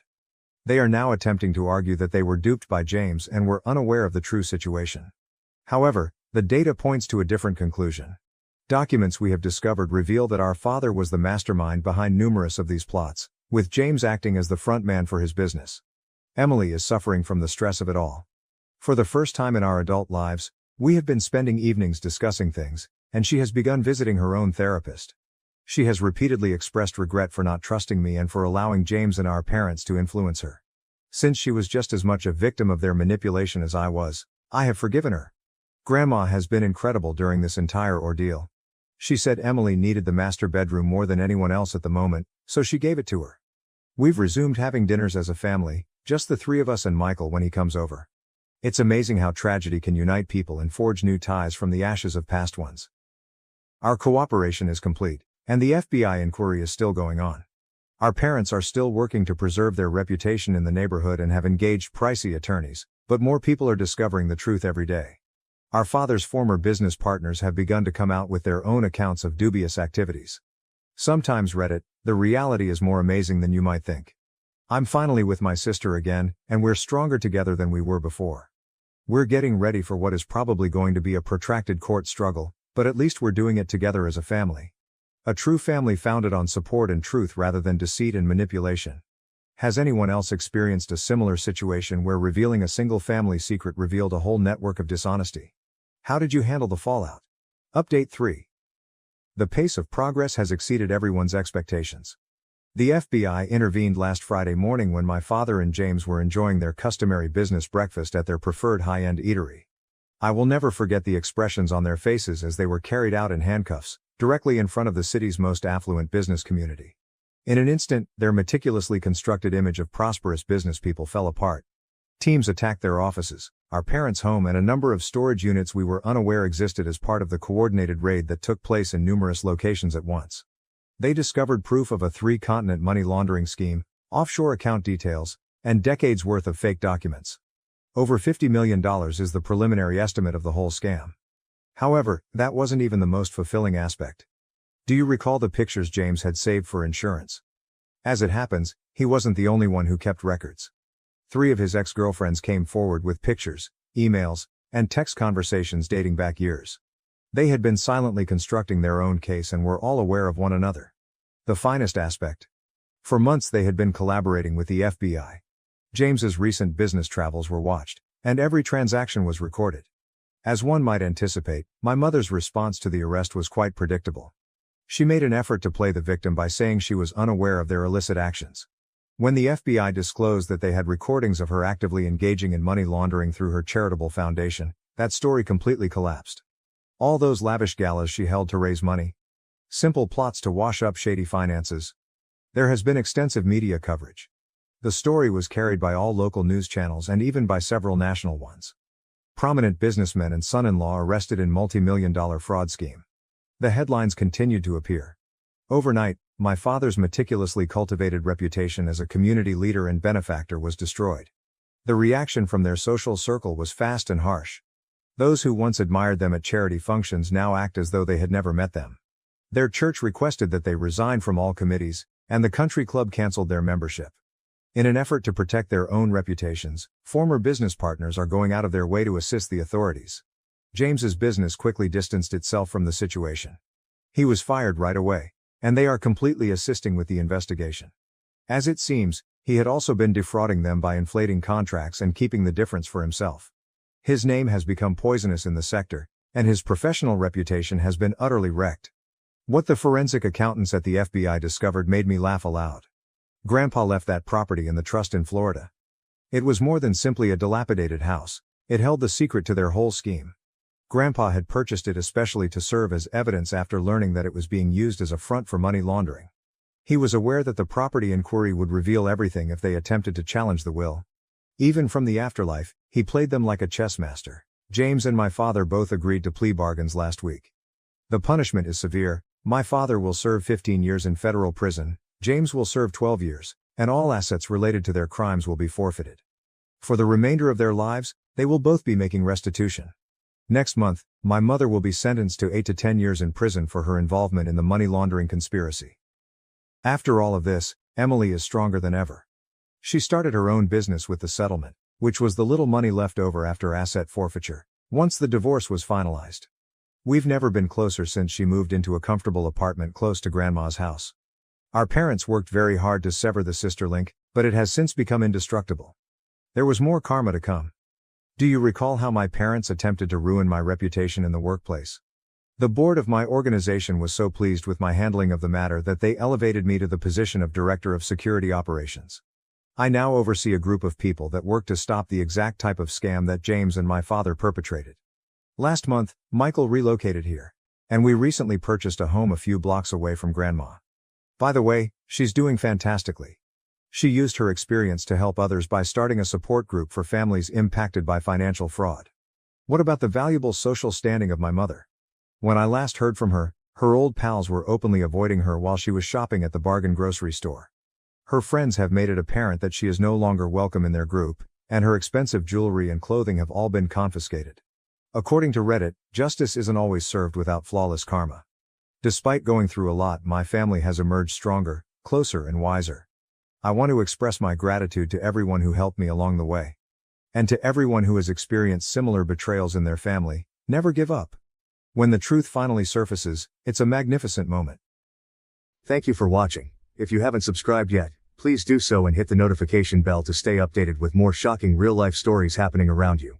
My sister got my wife fired, but karma struck when her $2.5 million fraud scheme was exposed, leading to her downfall. Thelma, 35F, my sister, who is 32M, has always been fiercely competitive with everyone, particularly when it comes to professional accomplishments. Since she was a straight-A student who was accepted into a prominent college and immediately after graduation found a distinguished career, Thelma was always our parents' golden child. Thelma never forgot that I was a more typical student who took a few years to figure out what I wanted to do. Being the successful member of our family has become Thelma's entire identity. She is a senior manager at one of the leading IT businesses in our city. Her accomplishments are continuously praised by our parents, who also use her as an example for the rest of us to follow. She lives in a fancy home in the greatest area of town and earns a very decent living. Every family get-together becomes an opportunity to highlight her most recent bonus or promotion. 3 years ago, while both of us were speaking at a tech conference, I met my wife, Libby, 30F. Libby had the most amazing work ethic I had ever seen, and she was intelligent and motivated. She was from a very different family than ours. When she was 6 years old, her parents left Vietnam and took on several professions to support themselves. While maintaining stellar marks and eventually receiving her degree in computer technology, Libby had to work during high school and college to support her family. The thing that truly appealed to me about Libby was her humility in spite of her success. She never disparaged others or boasted about her achievements. Rather, she was constantly attempting to guide younger developers and make others successful. We bonded right away since we both enjoy coding and solving problems, and last year, after 2 years of dating, we were married in a modest ceremony. Thelma had never been fond of Libby. I initially assumed it was simply her customary aloofness toward strangers, but it soon became apparent that Thelma viewed Libby as a danger. Thelma would frequently make subtle jabs about how Libby was squandering her skills at a smaller company, despite the fact that she was leading the engineering department at her startup and producing creative work. That's cute, but at a real tech company like mine, or you should apply for a junior position at my company if you want to do actual important work, were some of the remarks she would make to break up Libby's employment stories. Our parents never mentioned Thelma's actions, and when I attempted to confront her about it, they blamed me of being overly sensitive and said that Thelma was only attempting to support Libby in her professional endeavors. Libby never took the bait or got into a fight with Thelma, and she always responded to her remarks with elegance. To Thelma's seeming annoyance, she would simply smile and shift the topic. When Libby received an amazing job offer from the same business where Thelma works, but in a different department, 6 months ago everything truly came to a head. Better income, more responsibility, and the opportunity to oversee significant initiatives that could significantly impact the industry made it Libby's ideal position. She would be in charge of financial technology integration across several divisions, which was Libby's area of expertise at her firm. Thelma usually dominated the conversation. So when we broke the news to her during a family dinner, she became extremely silent. Our parents were ecstatic, discussing how the sisters-in-law could get together for lunch and how wonderful it would be to have both of their daughters working for the same esteemed organization. Thelma merely shoved food around her plate and said something ambiguous about how hiring practices must be evolving. Libby was doing well when she started the job. She was already making strides toward simplifying some of their antiquated systems, and her team adored her. Every day, she would return home with excitement, sharing with me the difficulties she was facing and the advancements she was making. She was happier than I had ever seen her in her career. After only 2 weeks in her new position, Libby was abruptly called into HR and immediately let go. They said they had found that Libby had misrepresented her prior projects and employment experience on her resume. Libby was caught off guard. In her life, she had never told a lie. It didn't make sense because they had called all of her references and confirmed her prior job during the lengthy interview process. Libby was heartbroken. When she came home, she sobbed for hours, claiming she didn't comprehend what had transpired. HR refused to even look at her copies of all project material and employment records. Like criminals, they simply escorted her out of the building. I began looking into it since something didn't make sense. I requested a friend of mine who worked in IT at the company to investigate the situation because he owed me a favor. I was furious at what he found. Thelma had brought fake proof that Libby had forged some of her employment history to HR. In order to give the impression that Libby had misrepresented her position and accomplishments at her former employer, she had really produced fictitious emails and supporting paperwork. Thelma made no attempt to refute it when I challenged her about it. She stated that someone with Libby's past didn't belong at a prestigious company like theirs and that she was defending the company's brand. She blasted Libby for not being our kind of people, and expressed her frustration at seeing underqualified diversity candidates occupying unworthy positions. My sister's candid discussion of her preconceptions was something I had never heard her do before, and it sickened me. I expected our parents to be as appalled as I was when I told them everything. They said that rather than making a huge deal out of it, we should deal with it within the family. They stated that Thelma most likely didn't mean any damage and was simply anxious about her job. They advised Libby to simply look for new employment and move on, stating that there were many other organizations that would be better suited for someone with her experience. Karma caught up to Thelma last week. Her own supervisor found out that she had been fabricating reports to exaggerate the performance of her team. She was promptly fired. Now that she needs money to pay her mortgage and other payments until she gets a new job, she is frantically texting and calling me. It seems that she has already spent all of her savings on her opulent lifestyle. Our parents are placing a lot of pressure on me to do the right thing and help Thelma maintain her house because they believe that family comes first and that she's still your sister. They keep stressing that Thelma made a mistake but that she is family, while Libby is just an in-law. I declined. Just as she left Libby alone after purposefully ruining her career, I told Thelma she was on her own. Thelma broke down in tears and apologized profusely, claiming that I'd been cruel and that she had made a mistake. However, I don't think she genuinely feels regret for what she did to Libby. She merely apologizes for needing assistance after being exposed for her own deceptions. Even though my sister might lose her house, am I the jerk for not helping her? Although it's not as good as the job she lost, Libby has since obtained another one. However, I'm still upset over Thelma's actions. I don't think I can ever forgive someone who intentionally wounded my wife because of their own prejudices and anxieties, despite our parents' constant insistence that I'm being too harsh and that I need to forgive my family. Update. Since my last post, things have become a lot messier. Thelma decided to start what I can only characterize as a smear campaign against Libby across our entire extended family after I declined to assist her with her financial issues. She seems to be attempting to change the past such that she is the victim in this whole situation. Thelma brought a wholly made-up account of what happened to our extended family. In fact, she claimed that it was Libby who had been deceitful and manipulative. She falsely claimed that Libby had applied to her department on purpose, it was a whole other division, and had started attempting to appropriate Thelma's projects and claim credit for her work right away. Thelma stated that she had to notify HR of Libby's access to private documents pertaining to her team's projects in order to safeguard both the business and herself. She presented Libby as a corporate spy who had married me in order to gain access to Thelma's position inside the corporation. She even implied that, knowing that I was Thelma's brother, Libby had singled me out at the tech conference 3 years prior. In actuality, Libby was unaware of Thelma's existence until after we had been dating for a few months. The majority of our extended family seemed to be fully believing Thelma's falsehoods, which is the saddest part. Once a huge fan of Libby and a constant praise of her cuisine, our Aunt Linda now refuses to even look at her. Uncle Bob, who works in tech recruiting, even called me to warn me about how Libby might be using me to go up the corporate ladder.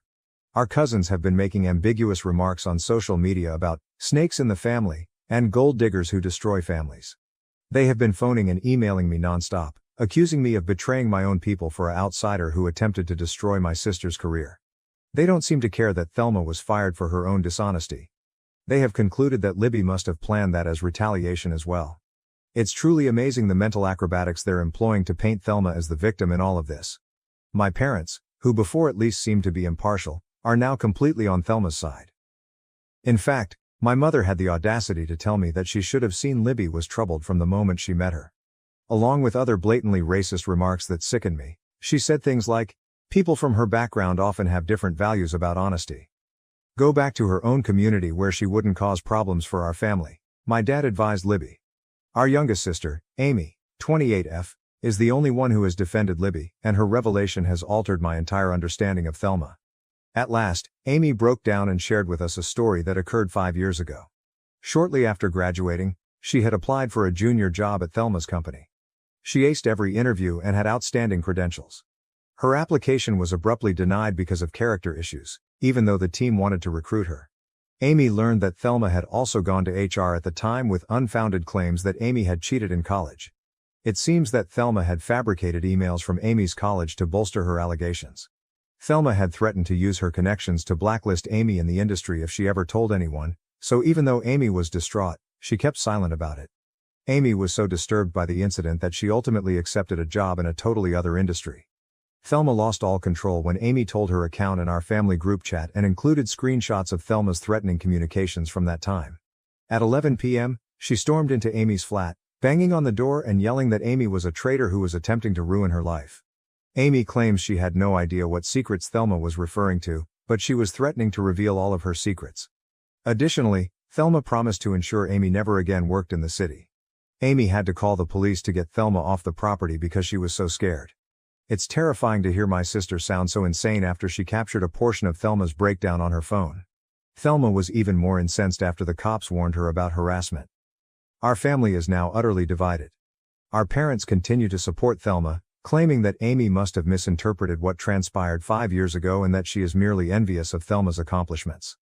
In an attempt to portray Amy and I as permanently jealous troublemakers, who are just out to harm poor, successful Thelma, they are accusing us of being disloyal and ungrateful for banding together against our sister when she is already down. They have even begun bringing up all of our childhood transgressions.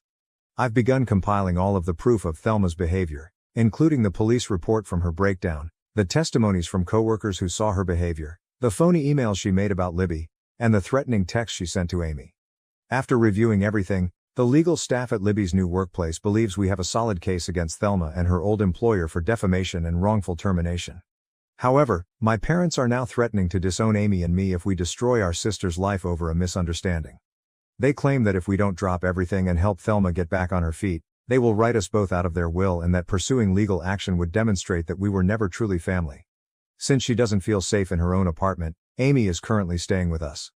Despite her own trauma from everything that has transpired, Libby has been a tremendous support system for her. Even though I'm more convinced than ever that confronting Thelma is the right thing to do, it still hurts to see my family fall apart like this. Numerous unpleasant facts about my family have come to light as a result of the entire scenario, which I suppose I always knew existed but never wanted to confront. I used to believe that Thelma's will to excel and her competitive nature were simply acts of ambition, but now I realize that they are a much more sinister and damaging trait. Update. Everything we believed to be true about Thelma's behavior has been totally disproved. Rachel, a former coworker of Thelma's, contacted Libby via LinkedIn last week. We were all surprised by what Rachel, Thelma's assistant manager for the previous 2 years, disclosed. Although it was undoubtedly a contributing factor, Rachel claims that Thelma's sabotage of Libby was motivated by more than just professional jealousy or prejudice. The true cause was much darker. Libby's new position would have provided her direct access to financial records and system logs, which may have revealed Thelma's years of falsifying the books, despite her best efforts to conceal her own illegal acts at the company. Documentation from Rachel demonstrated that since Thelma was promoted to senior manager, she had been routinely manipulating the performance metrics for her department. To make it appear as though her team was earning millions of dollars in fictitious revenue, she had set up shell businesses, faked contracts, and created phony client accounts. For years, she had been using these fictitious accounts to embezzle company revenue, taking a portion of the phony contracts and transferring it to her personal offshore accounts. Thelma went into a frenzy when Libby started working for the company and was given the responsibility of auditing and integrating all of the financial technology systems. Given her reputation for being meticulous and her experience with system integration, Libby would have unavoidably found out about Thelma's department's anomalies. Thelma fabricated the CV fraud narrative just 2 weeks into Libby's job, which is why she acted so swiftly to fire her. In reality, Rachel had been compiling proof of Thelma's deception for months, but because of Thelma's industry ties, she had been too afraid to come out. Rachel ultimately made the decision to take action after witnessing how Thelma had ruined Libby's career in order to defend herself. She had amassed records of strange money transfers, screenshots of phony client accounts, and copies of false contracts that all pointed directly to Thelma. We gave the police and the company's internal inquiry team all of this material. Thelma had embezzled more than $2.5 million in the previous 3 years, according to the probe. Her activities constituted securities fraud since the fictitious performance figures she disclosed had also affected the company's stock prices. However, the most heartbreaking discovery concerned our parents. When the detectives began tracking down the funds, they found that sizable sums had been going into accounts that belonged to our parents. They eventually acknowledged that they had been aware of Thelma's fraudulent conduct over the previous year after being presented with this evidence.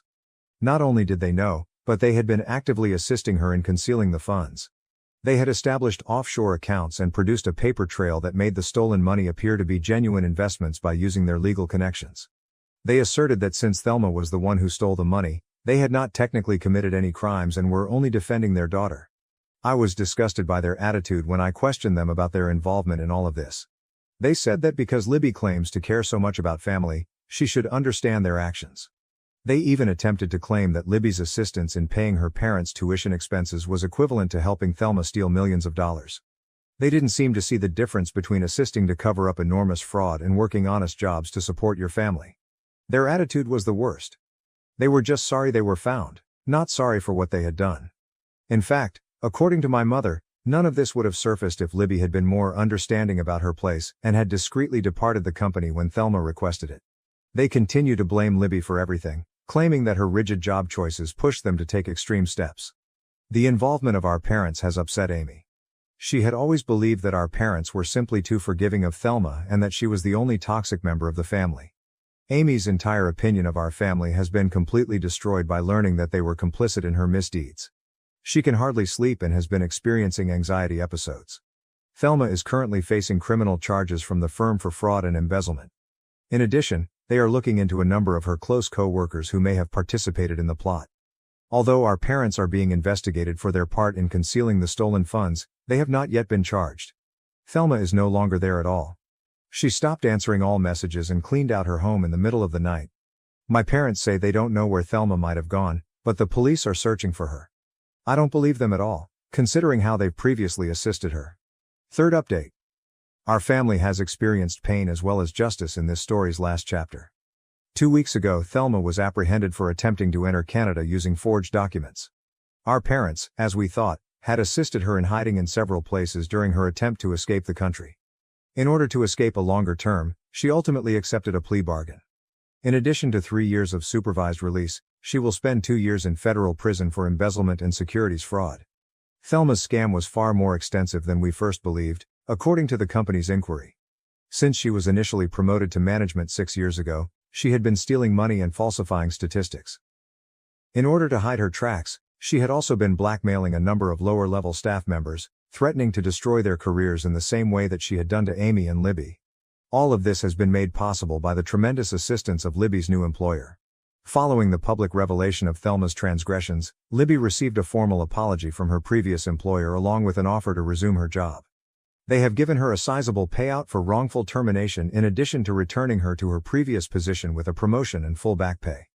More significantly, they are putting new rules into place to stop discrimination against workers from immigrant backgrounds and HR fraud. Our parents are dealing with the fallout on their own. Their cooperation with investigators helped them avoid criminal charges, but their role in Thelma's crimes is now well known in our town. Since the partners didn't want to run the risk of their reputation being damaged by association, they were compelled to leave their legal practice. They no longer hold the same position in all of the social circles they once controlled, and the majority of their pals have turned away. Rather than expressing regret, they have intensified their efforts to place the blame on others. Before Thelma was sentenced, they even attempted to write a letter to the judge accusing Libby of manipulating circumstances to accuse Thelma out of jealousy. Given the strong proof of Thelma's culpability, the judge was not impressed. Additionally, They attempted to accuse Amy and I of plotting with Libby to embezzle Thelma's money and blame her, but this desperate attempt clearly failed. Amy has begun to put her life back together. While she searches for a new job away from our parents' influence, she has temporarily moved in with us.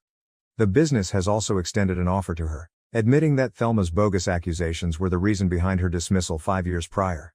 After years of Thelma's manipulation and our parents' toxic behavior, she is finally receiving therapy. Her gradual recovery of confidence and realization that none of this was her fault is truly remarkable. Libby and I have stopped communicating with my parents and Thelma altogether. Our lawyer has made it plain that any attempt to get in touch with us will be viewed as harassment, and we have blocked them everywhere. Building our own family with individuals who share our values of integrity and support for one another is our main goal. After seeing all the proof, a number of our cousins who at first thought Thelma was lying have apologized, and we're carefully mending our ties with those who appear to be truly sorry. Some family members continue to maintain that we ought to have kept matters within the family and protected Thelma. Last week, my aunt called and said that we are bad people for allowing Thelma to go to prison and that real families stick together no matter what. However, Thelma's total lack of regret, even in court, has only served to reinforce our decision. She merely expressed regret for trusting the wrong people, specifically Amy and Libby, to reveal her wrongdoings. We have learned from this entire experience that sometimes the family you choose matters more than the family you are born into. Instead of the poisonous allegiance and corruption that Thelma and our parents attempted to impose on us, Libby, Amy and I are forging a new sort of family founded on integrity, respect and genuine support. Thank you for watching. If you haven't subscribed yet, please do so and hit the notification bell to stay updated with more shocking real-life stories happening around you. My parents forged medical records to force me into surrogacy for my sister. I refused, they called me selfish and pressured my family to push me. I never imagined that I would be writing this post, but following last week's events, I need a different viewpoint. My parents abruptly contacted me after 13 years of little communication, stating that they needed to talk about something significant. Greg, 43M, my husband, was concerned that something odd might be happening, but neither of us could have foreseen what would happen. Emily, 44F, my older sister, has always been the family's golden child. As a child, it was obvious that she was everything my parents could have ever hoped for. Intelligent, athletic, attractive, and seemingly flawless. She was frequently praised by them, who referred to her as their perfect princess or golden apple. 2 years after Emily's death, I was an unexpected surprise. In my parents' perspective, being unexpected wasn't my only sin. I was born prematurely and had a severe cardiac issue that had numerous operations and ongoing care during my early years. Even though my grandparents paid for the majority of the medical bills that insurance did not, my parents never let me forget how much of a financial burden I was. We could have taken that vacation if we didn't have all these medical bills. Or Emily's college fund would be bigger if we didn't have to deal with your hospital stays, are examples of the passive-aggressive remarks they would make. Their treatment of us was a sharp and terrible contrast. My accomplishments were hardly recognized, but Emily's little victories were honored with parties and gifts. In high school, I recall winning a writing contest at the state level. Emily had a regular soccer practice that day, so my parents were unable to attend the award ceremony. The everyday small things that truly brought home to them how different we were from them weren't simply the significant events either. Emily was well aware of her status as a golden kid and made the most of it. Knowing that our parents would never support me, she would frequently bully me. When I was 12, I was shoved down the stairs by her after I unintentionally touched her science project. For weeks I had a huge bruise on my back. My mother's reaction? You should be more careful around Emily's things. That was it, just another reminder that I was less valuable than her possessions, with no care for my hurt or retribution for Emily. My only way out was to go to school, but even that was difficult. I struggled to stay up because I missed a lot of classes due to my health problems. While I was fighting to maintain mediocre grades in between medical stays, Emily was achieving straight A's and dominating in sports. The analogies persisted. Why aren't you more like Emily? Emily never struggles with her assignments. Emily doesn't cause us this much anxiety. I had figured out how to blend in as much as possible by the time I got to high school. That was simpler. Emily already had a ton of friends, was headed to a prominent institution, and was leading the ideal life my parents had always desired for their kids. In the meantime, all I was doing was surviving each day without feeling like a total failure. Going to college was the true turning point in my life. In order to move as far away from home as possible, I pleaded with my grandparents. They were the only ones who ever truly stood by me, and they understood. having seen the dynamic unfold for years. I selected a university that was several states away, and they assisted me with tuition and other costs. I met Greg when I was a college student. He was patient, compassionate, and truly interested in me as a person rather than as a weaker sibling, which set him apart from everyone else I had ever met. I felt appreciated and acknowledged for who I was for the first time in my life. After graduation, we were married, and I believed that I could finally be able to achieve the family life I had always desired. Emily and my parents hardly noticed my wedding. They didn't send a card, they didn't come. I wasn't shocked, but it stung. I was embraced by Greg's family, and his mother even assisted me in choosing my wedding gown, something I had always dreamed of doing with my own mother. We made the decision to try for a child a few years into our marriage. Because of my cardiac condition, my doctors told me that getting pregnant would be quite dangerous, but we still wanted to try. The pregnancy was really challenging. Despite my many hospital stays and near-death experience during delivery, I barely survived and our son was born healthy. The physicians were very clear: I may die from another pregnancy. It was just too much for my heart to bear again. With our small family, Greg and I were happy. Away from my poisonous family, we had each other, our lovely boy, and a tranquil existence. My only communication with Emily and my parents was through sporadic phone calls and holiday cards. The separation was restorative. Then came last week. My parents contacted me, stating that they had an important conversation to have. I agreed to see them at their home against my better judgment. Greg accompanied me to provide assistance. They handed me an envelope and seated us down in their living room, the same space where they had repeatedly mocked and disregarded me during my early years.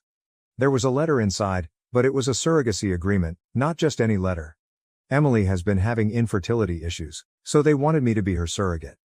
They had already conferred with physicians and attorneys, prepared all the necessary documentation, and were presenting it to me as though it were final. As though I had no say in the matter. I was taken aback. They were aware of my cardiac condition. They were aware that I had almost passed away when giving birth to my own baby. They were aware that I could die from another pregnancy. However, they didn't care about all of it, they just cared about providing Emily with what she desired. My mother started crying as I attempted to explain that I was physically unable of doing it and that physicians had specifically advised against getting pregnant again. She cried, "How can you be so selfish? Emily has always wanted to be a mother, this is her only chance." My father added that after everything the family had done for me, I owed them something. What had they done for me? What specifically had they done to make me feel unworthy for the rest of my life? My grandparents paid the medical costs they loved to hang over my head. Greg and his family provided me with the emotional support I required. My parents' sole constant behavior was to tell me that I would never be good enough to be Emily. With my mother's charge of selfishness still echoing in my ears, I sobbed as I left their home. Greg was incensed not only at their request but also at the way they totally disregarded the possibility that I might die. He advises me to stop communicating with them as they have shown beyond a reasonable doubt that they are indifferent to my welfare. I know in my heart that he is correct. This suggestion is cruel in addition to being unkind. As usual, they want me to sacrifice my life and maybe leave my son motherless in order to give Emily what she wants. However, I also feel guilty about it. Perhaps I'm being self-centered. Perhaps I do owe them. Perhaps this is my opportunity to finally show them how valuable I am. Even though I am aware that these thoughts are harmful, they continue to race through my mind. Since that day, I have not returned any of their calls or messages. Emily has begun contacting me as well, with false statements like, "Family helps family," and, "I would do this for you if the situation were reversed." Should it be a little bit out of her way, she wouldn't even offer to drive me to school. My son is on my mind all the time. If something were to happen to me while I was pregnant, he would be the one who would suffer the most. He needs his mother and is innocent in all of this family drama. How can they expect me to risk leaving my child an orphan in order to satisfy Emily's demands? Am I being self-centered? I've been told throughout my life that I'm bad for prioritizing my own needs. However, this is now about my son, my husband, and my life, not just about me.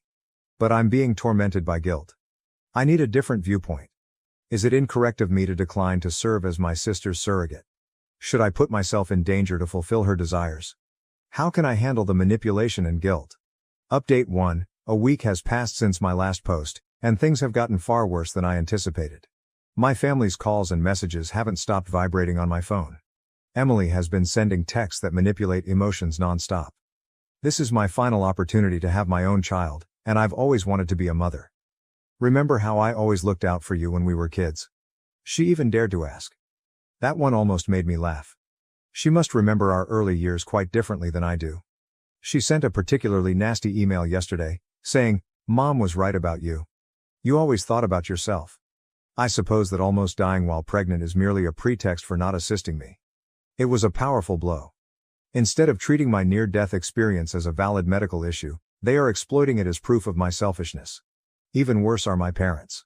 I'm ruining Emily's sole chance at happiness, Mom has been telling any relative who will listen over the phone.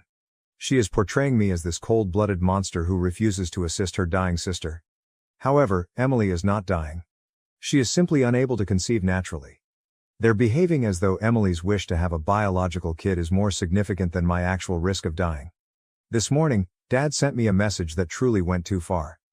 "You've always been a letdown, but this is a new low. This is your way of repaying us for giving you life. By denying your sister the experience of being a mother." I wanted to reply that they didn't really give me life. My grandparents were the ones who covered the cost of the medical treatment that kept me alive, and they almost lost it due to carelessness several times when I was a toddler. Greg is enraged. I dissuaded him from driving to their house and confronting them. Even though I would have loved to watch him reprimand them, I informed him, they're not worth it. Rather, we engaged in a lengthy discussion about our future. Greg reminded me, this isn't just about you anymore. It has to do with our son. He might lose his mother as a result of what they're requesting. Nobody has the authority to force you to take that risk. Of course, he is correct. I feel no remorse for turning Emily down when I see our son. He needs his mom to be well and living. We have made the decision to act decisively. Let's start by blocking all of their numbers, including Emily's, Mom's, Dad's, and even the flying monkeys they called after me. My grandparents are the lone exception, and they have always been accepting and encouraging. Second, we're investigating legal safeguards. Greg fears they may try something desperate because of their antagonistic behavior. Next week, we're meeting with a lawyer to go over our choices. I will always be perplexed by their claim to be family and their utter disregard for my life. However, I'm over my guilt. I will no longer allow them to control me. A mother who would put her life in danger to appease individuals who have never truly shown her love is not worthy of my son. Thank you to everyone who left a remark on my previous post. You made it clear to me that I'm being a responsible mother and defending my family, not being selfish. Standing up to those who ought to have protected you in the first place is sometimes necessary. I'll provide another update if something noteworthy occurs, but hopefully this will be the last one. With my true family, my spouse and son, who genuinely appreciate my existence, I'm prepared to go on. Update 2. I've blocked everyone for 2 weeks now. I assumed that was the last of it, but my mother managed to get in touch with me using a temporary number. Just the two of us, not Greg, need to talk. I consented to meet at a nearby cafe even though every instinct told me not to attend. For obvious reasons, I picked a public spot, and Greg was waiting in his car nearby in case something happened. She began talking about Emily's melancholy and how she's dying of the anguish of not being able to have children as soon as I sat down, in what was obviously a prepared speech. No, how are you? No recognition of their prior actions, just a direct focus on Emily's misery. My mother pushed a business card across the table and said, "The doctors say this is her last chance. According to one fertility expert, you two are a fantastic fit. They are able to keep a careful eye on your cardiac health." She dismissed it as if it were a minor annoyance when I brought up the fact that my own doctors, who have been aware of my medical history for years, have expressly prohibited me from getting pregnant again. Doctors are constantly too cautious. According to Emily's specialist, the risks are controllable. When Mom began discussing family legacy and how Emily should be given more genetic inheritance than I did, the discussion took an even more sinister turn. She did say that, after all, I've heard the same arguments about my being a flawed child my entire life. She replied, "I should have known you'd be difficult about this," as I got up to go. "Emily has always made you envious. This is your opportunity to at last take action for the family."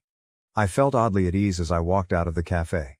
I finally saw my mother clearly for the first time, not as a parent who didn't love me enough, but rather as someone who never considered me a person, only a tool to be used for Emily's gain. Greg inquired about how things went on the way home. I informed him of my mother's remarks about family legacy and her rejection of my health concerns. After a period of silence, he said, "You know what? They're not worthy of you? They have never done so." He is correct. They are unworthy of me, my forgiveness, or another opportunity to harm me. I've given my mother one last message. I won't put myself in danger or leave my child an orphan because of Emily's wishes. We will not be talking about it again. Don't get in touch with me again. Tomorrow, I'm going to change my number. Sometimes quitting the game completely is the only way to win. Update 3. My father began sending increasingly threatening messages from various phones a week after the cafe incident involving my mother. I was particularly drawn to the most recent one. Your mother is devastated. Emily is in pieces. You have given us no other option, even if we didn't want to do this. There are repercussions for actions. My grandmother's voice was tremulous when she called.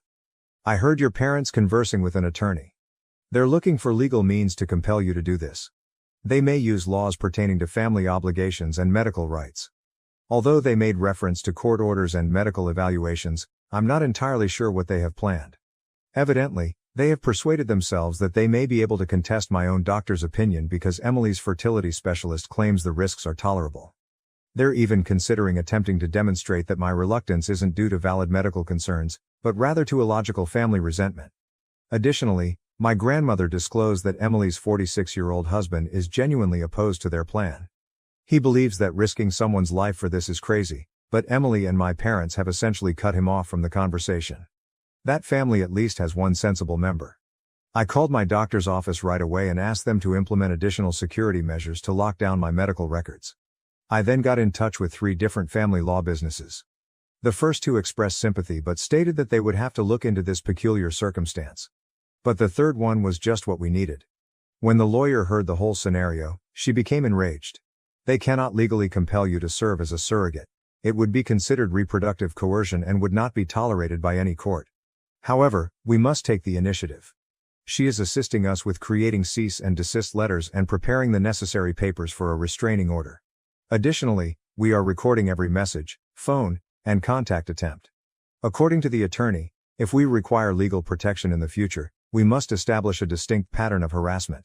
The majority of our legal expenditures are covered by Greg's company's excellent legal insurance plan. Even if it didn't, I would sell my car if I had to, he stated. Last night, he informed me, your safety is worth everything we have. The most bizarre aspect of it all is that they still act as though they are the victims and that I am the one who is acting irrationally.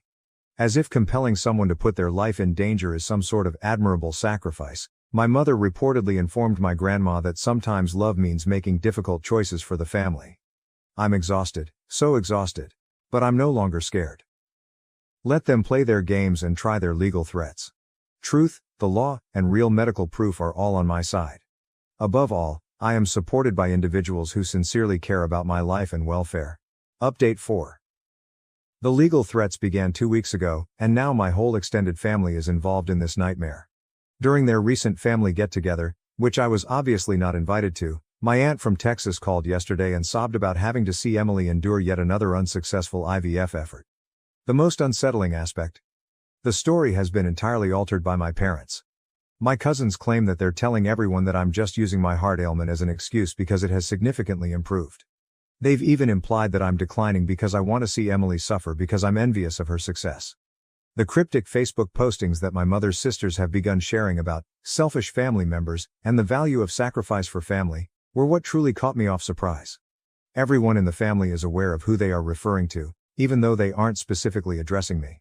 I've received messages from some distant relatives I haven't seen since I was a child expressing their disappointment with my decisions. My cousin Sarah, 39F, is the one bright spot in all of this. She personally contacted me to express her anger with everyone's actions. She wrote, I recall how they treated you as a child. They're being crazy, don't let them guilt you into this.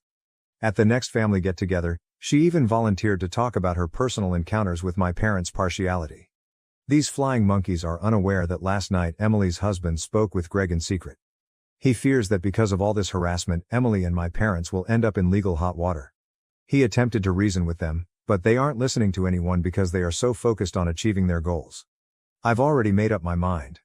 I wrote a mass email to my entire extended family last night that had only the medical facts about my heart problem, along with a statement from my cardiologist on the risks of getting pregnant again, without any drama or accusations. I concluded it by saying that my lawyer would handle any further harassment and that I would no longer discuss surrogacy. Then, with the exception of my grandparents and cousin Sarah, I blocked every member of my family. Greg assisted me in creating new social media profiles for close friends only, using a different identity. It's strangely freeing, but it seems like entering witness protection. Yesterday, my youngster questioned me about why we no longer see Grandma and Grandpa. I told him that sometimes we have to avoid individuals who don't respect our limits, even if they are family, even if it breaks my heart. After giving it some consideration, he remarked, like when Tommy at school doesn't stop when I say no. Children are more capable of understanding than we realize. I've learned from this whole experience that my true family isn't always the folks with whom I share DNA. It's the people who love me without conditions, who respect my right to life and who cherish my presence above and beyond what I can do to others. Update 5. I sent out a bulk email to the extended family a month ago. The result was different from what I had dreaded, yet it was precisely what you would expect. Genuine peace is something I've never experienced before thanks to my new phone number and secret social media profiles. Through my grandma, I heard what is likely to be my mother's final message to me. You've let this family down for the last time. You put your self-interest ahead of Emily's happiness. You shouldn't anticipate being welcomed back. Oddly, I felt a tremendous sense of comfort instead of pain as I read those words. What I've understood all along, that my sole worth was what I could do for Emily, was now expressed aloud. This morning, my lawyer called to let me know that Emily was contacted by her fertility clinic. They wanted to make it clear that they had never authorized surrogacy agreements involving a person with my medical background. It seems that neither Emily nor my parents had ever brought up my cardiac ailment. This only serves to highlight their lack of concern for my well. The most unexpected result? No more worrying about family get-togethers, dread when my phone calls, or persistent feelings of inadequacy. I'm sleeping better than I have in years. Greg also noticed, saying, I'm laughing more freely and smiling more. In this brand new, drama-free setting, our youngster is flourishing. We began Sunday board game nights as a new family tradition last weekend. I had a profound realization as I sat there and watched him laugh with Greg. This is how family should feel: secure, affectionate, and welcoming. Sometimes my grandmother comes to visit, but she always makes sure my folks are unaware. Last time, she brought old pictures of me as a baby that I had never seen before. As I looked at them, I saw a contented little girl who had no idea that she would spend decades attempting to win affection that ought to have been given without conditions. I'm finally providing the protection that little child needed from those who never valued her. She deserved better. I want to express my gratitude to everyone on Reddit who helped me along the way. Your remarks made it clearer to me that defending myself was a matter of survival rather than selfishness. You showed me that a true family doesn't require you to sacrifice yourself for them. If you're wondering whether it's wrong to shield oneself from a toxic family, the answer is no. Your limits are legitimate, your health is important, and your life has worth. Walking away from folks who don't love you enough can sometimes be the bravest thing you can do. Since there is really nothing else to say, I will no longer be updating the story. I've closed the chapter on my dysfunctional family. With the family I've chosen, the ones who genuinely want me to live to read them, it's time to concentrate on writing fresh, healthier chapters. But hold on, shortly after I posted this update, two surprising events occurred. First, my lawyer received a legal letter from Emily's fertility clinic. As it turns out, my parents tried to conceal my heart ailment by falsifying my medical records. A report regarding this unlawful effort at medical fraud is already being filed by the clinic. The second was that Emily's husband had had enough. In the family group chat, he revealed how my parents and Emily had conspired to conceal my illness from the doctors. He disclosed that Emily was aware of my near-death experience while I was pregnant, but she had purposefully kept it a secret from everyone. The response from the extended family was prompt. Suddenly, the aunts and cousins who had been disparaging me stopped talking. My Texas aunt apologized over the phone, claiming she was unaware of the effort at medical fraud. Since then, a number of family members have stopped communicating with my parents and Emily, describing their behavior as completely illegal. Last week, Emily's husband filed for divorce because he couldn't stand being married to someone who would commit fraud and endanger her sister's life. My parents' flawless story about their precious child was ultimately shattered by this. Emily and my parents have been banned from all of the medical facilities that are associated with the reproductive clinic. According to my attorney, they might be subject to severe legal repercussions for their effort at medical fraud. Seeing their flawless facade fall apart after their own deeds were exposed feels like poetic justice, even though I never sought retribution. All I wanted was to be left alone. You are truly set free by the truth. For those who wanted an update on the repercussions, let me say that sometimes people who spend their entire life controlling other people end up controlling themselves. Emily and my parents did this to themselves. I'm simply living my best life with folks who genuinely appreciate it while keeping a safe distance. Reddit, thank you. Your assistance has been amazing along our journey. When I initially wrote about the demand for surrogacy, I was overcome with self-doubt and remorse. Your remarks gave me strength and demonstrated to me that true family is about more than just blood. It's about love and respect. This community demonstrated that strangers can occasionally offer greater support than one's parents. I will always be appreciative of the way you gave me freedom and a voice. Thank you for watching. If you haven't subscribed yet, please do so and hit the notification bell to stay updated with more shocking real-life stories happening around you. My wife divorced me, went on vacation with her affair partner, thinking she'd get my parents' trust fund, but instead, she got a lawsuit. Hello, I'm Aaron, a 30-meter person, and I'm just going to try to write everything down here. I've known my pals have been friends with me my entire life because they claim that I'm the trust fund baby. They always attempted to get close to me, assuming I would be sponsoring alcohol at parties and holding extravagant parties all over the world. But every time I proved to be nothing like that, they abandoned me. My parents do have a sizable trust fund for me, but I am aware of how hard they have worked to earn it. I am aware that money wasn't created overnight and that my father's business may be destroyed by a single error. I therefore put a lot of effort into building on what my father began every single day. But I came so close to making that one error recently. I didn't date anyone while I was in college, except for Ashley, my wife, the love of my life, and 28F. I'm not the kind to casually date or hook up with women. My goal was to date in order to get married. But I drew all the wrong kinds of company when word got out about my parents' wealth. You know, having money makes you popular and makes others want to live off of you. I did occasionally sponsor alcohol and lend money to some of my friends, but nothing extravagant. Nothing that one would anticipate from a trust fund baby. I think it's okay to do things in moderation. In fact, it's crucial because you have to be a member of society. I therefore made an effort to be liked by everyone, although I hardly ever trusted anyone. I met Ashley at my graduation celebration. I struck up a conversation with her informally as she didn't seem to know me. We hit it off right away. After exchanging phone numbers, I took her to McDonald's for our first date. We had an incredible time. I fell in love and she didn't seem to mind that our first date wasn't particularly spectacular. My first love in life was Ashley. She wasn't dull and didn't seem to be making a concerted effort to win my approval. She was just being herself. She was also incredibly intelligent. I seemed to obtain an image that was beyond my budget while I was with her, and I felt normal.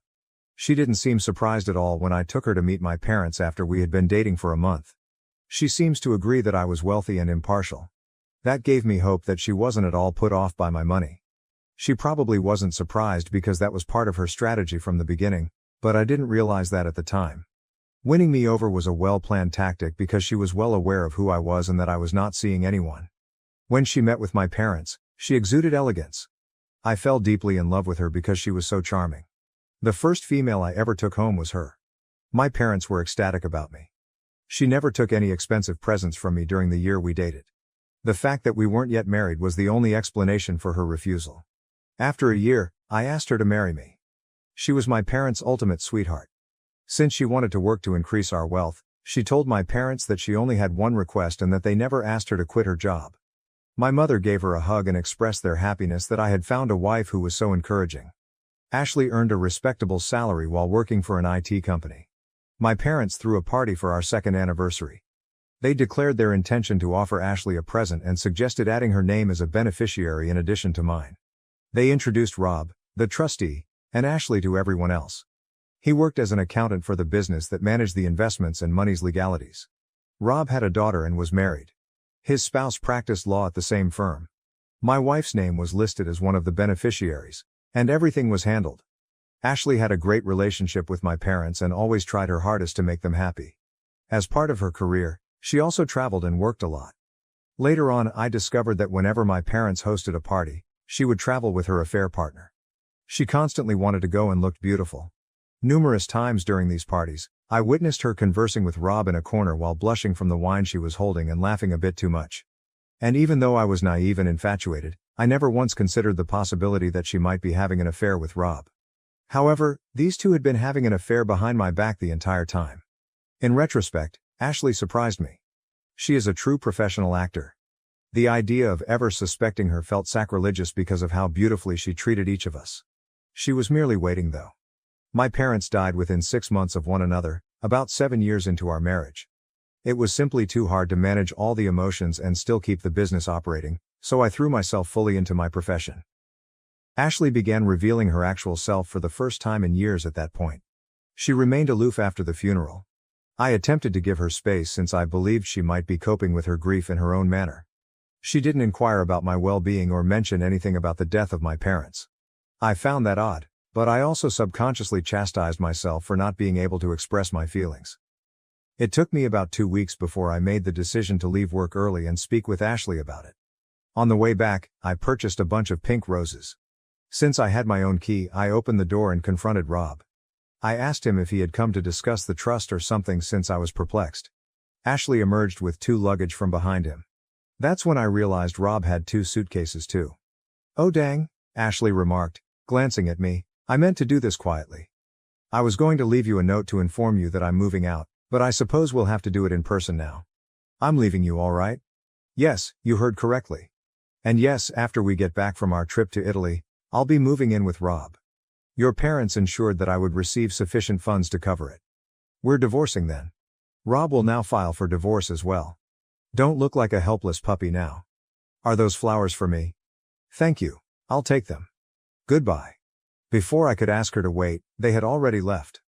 There was silence after I heard the motor revving up. My wife of 8 years abruptly left me. Is the phrase, "the world crashing down in front of you," familiar to you? Well, that sums up my feelings the best. I didn't leave the house for 2 days. I kept the blinds closed.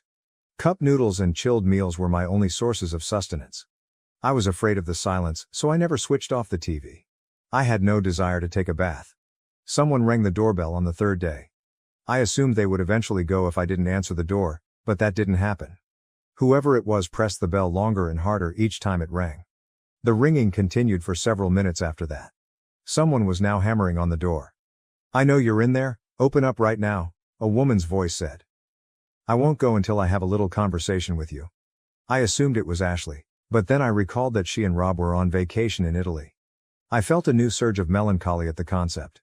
I dragged myself out of bed and began opening the door because the banging and knocking wouldn't stop. A woman with red hair wearing a 2-piece suit was waiting for me when I opened the door. It appeared as though she would eat my head off. "Your wife fled with my husband," she remarked. "It won't assist anyone to sit here and be a wimp. In 15 minutes, get up, take a bath, and enter the living room. We have a lot to discuss." As soon as I didn't answer, she opened the door, met my eyes and said, "You stink." "Okay, Mom," I said before I went to the restroom. "I heard that," she yelled back. I laughed in spite of themselves. After my bath, I felt somewhat human again, and the living room looked immaculate when I got back. The kitchen was no exception. Rob's wife, Sandra, gave her introduction. She explained that she had been attempting to contact me at my workplace for the past 2 days but was unable to do so, so she ultimately made the decision to come to my house. She was serious. What she was telling me was unbelievable. Sandra claimed that, similar to me, she was unaware that Rob was unfaithful to her. Only 2 days ago, when he left the house and promised to send his assistant to get the rest of his belongings, did she find out. Her world was broken, just like mine was, but she didn't mope about it. She began to dig. She started by looking through Rob's laptop. There, he kept his work belongings, but he was hooked onto Facebook. She quickly combed through his conversations to discover who he was having an affair with. She swooped like a hawk once she was certain. She was very certain that Rob was withdrawing funds for his personal purposes after reviewing all of the documents pertaining to my trust fund. He was being helped by one of the beneficiaries, who was none other than Ashley, so it began little enough to go unnoticed, but ultimately he had grown confident and reckless. Although she wasn't lying, I kind of wanted she was. Sandra was prepared to destroy them because she had all the evidence. Sandra said, "I have a little daughter," while I was still unsure. "I'll get every last dime out of Rob, and I'll completely destroy Ashley. What you believe doesn't matter to me. I only wanted to let you know. If you do not wish to participate, you're under no obligation to do so." She exuded confidence and determination, and I knew from a way that I could trust her. I was on board then. We exchanged handshakes. We were working on a scheme that would cost my ex-wife a lot of money while she was on vacation in Italy. Rob and Ashley had returned from their 10-day vacation in Italy. Sandra and I wanted to see how they would react when the penny dropped, so we waited for their call. I had been at work on a Monday when Ashley called. She went on a tirade as soon as I answered. What on earth is going on? What does Rob mean when he says we're having problems? Where's my money too? You mean the money from my parents that Rob used to buy you presents and most likely the apartment you moved into, I said. I hope my lawyer got back to you. It's Rob's wife Sandra, who also happens to be employed at the company. Before she could utter another thing, I hung up and told her I had to leave. That day, Ashley was waiting outside when I left work. She blocked my path as I proceeded toward my car, pretending not to notice her. I had known her for a long time, but I had never seen her so upset by anything. She requested me to explain things to her since she seemed to be having trouble understanding Rob's nervous account of what happened and wanted to hear it from me in simple terms. I informed her that I had learned about the divorce petition from her attorney. The only difference was that she would not receive a single dime. The expression on her face, oh boy. She never would have imagined that this would be taking place. I saw the panic rising within her. After experiencing a moment of cruel pleasure, I felt a great deal of guilt for placing her in this predicament. It's hard to see someone you care about suffer, and I still loved her. I had to leave as soon as possible to avoid being manipulated by her. I brushed her aside and headed for my car. From behind me I heard her yelling. She was requesting that I stop. How could you do this to me? Was the final thing I heard before getting into the car. I wanted to lash out and tell her that I could ask her the same stupid question because I felt like I was being stabbed. Instead though, I got into my car and left. In my rear-view mirror, I could see her, completely confused, taking care of the automobile. Rob, meantime, had received notification that he would be leaving the organization. He was damaging the company's reputation, and it seems that word had gotten out. Since many customers had contacted to request contract termination, firing Rob was the greatest damage control measure the company could take. Sandra arranged for the best counsel because she had several friends who were lawyers. She was confident that she would win the lawsuit and be granted custody. As I drove home, Sandra was providing me with all of these information. I felt a lot lighter. I wrote this up after returning home. I wanted to let out my frustration after my encounter with Ashley. Is Ashley being treated too harshly, in your opinion? Update 1. Hello to everybody. I have an update now. A week has passed. I appreciate you helping me and getting me back up when I was feeling quite lost. I showed him this Reddit article during our first therapy appointment. It's a good coping mechanism, he said. According to him, it's normal to mourn the person you lost, in this case, Ashley, so it makes sense that I would feel extremely overwhelmed once I revealed the truth. I'll try to give you all a summary of what transpired this week. Ashley gave me another call. Her voice was softer this time. She spoke in a muffled voice, as if she had been sobbing. I was asked if I had eaten dinner. Do you want me to come over and cook it for you? She said after I declined. I was surprised. She stated she would be at my house in 30 minutes, so I assumed she interpreted my silence as a yes. No, you won't, I responded, finally finding my voice. Are you serious? You want to come here, make me supper and set up a playhouse after what you did? No, darling, she said. We can talk, even though I know things haven't been well. At the time, I was going crazy. At this moment, I believe I yelled, bad? Do you think what you did was bad? Simply awful? It was evil. It was self-centered and cruel. You're going to hell with it. I would never again want to see your face. What the devil is wrong with you? I felt like throwing up at the next thing she uttered. I should stop overreacting, she said. For me, I believe it marked a turning point. At this time, I saw her true self, a woman who didn't regret her acts at all and would do it all over again in a heartbeat, despite the remorse I had been feeling for hurting her. The call was a trap, an attempt to control me. She was unaware of my realization and continued to complain about how I was portraying her in the lawsuit as a gold digger, even though she was actually making money and had a job. I wanted to let her know that I had paid off all of her student loans, so if she was now living nicely, it was thanks to my family and me. She claimed that the only reason she wanted to visit was because she believed we should have a conversation and reconcile, and that I should drop my case since it was useless. It was impossible for me to refrain from asking, what about Rob? She claimed that Rob was simply different and that she was having an affair with him because he made her boring existence interesting. She then began accusing me of never being there for her and of being away on business.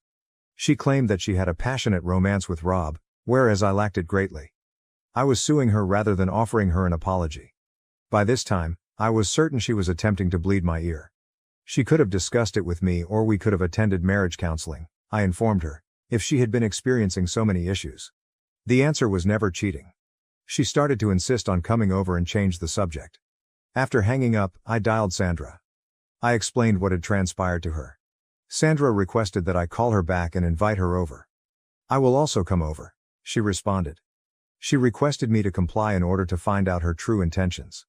I ended my conversation with Sandra and dialed Ashley instead. When she picked up, she sounded so arrogant. She claimed she will be there in 30 minutes and that she knew I would come around. Sandra arrived before Ashley did. There was not enough time for her to explain her plan, and I was unaware of it.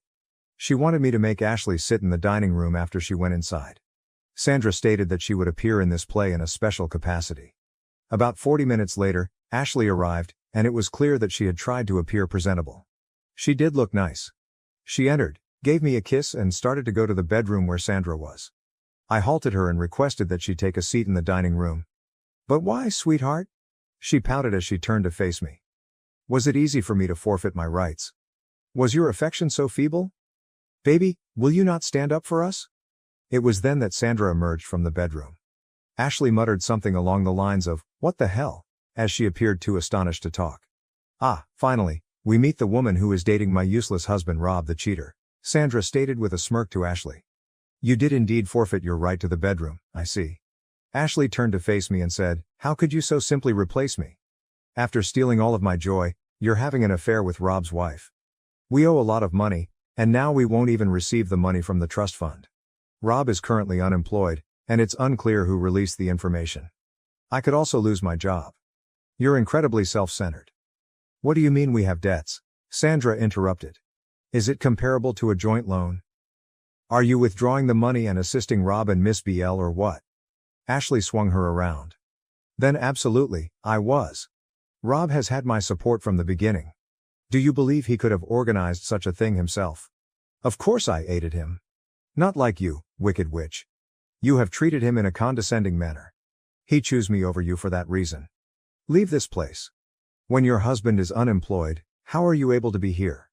Why in the world don't you support him and make a statement in his favor?" After giving me a charming smile, Sandra informed me that she believed I should send Ashley home. The task was completed. After receiving the signal, I held the door open for Ashley. Ashley hurled a barrage of insults at us as she walked out. What just happened?" I asked Sandra as she was leaving. Sandra winked at me after pressing stop on a tape. "We got a confession, Aaron," she exclaimed with excitement, her eyes gleaming. "We'll destroy them." She heard me say, "I'm not letting both of them escape. That's Sandra for you, my friends. She is cruel and cunning. I would be afraid of her if I were Rob and Ashley. She simply performs her job too well." Sandra admitted before leaving that she was the one who had clearly leaked the Rob news. I informed her that I was picking up on her intelligence and that I had at least deduced that she was involved. "I'll keep you guys informed." At last, the game is starting. Update 2. I'm back with an update, which I think is a bit early, but I couldn't wait to share it with you all. Sandra is an incredibly vicious murderer. She explained everything in detail and submitted the recording to Ashley's employer. In the note, she stated that someone who would go to such efforts to deceive her loved ones wasn't a trustworthy employee and would likely attempt to steal money from them if she saw a chance. Sandra also had a long-standing friendship with one of Ashley's business colleagues. Sandra's buddy quickly withdrew from a transaction she was about to support, claiming that she had doubts about the reliability of several team members. The agreement was therefore off the table. When Ashley's supervisor heard the news, he was completely distraught. To salvage the deal, they acted quickly and dismissed the offending individual. That's all. My ex-wife was abruptly let go from the corporation. Both of them are currently unemployed and in debt. Sandra informed me that she had been receiving constant calls from Rob. He began messaging her when she didn't answer. She disabled his number and urged him to stop bothering her. "I'm having a great time right now. According to my therapist, who I've been seeing, Ashley ought to serve as a case study on narcissism." That was kind of amusing, lol. After a long time, I burst out laughing. In any case, I'll update you all. Oh, did I mention that Rob had been arrested? Ashley apparently had to take money out of her savings account to cover his bail. Serve them well, lol. For now, goodbye. Update 3. Sandra gave me a call this morning. She was enraged. Rob apparently rang her doorbell intoxicatedly early in the morning and continued to abuse her. The entire incident was captured on her security camera. He tried breaking in when Sandra begged him to leave. Only after Sandra threatened to call the police did he go. The worst part of the entire situation was that Sandra and Rob's daughter, Emily, woke up as a result of all the noise. She witnessed the events and is now traumatized. Children typically suffer after divorce, but witnessing your father go drunk on your doorstep, yelling at your mother, and attempting to break into the house is an entirely different matter. Since then, Emily has refused to leave her room. Sandra needed to go to the police station to file a restraining order, so she asked if I could come over. At such short notice, she was unable to hire a babysitter. I assured her I didn't mind and asked them to call me at work if they needed anything. Sandra went out the door as soon as I arrived. Since Emily hadn't even had breakfast, she advised me to offer her some food if she came out. I went to knock on Emily's room as soon as Sandra left. I got a pin and shattered the lock when no one answered. I have no idea why, but I was feeling suspicious. I was contemplating the worst-case situations during the stillness. I was unable to remain motionless while the youngster was in pain. There was no one in the room when I rushed in, and I was breathing heavily. Then I noticed a slight movement. Emily was concealed beneath the bed. With the exception of her hair, the 3 or 4-year-old daughter looked exactly like her mother and was staring at me with fear in her eyes. She stammered in terror and managed to ask me if Rob had sent me and if I was her dad's buddy. I got down on my knees and said hello. I explained to her that I was actually her mom's friend rather than her father. At that, she appeared to calm down a little. She then began to stare out the window nervously and inquired as to whether her father had left. Since her mother was like a tigress and would do everything in her power to protect her cub, I answered that he was. At that point, she broke down in tears and confided in me about her fear that Rob would break in and harm her mother. I promised her I would never allow that to occur. In addition to losing a parent, this innocent child had witnessed what a terrible monster her father was, and I felt terrible for her. I persuaded her to play her favorite Disney film and come out. I served her some lasagna that I had warmed up.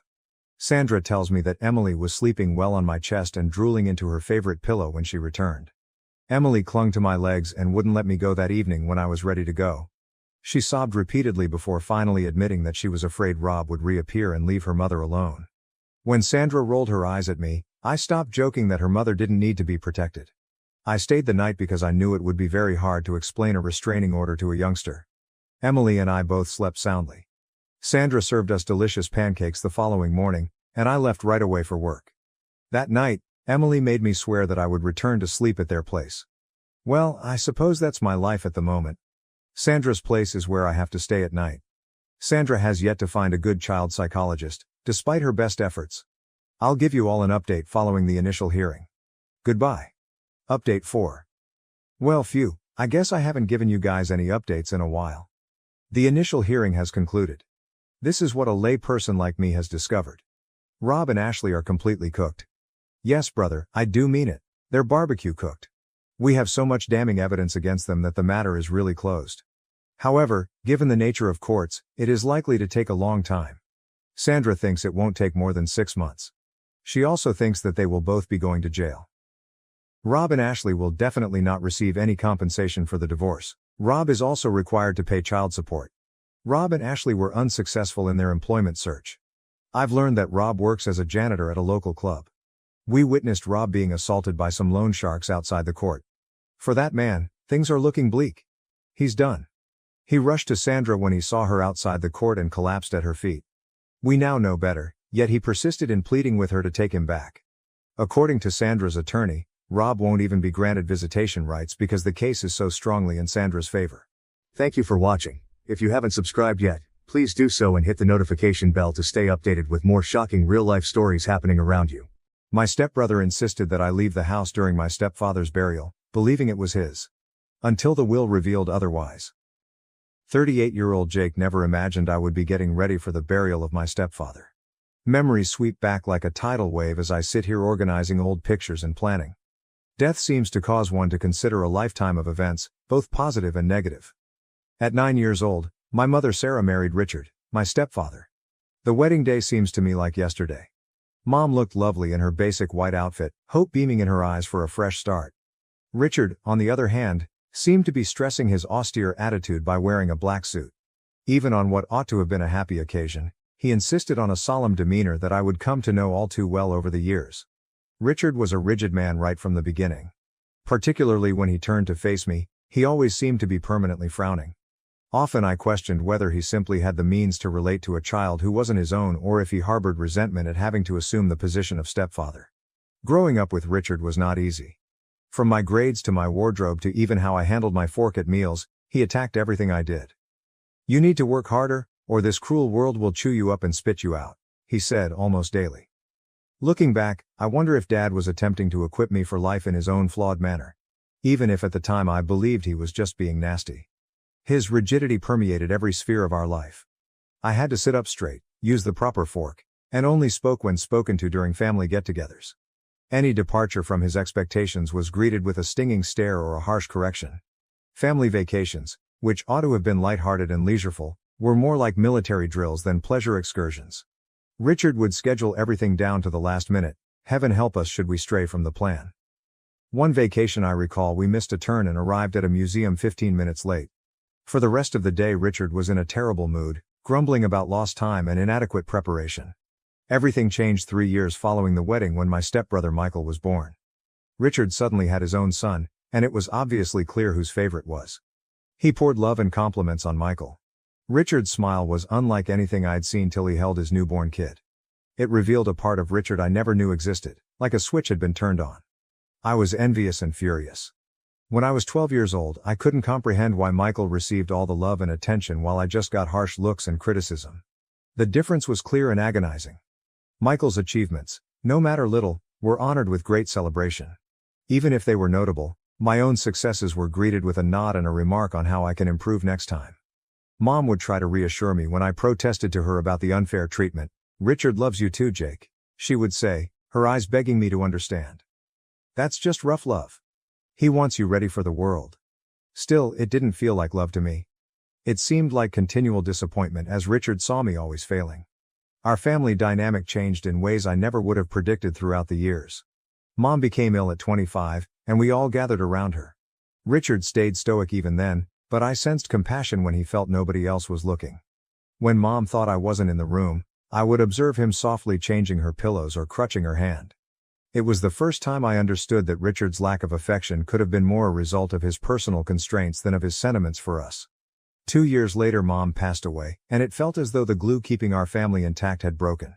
Tears and quiet prayers defined the funeral. Richard stood like a monument all through the service, his face a blank mask. Though the wall between us seemed insurmountable, I wanted to get in touch with him to express our loss. Then 21 Michael left soon after Mom passed away. He launched his own family after tying the knot with Emma, his high school sweetheart. It was only me and Richard in that large mansion loaded with memories suddenly. I gave moving out some thought as well, but something held me back. Perhaps it was a feeling of obligation, or perhaps deep down I was still that small boy yearning some indication of approval from the guy who had been my father figure for most of my life. Looking after Richard in his latter years was difficult. Fighting the restrictions his aging body placed on him, he was as tenacious and critical as always. There were days when our conflict was so thick you could cut it with a knife. But occasionally too I felt short sparks of thanks in his eyes. Like the time I stayed up all night with him during a sick attack, or when I learnt to make his preferred foods as he grew too frail to stand at the stove himself. Those were uncommon events though, and most of the time I felt as though I was looking after a stranger who happened to live in my house. We were living in a tense truce, neither of us entirely sure how to close the distance that had widened between us over years. Richard's character made me never even consider entering a relationship or getting married. I wanted none of the same issues I was experiencing from my wife or girlfriend to confront. Richard's gone at 65, taken unexpectedly in the evening from a heart attack. Everyone is showing their respect as I get ready for his burial.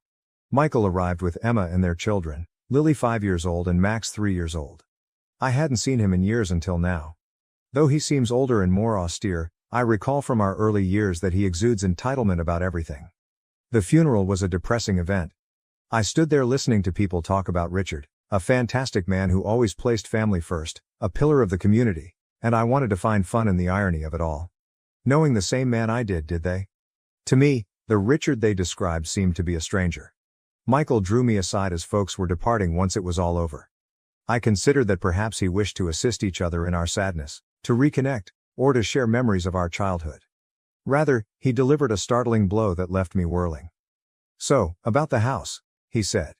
His voice laid back as though we were talking about the temperature. "I'll need you to leave by the end of the month." "Not sure," I glanced at him. "What are you talking about?" He groaned and cast an intentionally obtuse glance at me. "Clearly, the house. Dad turned it over to me. Ultimately, I am his genuine son. You never imagined he would leave it to you?" I thought of myself as having been gutly pounded. This was how it turned out, all these years of trying to be the son Richard wanted and of looking after him. Part of me wanted to fight for what I felt I had earned over years of conscientious living. But another side of me, the one still feeling like that 9-year-old lad yearning for affirmation, wanted to withdraw. Fine, I answered, my voice empty. I'll be out by the end of the month. Not only for Richard, but for the family I never really had, for the bond I had always hoped would grow between Richard and me but never did, as I watched Michael walk away arm around Emma, kids running ahead. That evening I began packing among boxes of memories I wasn't sure I wanted to save. Sorting through years of accumulated belongings, I couldn't help but wonder whether Richard had been right all along. Sometimes you still ended up with nothing to show for it. The world was harsh. Update: I sold out of my childhood house a week ago. For now, Mom's sister Linda is here with me trying to decide what to do next. Thinking about Michael and how we got here, I lie awake at night staring at the foreign ceiling. Michael obviously was the preferred child growing up. Richard doted on him in a way he never did with me from the time he was born. Birthday celebrations with all his friends invited, new toys just because, please smiles when he brought home a good report card, all things I had longed for but never received. I recall one birthday Michael was around 8 years old. Richard hired a whole arcade for his buddies and himself. At the time, I was 17 and couldn't help but contrast it with my own birthdays, which often featured a quiet meal and perhaps a small gift. But Michael aged and something changed. The sweet little lad who used to follow me about wanting to play developed into a depressed adolescent who appeared to hate everything and everyone. He started to treat me like I was invisible and spoke angrily back to our parents. It was like seeing a stranger seize my little brother's body. One specific occasion comes to mind when he was around 16. Richard asked us about his marks when we were having dinner. Richard asked us both this kind of inquiry all the time. It was a regular one. Michael burst this time though. He began screaming about how he despised living under Richard's control and how sick he felt of the pressure. He bolted from the house, slamming the door so fiercely a picture fell from the wall. Richard seemed to be sitting there, looking older and sadder than I had ever seen him. Instead of the angry man I had anticipated to pursue Michael and drag back. Michael's behavior just became worse as he grew older. He began courting a series of girls, each relationship ending hazily. Late nights, missing curfews, and shouting battles with Richard that rocked the home abound. I tried to keep out of it, but the continual stress would inevitably affect me. Michael laughed it off when Richard tried to discuss respect and duty. "You can't control me anymore," he would say, and Richard would get this expression, a mix of wrath and despair, that I had never seen before. Then arrived the day he turned up with Emma as his bride. Not even among us knew he was seeing someone seriously, let alone getting ready for marriage. Walking in with Emma, little more than a teenage herself, he said they had eloped. I shall never forget Richard's expression. For once, he was silent. Mom tried to calm things down and welcome Emma into the family, but the air was clearly charged. Richard seemed to be straining to keep his cool and to find the proper words to speak to his kid. Emma claimed she wanted to live free from family meddling, apart. Michael thus packed his luggage and left, simply as that. He pledged to visit and keep in touch, but those pledges soon dropped off the list. Weeks became months devoid of his communication. His calls were always quick and often tinged with conflict. I assumed definitely he would come back when Mom fell ill, but he did not. He asked her periodically how she was doing, but always had a reason for why he couldn't visit. Work was hectic, the kids were sick, the car was in the shop. Something was always there. Hoping it would be Michael, I recall sitting next Mom's hospital bed and seeing her eyes flash every time the phone rang. More usually than not, it wasn't. It was me who had to phone Mom to let her know she died. He sounded very offended, full of regret for not visiting more frequently. He claimed he would try to make it to the funeral, but ultimately he did not show up. Just a flower arrangement delivered to the funeral house accompanied by a card offering his sympathies. Feeling his absence like a physical hurt, I stood at the burial wondering how we had become so far apart. And right now here we are. Not motivated by love or obligation, the prodigal son returns for what he can gain. Thinking about how he swooped in and grabbed the house, acting as though he had some right to do so when he had left us years earlier, makes me enraged. I consider all the evenings I spent seeing to Richard, all the doctor's visits I accompanied, all the meals I made, and all the expenses I paid. And for what? To be thrown aside just like I never really mattered at all. But my phone calls as I'm staggered in these terrible ideas. It is Mr. Thompson, Richard's attorney. Telling me he has to talk about something vital, he sounds serious and asks me to come back to the house tomorrow. Uncertain on what to believe. Part of me hopes there's a mistake and maybe I won't have to abandon my house after all. Knowing how let down I have been in the past, another side of me is terrified to hope. I wonder what tomorrow will hold as I hang up the phone. Whatever it is, I am clear one thing. This is not going to be easy. I toss and turn the remainder of the night, my head ablaze with possibilities. Something so crucial that Mr. Thompson had to see me personally. Richard left something for me after all. Is it conceivable? Alternatively, is this only another letdown in a long run of disappointments? Feeling like a stranger, I stood before my childhood house the next day. To my astonishment, Michael's car was also in the driveway already. Breathing deeply, I entered. The familiar creak of the front door sent a pulse through me. Sitting at the dining room table, Mr. Thompson had a stack of documents before him. There were Michael and Emma as well, clearly agitated. With his demeanor unreadable, the attorney motioned for me to sit down. Seated, well aware of the tension in the room. "Thank you all for coming," he said with a firm businesslike voice. "I know this is a tough period, but there are some crucial issues about Richard's will we should talk about." Michael slanted forward, a smug grin on his face. "Let's wrap this up. I would want to start right away as I have plans for this home." Mr. Thompson cleared his throat, seeming uncomfortable. "We should really talk about that. Richard's will states that Jake has been left the house and in fact all of his possessions." The room went still for a time. I felt as though I couldn't breathe. Had I heard him precisely? After all these years of believing I was never good enough, Richard had left everything to me. The first to react was Michael. "What?" he yelled, leaping to his feet so fast his chair dropped backwards. "That's not possible. Real son of his father is me. He wouldn't hand everything to Jake." Mr. Thompson stayed cool under Michael's rage. "I'm rather worried it's rather obvious. Richard's will specifically says that Jake is to inherit all of his possessions, including the house, his savings, and his personal items." What I was hearing defied belief. It seemed illogical. Those years of criticism, of feeling as though I could never measure up, and now this. Michael was pacing now, his face flushed with rage. "This is nuts. When he composed this, he must have been insane. I'll dispute it. I'll bring this before court." Mr. Thompson gave a headshake. "That is not what I would counsel. Richard prepared this will rather carefully. He included a letter outlining his choice and had it attested and notarized. Challenging effectively would be quite difficult." Michael turned to face me, his eyes flaming with resentment. "You did this, did not you? You somehow twisted him against me?" Still in disbelief personally, I raised my hands. "About any of this I knew nothing. I assumed he was forwarding everything to you." Before things could get much more heated, Mr. Thompson stepped in. "If I may, I think Richard's letter might help to clarify his choice." Pulling out an envelope, he started to read.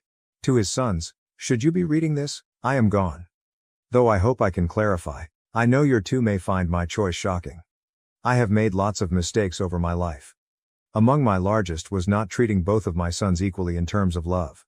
I expected too much from Jake, was too demanding, never showed enough affection. And I treated Michael too kindly. I never set appropriate limits or imparted any lessons of value. As I considered my life in my last years, I came to see something crucial. A real son is defined by behavior rather than blood. And in that sense, Jake behaved as a real son ought to. He stayed with me through trying circumstances and looked after me even when I didn't deserve it. All the traits I attempted to teach but failed to show myself, patience, kindness and responsibility, he exhibited. I am so leaving everything to him, not as a punishment to Michael but rather as a tribute to the kid who really embodied the ideals I cherish. I hope you both have the compassion to see and pardon the errors of an elderly guy." The room went still once Mr. Thompson closed his book. Tears came to me, a lifetime of feelings rising inside me. All those years I felt Richard didn't care, that he considered me a disappointment. But he had been observing, noting, valuing in his own unique sense.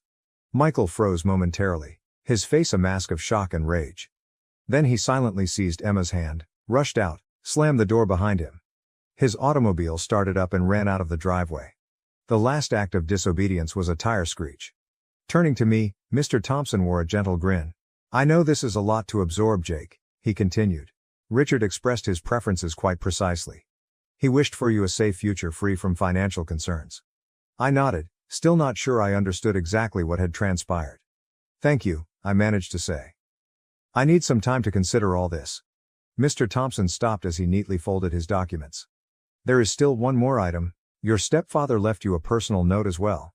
You read it in private?" he questioned. He gave me an envelope with my name written in Richard's recognizable handwriting on it.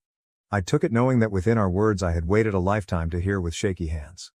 I sat by myself in the quiet house flipping the envelope in my hands after Mr. Thompson departed. At last I plucked the will to open it and read. Jake dear, though I know I've never been excellent at communicating my emotions, hopefully this letter will help to offset some of my faults.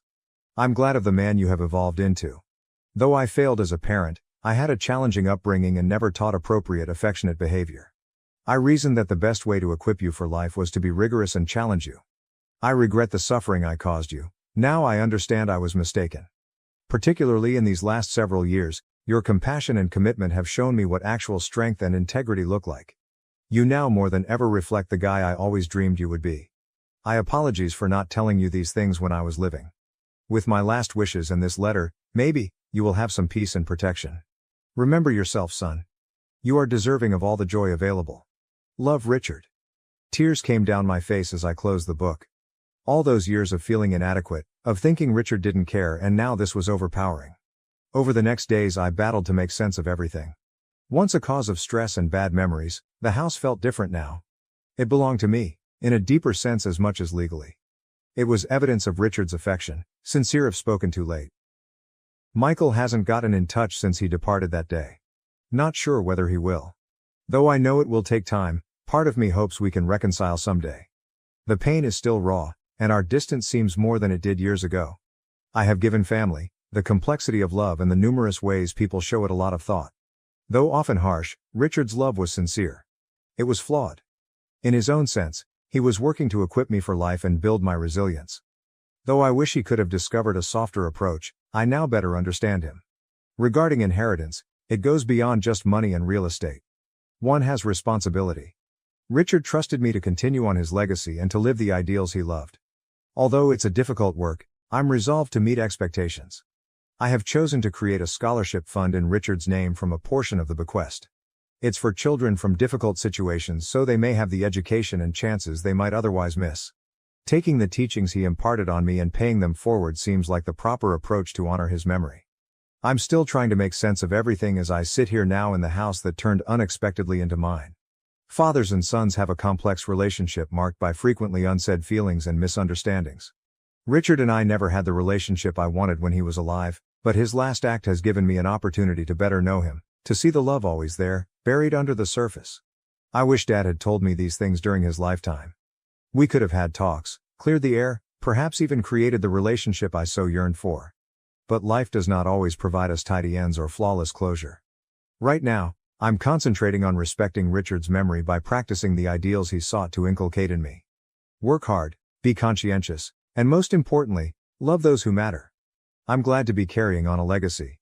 Looking ahead, I experience a range of emotions: sadness for what was lost, thankfulness for what I have, and hope for what is to come. Richard's unexpected legacy has given me a fresh perspective of family, love, and forgiveness in addition to financial stability.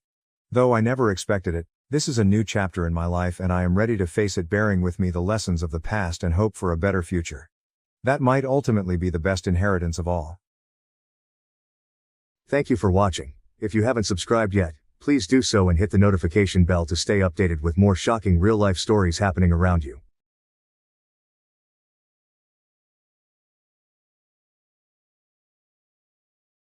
I broke up with my girlfriend because she wanted to stay a virgin. Now she wants to get back together but had sex with someone else during our breakup. I, a 23-year-old male, met my ex-girlfriend, a 21-year-old female, 3 years ago. We lived on campus at university in different halls of residence.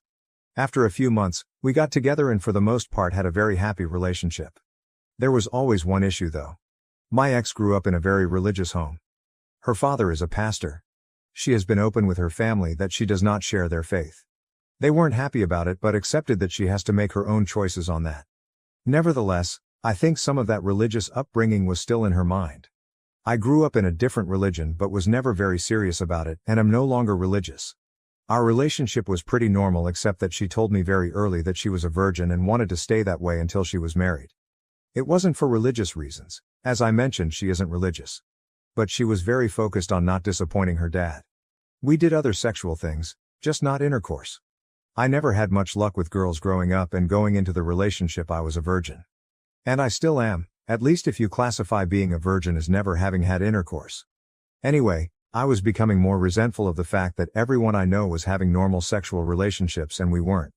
I couldn't understand why she didn't want to have a full sexual relationship, though of course I never pressured her about it. I felt that while I was at university, and pretty broke, getting married was something for the future. Last year, I was in my last year of university and she was working in her first professional job. Her degree was shorter than mine, so she finished university first despite being younger than me. She was talking a lot about all these successful guys she met at work, which did make me feel lesser as I was still a broke university student.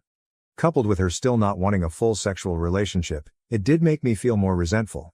We had some arguments about it and after a while I felt that I should end the relationship as we wanted different things and our lives were on different paths. It was awful. She was crying a lot and I felt terrible afterwards. Anyway, it has been nearly 6 months since we broke up. We haven't been in touch at all for most of that time. I have not been involved with anyone else in that time, as I was 100% focused on finishing my degree. I have finally finished university and am about to start my first professional job. She recently got in touch again and asked to meet up. I was hesitant but decided we had so much good history that I should hear her out. She told me she's been missing me terribly these past 6 months. That she thinks she wants to get back together and is open to having a sexual relationship now. I asked her why now. What changed? And she looked uncomfortable. After a little prying, she said she had a short-term fling with one of the older guys at work while we were broken up. Which of course was fine as she wasn't my girlfriend anymore. Anyway, she said he persisted with her until she started having sex with him. She ended it with him recently. She was clear that it was consensual, but that the guy was very persistent with pursuing sex with her. I was gutted. I couldn't understand why she'd make me wait all those years, but was fine doing it with some new guy she'd only been seeing a short time. I asked if the reason she was open to having a sexual relationship now is because she wasn't a virgin anymore. She said yes. I asked her to give me some space to process all this. I'm conflicted and would love some advice on this. I have missed her a lot and still have strong feelings for her. But at the same time it feels like I was strung along for years. It's hard to put my finger on why I don't want to take her back. Everything logically makes sense for us to get back together. I'd even get to finally have a sexual relationship with her. But I feel awful about this whole thing and don't want to ignore those feelings. Some of the comments are being very harsh on my ex. And I guess that's not surprising. You don't know her. She's not some evil manipulative villain. At all. I would never have been with anyone like that. She's still the funny, smart, charming, beautiful girl I always knew. Any guy would be lucky to have her. I would be too if I could handle the baggage here, but I'm thinking I probably can't and a clean break is the way to go. Though she may regret the relationship with the other man, it's not my business as she was a single woman and we broke up. I wasn't ever expecting to hear from her again really. This whole situation is very surprising to me. I'm feeling hurt because I guess this is a solid blow to my ego. That I feel like the lesser man here. I can own that, and that's something for me to work on. Ultimately I have some hang-ups about sex from this relationship that I need to deal with. A few people have suggested I could benefit from therapy. I'm going to look into that. I think I need help to process all these emotions from this situation. Relevant comments. I would ask her why she was willing to sleep with this guy after such a short relationship but after 3 years she was not willing to sleep with you. OP's reply, I think this is the right question. Because I don't know why she didn't say. All she said was that the guy was persistent. I'm torn about whether to simply text her that I don't want to rekindle things and leave it all in the past.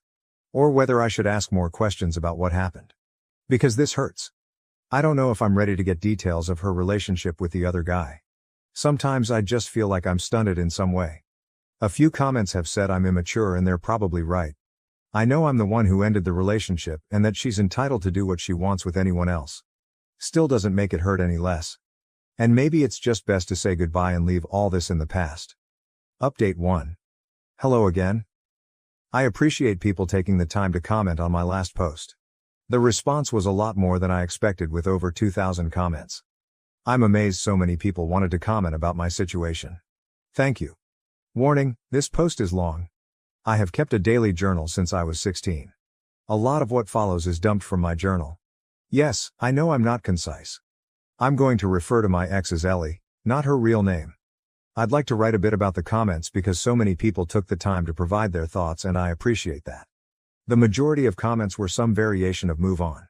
A clean break. A strong recommendation with a lot to recommend it. A minority said give her a chance and see how it goes. Plenty calling me an arsehole for ending it because I wanted sex in our relationship, or for being obsessed with her virginity. That I dumped her because she wouldn't put out. And quite a few saying my breaking up with her made her feel like sex is necessary to keep a guy and that it drove her heartbroken into the next guy's bed. There were a few she's pregnant comments. Not that I know of, it's not impossible, but if that happens it won't be anything to do with me. The dudes saying I should fuck her and leave her, or worse, seriously some of you guys need a hug or a psychologist. No, I would never use her like that, no matter our past. Ellie and I were a loving couple for years. That counts for something even after we broke up. Feeling hurt doesn't justify using her, or anyone else for that matter. As for comments that I have some hang up about taking her virginity. My issue when together was that we weren't having sex in our relationship, not whether she was a virgin or not. Her being a virgin was her reason for being abstinent, but wasn't directly an issue either way to me. If she hadn't been a virgin and wanted to be abstinent I would have been in the same situation. Bear in mind, for 3 years Ellie had everything she wanted from our relationship. Boyfriend, love, affection, loyalty, support, and a guy who respected her wishes to be abstinent. While she got 100% of what she wanted, for me there was a big element missing. And there was no way to reconcile that. Either we were having sex or not having it. Sex requires both to say yes, and that wasn't going to happen. With hindsight, I should have ended the relationship early on, when Ellie first told me she wanted to not have sex until marriage. When we got together I was a naive 19-year-old who had never had a girlfriend before, so I kind of went along with things because I really liked her and got along with her so well. I fell in love with her and then kind of felt stuck in a relationship that wasn't what I wanted. I've learned from this and won't make that mistake in the future. I want to make active, not passive choices in future relationships. To not just go along with things because that's what the other person wants.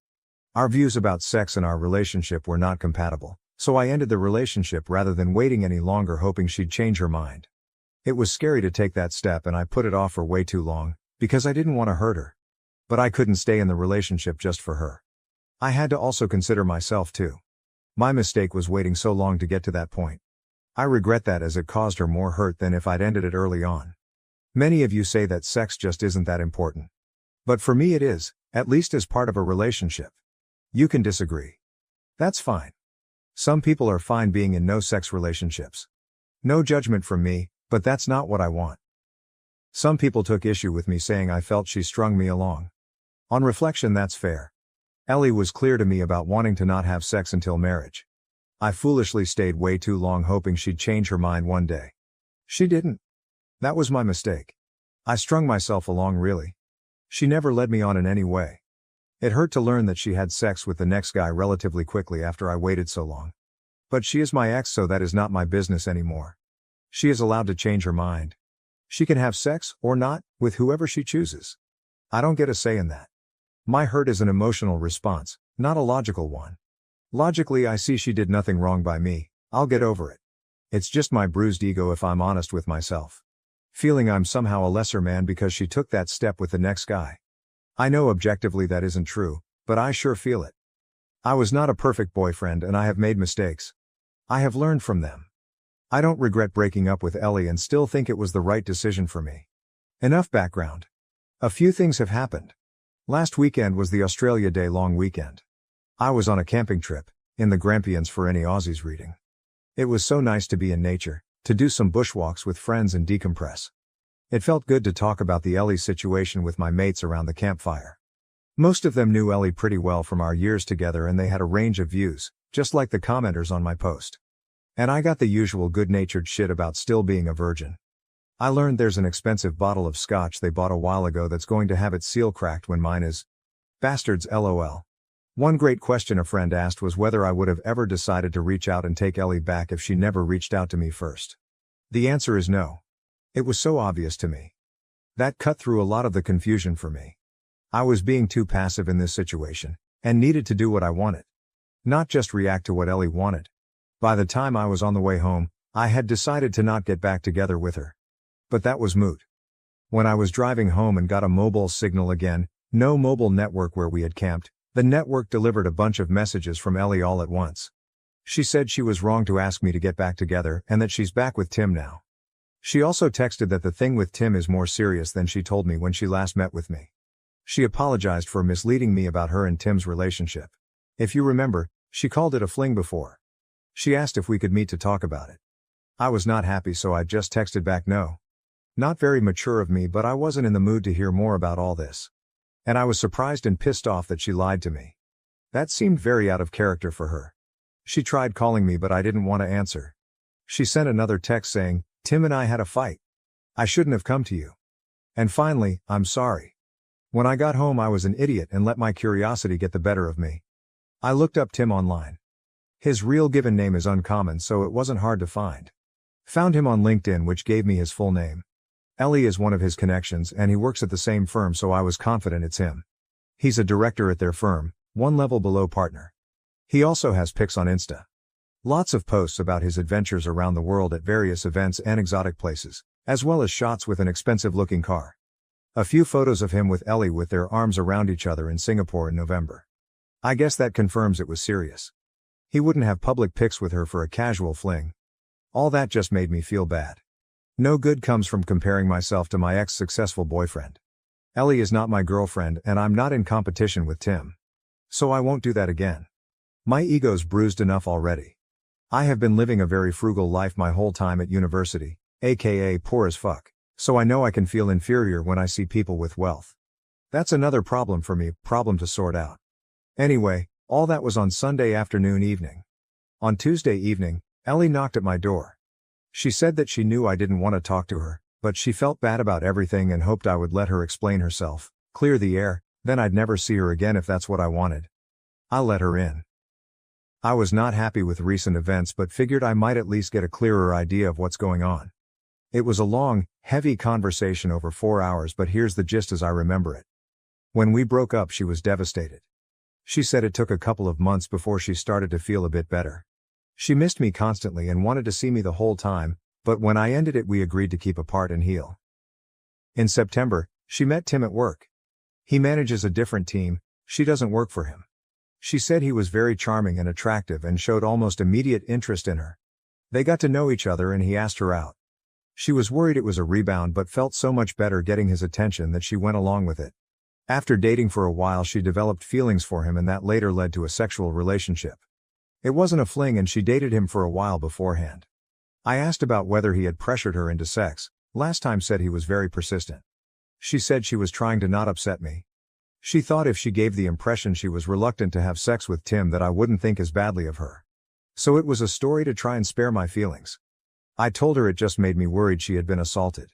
She looked shocked at that and said no way. She was actually the one who initiated their sexual relationship. I said although I don't like that she lied to me, I can understand why. I don't think she did anything wrong changing her mind about abstinence. Yes, I was hurt when she told me she was having sex, but I have no right to judge her for anything. She's a single adult and it's her life. I don't think badly of her. She burst into tears and said something like, "I thought you must hate me now." I assured her that I didn't. She said she was sad it didn't work for us, but that she never would have dropped her virginity commitment if we had not broken up. After we broke up, she decided that it was a commitment she made to her dad when she was still a kid and it was messing with the life she wants now. So by the time she and Tim got into their relationship, she had already decided she was ready for sex with the right person. I asked about her dad and she just said he doesn't need to know. I asked about why she asked to get back together. Tim is older, she told me he's 32, and has been at the firm 10 years. One day at work, one of the women made a snarky comment to Ellie about being another one of Tim's girls. She did some digging and it turns out Tim has a history. He has dated a long list of women from work, several of them were young graduate employees just like Ellie. The rumor around the office is that Ellie is just the next girl to get used by him. She was horrified. She accused him of using her. They argued and she told him it was over. Soon after that she came to me. She felt as if we might be able to rekindle things now that she was open to a sexual relationship. But my hesitation and time to calm down made her realize that was a mistake. Over the weekend, Tim asked her to work things out. She decided to give it a chance. She tried to call me but they went to voicemail. I was camping, so she sent those messages instead. So I guess that's settled. I don't want her back and she's in a relationship so she doesn't want me back either. We chatted a bit about how our families are going. She congratulated me on finally finishing university. She asked if I'd been seeing anyone and when I told her I'd been studying hard and working a lot since exams, retail job, with no time for girls, she laughed and said I'm still a big nerd. She hoped we could be friendly if we ever see each other. But she wants to keep out of contact out of respect for her relationship with Tim. She wants to give it a real chance of working. Which is fair enough. She gave me a hug, said thank you for understanding and left. So there you have it. Ellie involved me in her relationship drama. I would have preferred she hadn't, but at least it's sorted now. I'm glad I paid attention to my feelings and took time out to consider things, as it could have been very messy if I had taken her back. Trusting my gut has been the biggest lesson for me in all this. I still care for her despite recent events.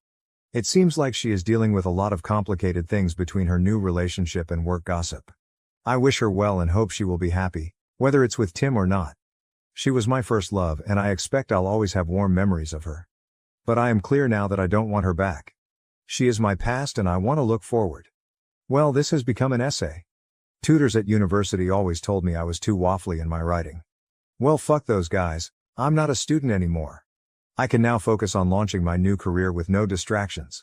I've worked so hard for so long to get here. My new job starts on Monday. It's going to be so great building actual real experience in my new profession, not just endless theory. I'll be earning much better money, no more student poverty. And I've got graduation in May to look forward to as well. I'm open to finding someone new, but that is way down my priority list. I'm not going to actively pursue that anytime soon. OP on Ellie changing. I came to terms with our relationship months ago. When she came back to me, it stirred up some old feelings, because we'd been a couple so long. But thinking about it now, that was more of an echo of those memories than real feelings. All of this drama was Ellie's doing. I would have preferred she never involved me so I could have been blissfully ignorant of her romantic life. I'd prefer to not know about her worldly, rich boyfriend. Or their sex life. She's definitely changed. The Ellie I remember was scrupulous and honest to a fault. The Ellie I have dealt with recently wasn't like that so much. I think that's why her lying to me pissed me off so much. It wasn't just lying. It was how out of character it seemed. But people change. She's in the business world now, and people there live by different standards to the religious family she grew up in. Anyway, I have cut myself out of her life. So anything that happens with her is hers to deal with. If she comes back to me, I'll remind her we agreed to stay apart and leave it there. I am not looking for another relationship right now. So no Tinder for me. And no, I am not looking for casual sex either. I'm a virgin, but I want a meaningful connection, not just sex. As I said in the post, I'm open to something if the right woman came along. But I'm not actively seeking it. That might change after a while, but right now I want to keep focused on my new career. OP on having closure. A lot of the comments here act like that final meeting was all for her benefit. Sure, she got some kind of relief or closure out of it, but it was also good for me. Seeing who she is becoming just made is 100% no doubt in my mind that we wouldn't ever make sense. She has changed a lot in the last year, starting when we were still together and she had started her job. Random phrases like, work hard, play hard, being generally less kind and more dismissive of others. Clearly she was being influenced by those around her, but it was her choice to take on those behaviors. I love the old Ellie, but I'm not sure I even like the current one much. Anyway, I didn't feel like she intruded. I felt like I got a nice neat ending to the whole thing and can get on with my life with a clear conscience. But we're clear now that it's over forever and I have her promise that she will stay out of contact. If she ever does try to come back I can remind her of her own promise and close the door. Update 2. If you recall from my previous posts, my ex Ellie and I mutually agreed to be no contact after some drama on her part. At the urging of Redditors I also blocked her to help maintain no contact. I've been working since February as a graduate engineer and it's been everything I hoped it would be. I'm meeting amazing smart people, learning so much every day and am finally earning a salary after years of being a broke student. Having a little money in the bank and being able to afford to do things like eating out is such a nice change. When I finished university in November, I moved in with my brother temporarily. He'd just broken up with his ex and needed help with his rent. That's where I was living when Ellie last came to see me. He found a new housemate, and since his place was on the wrong side of the CBD for my job, I moved into a shared house in the southeast of Melbourne. The place is a bit run down but the rent is reasonable, by insane Melbourne standards, and there are lots of pubs, bars and restaurants nearby. The location and my housemates have been great. I'm seeing someone. I'll call her Olivia, not her real name. She's the sister of one of my housemates. We met when my housemates and I had a BBQ and she dropped by. We got talking and were still talking hours later until everyone else had left. Her brother told us to STFU so he could get some sleep, haha. I asked her out that week and we've been close since. My housemate, her brother has been making fun of us ever since, including more than a few crude jokes when she stays over. We agreed to be exclusive 6 weeks ago, so it's still quite new. She's so cool, and smart, and gorgeous. The chemistry was instant and intense from the moment we met. We just click so well. It's such a great time when we're together. Olivia is an accountant at a big firm. One of Olivia's workmates was having a party last month. She asked me to come to meet some of her work friends. We went inside and Olivia introduced me to the woman who hosted the party, her workmate Jess. There would have been maybe 40, 50 people there. I didn't know anyone but Olivia. At one point I offered to grab more drinks. The kitchen was in a separate room. As I was getting them, a guy asked me to pass him a beer from the fridge. I introduced myself and he said, "Hi, I'm Tim." We chatted a couple of minutes about our jobs and how we know Jess, then I just said nice to meet you and returned to the group. I didn't recognize his face as I'd never met him before, but it was definitely Ellie's Tim, his job and firm lineup. And he looked in his 30s, a bit older than most people at the party. Neither of us mentioned Ellie when we were talking. Later on I asked Jess how she knew Tim. She said she used to work at the same firm as Tim, also where Ellie works, but she moved to another employer, where Olivia works. Despite living in a city of 5 million, it's still a small world. On the tram ride home I must have been quiet because Olivia asked what was on my mind. I said that the Tim guy at the party was, or maybe still is, my ex's boyfriend. I said I didn't think he knew who I was, or if he did he didn't say anything. That prompted me to share some history about me and Ellie. Olivia was wide-eyed and said, "You never told me you were a virgin." Then she laughed and said, "Well, we took care of that." She asked if I had any feelings for Ellie and I truthfully said no.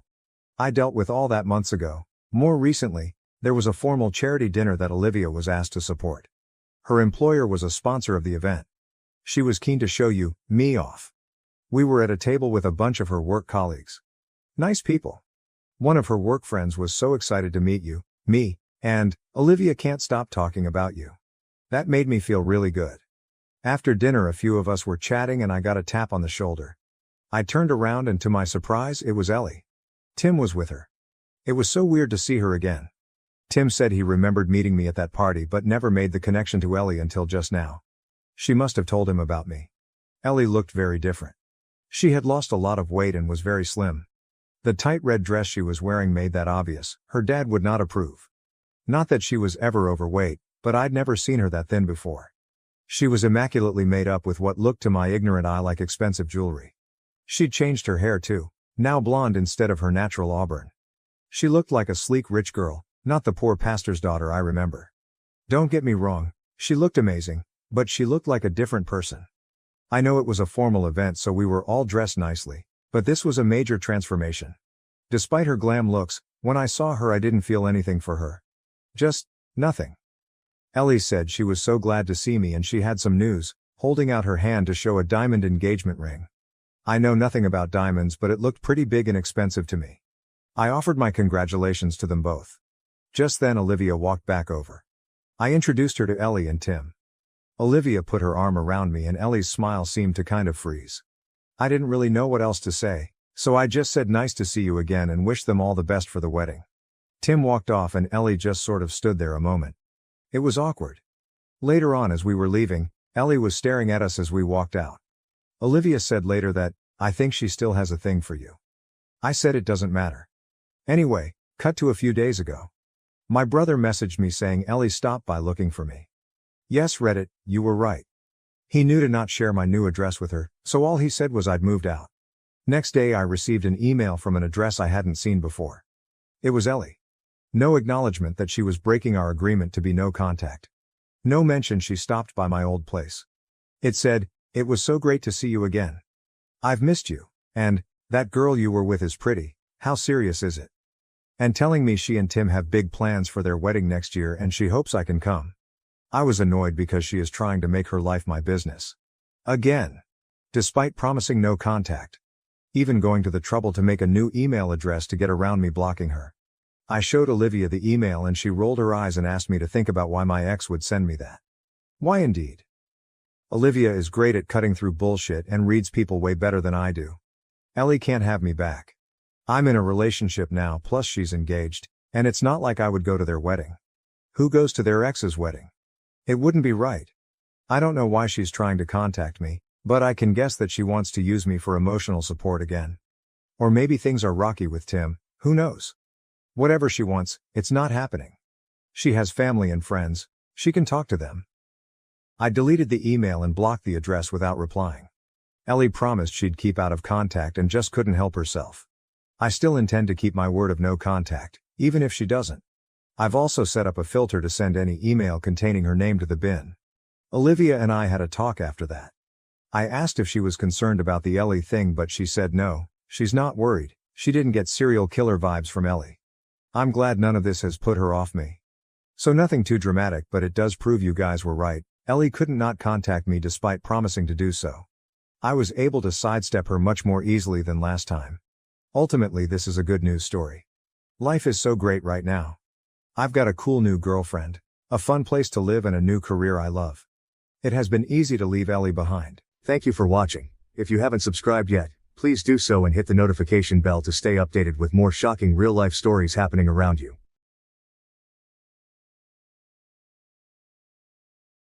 I found tampons in my husband's car. I wished he had been unfaithful to me instead, so that my kids wouldn't have had to go through this. I am a 29-year-old female who has been with my 30-year-old husband for 7 years, married for 4. I've never had reason to suspect he was unfaithful to me or even remotely dissatisfied with our marriage. He likes to joke that we're still living the honeymoon phase, nearly 5 years, and 2 kids in.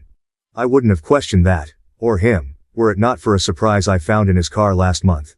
When buckling our daughter into her car seat, I noticed something slotted between the cushions. At first, I thought it was just some stray toy or snack wrapper, so I reached down to fish it out. As my fingers closed around the object, I felt the familiar cylindrical shape of a tampon. Confusion washed over me as I pulled it into view, the bright wrapper stark against the upholstery. This wouldn't have been so unusual had I not had an IUD that has stopped my period for the past year, and I didn't even recognize the wrapper style. It was a brand I'd never used, a small but glaring discrepancy that made my stomach churn. I brought it to my husband's attention later that evening, still holding the offending item like it was evidence in a mystery I was desperate to solve. He didn't seem to understand what it was at first, staring at the tampon in my hand with genuine confusion. "Why are you showing me this?" he asked, his brow furrowing. I took a deep breath, trying to keep my voice steady. "I found it in your car, between the cushions, and it's not mine. I haven't had a period in over a year, remember?" His face remained blank for a moment longer before realization dawned. He shrugged and said it probably belonged to his co-worker, Fiona. His initial confusion quickly gave way to dismissiveness as he waved off my concerns with a nonchalant explanation. "Probably Fiona's," he said with a shrug, turning back to his phone. "She must have dropped it when we went out for lunch the other day." I stared at him, waiting for a sign that he understood why this was bothering me. But there was nothing. No apology, no concern. Just a casual dismissal. It was as if the tampon was no big deal, and I was overreacting. His indifference felt like a slap in the face, leaving me reeling and questioning everything I thought I knew about our marriage. It's not uncommon for my husband to carpool to lunch with his co-workers, and we're both fairly close to Fiona and her husband. The thought of my husband carpooling with Fiona and her husband had always been a non-issue. They were friends after all, and it wasn't uncommon for them to share rides to lunch. In fact, we often socialized as couples, spending weekends at each other's houses for barbecues or movie nights. Fiona and I had even bonded over shared experiences, like the challenges of balancing work and family life. Our kids played together while we chatted about everything from the latest office gossip to more personal topics. It made sense, considering how often they carpooled. I reassured myself that the tampon could have easily slipped out of Fiona's purse during one of these outings, no big deal. Maybe it fell out when she was grabbing her phone or wallet, getting jostled around in the process. No big deal, right? It was just one of those little accidents that could happen to anyone. I brushed it off as a harmless mistake, convincing myself there was no need to worry. After all, our friendship with Fiona and her husband was solid, built on years of trust and shared experiences. There was no reason to suspect anything out of the ordinary. So, I pushed the unsettling discovery to the back of my mind, determined not to let a small, easily explained incident cause unnecessary drama. I put it out of my mind until we had dinner with Fiona and her husband a couple weeks later. I had sincerely wanted to believe my husband. I just couldn't get over the way it had been tucked in the seat and how my husband had seemed not to have any regard for it whatsoever. Maybe playing dumb. I don't know. I did something that I now feel kind of crazy for doing. I faked an emergency, and asked Fiona if she had any tampons while we were out together. She handed me one almost identical to the tampon I'd found in our back seat, and I breathed a sigh of relief. So the tampon there was probably the same tampon here, and in all likelihood, there was an innocent explanation as to why it had been left in the back seat in the first place. I thought I'd seen the last of the out-of-place feminine hygiene products until I found another tampon this morning. This time in my sock drawer. I feel physically ill at the thought of my husband having an affair and even more nauseated at the thought that the woman might have left these tampons out for me to find. If it was my husband's co-worker, why would she give herself away by offering me one the other night? In any other situation I would want to talk to my husband about this, but I feel too sick, and embarrassed, to approach him with what I found. Contemplating every possible source of 2 tampons has been my personal hell for the past few weeks, but I wanted to share an update. Shortly after posting here, I told my sister what happened. The tampon in the back seat and the sock drawer, my husband's cluelessness, the tampon from Fiona, and all the things I suspected but didn't want to believe. We compared tampons, save for the back seat one I had already discarded, and they were a match, just in different absorbents. I hadn't left either in a place where my husband or daughters would have found them and moved them around. My daughters didn't know what they were or where they had come from.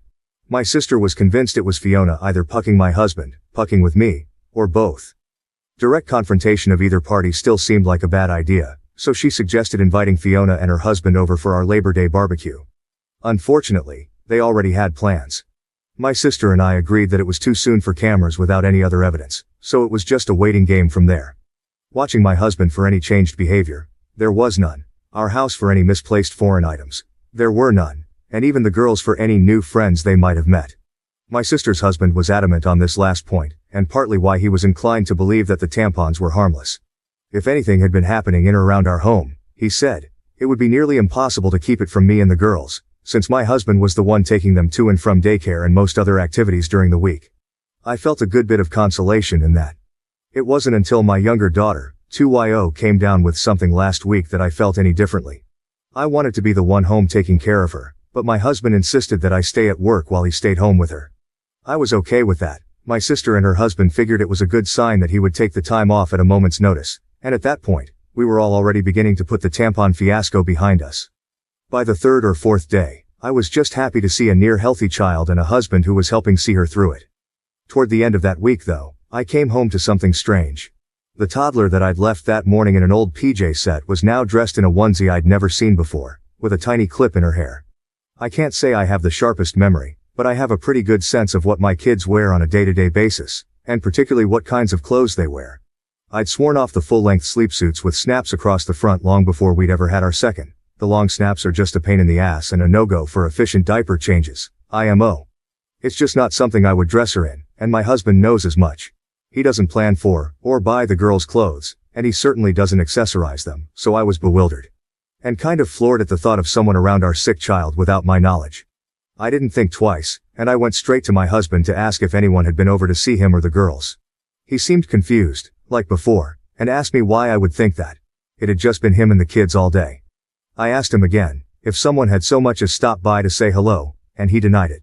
He told me to calm down. I might have lashed out and come forward with the accusations right then and there, but our older daughter was in the room and she sensed something was up. In a calmer voice, I asked him a 3rd time if anyone had been around our children, and my husband swore that the girls hadn't been around anyone but him. He also denied buying new clothes or doing anyone's hair. With our daughter in the room and my emotions all over the place, I decided to leave it. I couldn't make sense of it then, and it hardly seems clearer now, after I've driven myself half crazy with explanations that aren't adding up. After nearly losing my mind over a hair clip and a onesie, I realized I wasn't getting anywhere with the accusations and half-baked guesswork. I'd gotten so absorbed in the paranoia and misery of my situation that I wasn't sleeping, eating or caring for my kids the way I should have been. And I wasn't getting any answers. So, I decided to pull the trigger on the hidden cameras and have them shipped to my sister's house, with my brother-in-law agreeing to help with the install setup over at mine. Before the cameras were ever delivered though, I got my long-awaited confirmation, last week. The day began like any other weekday morning in our bustling household. My husband and I rushed around, trying to corral our 2 energetic daughters into their school uniforms, all while attempting to grab a quick bite to eat ourselves. Despite the chaos, there was a sense of camaraderie in the air, as if we were all in this hectic dance together. Once the girls were dropped off at school, my husband and I went about our respective workdays, counting down the hours until we could reunite with our little ones. But there was a strange feeling that I couldn't shake off, no matter how hard I tried, and it only intensified when I received a notification on my phone while at work. A ring notification. Motion at the front door. I clicked on the video clip, half expecting to see the usual delivery person or neighbor passing by. But what I saw left me stunned. There on my doorstep was a young woman leading my daughter into the house, hand in hand, with my husband and other daughter close behind them. My heart hammered in my chest as I watched, my mind struggling to comprehend what I was seeing. The girls were supposed to be in daycare, and my husband was at work. The woman, as far as I knew, was living 2 states away with a court order keeping her there. Yet here she was, in our home, with my husband and children. A wave of panic washed over me as I scrambled to make sense of the situation. Was this some kind of mistake? A misunderstanding? Or was there something more sinister at play? I felt a knot form in the pit of my stomach as I realized that the answers to my questions might be far more troubling than I ever could have imagined. I stared at the screen in disbelief, the blood pounding in my ears as I watched the unthinkable unfold before my eyes. There, on the footage captured by our Ring doorbell, was a scene straight out of a nightmare. A woman I hadn't seen in years, leading my youngest daughter into our home hand in hand, with my husband and older daughter trailing behind them. The shock of the moment rendered me momentarily speechless. How could this be happening? The girls were supposed to be at daycare, and my husband at work. Yet here they were, entering our house with a woman I never thought I'd see again. My sister-in-law. My initial reaction was one of sheer disbelief, a desperate hope that there must be some kind of mistake, some innocent explanation for what I was witnessing. But as the reality of the situation sank in, a wave of anger surged through me like a tidal wave, threatening to consume everything in its path. With trembling fingers, I reached for my phone, my heart pounding in my chest as I dialed my husband's number. I needed answers, and I needed them now. But as the phone rang on the other end, there was no response. I immediately called my husband to ask him what the puck this woman was doing in our house. He didn't answer, so I texted it to him. Even in his stupidity, he probably realized he had messed up by going through the front door, knew I had gotten the Ring notification, and wanted to delay the inevitable.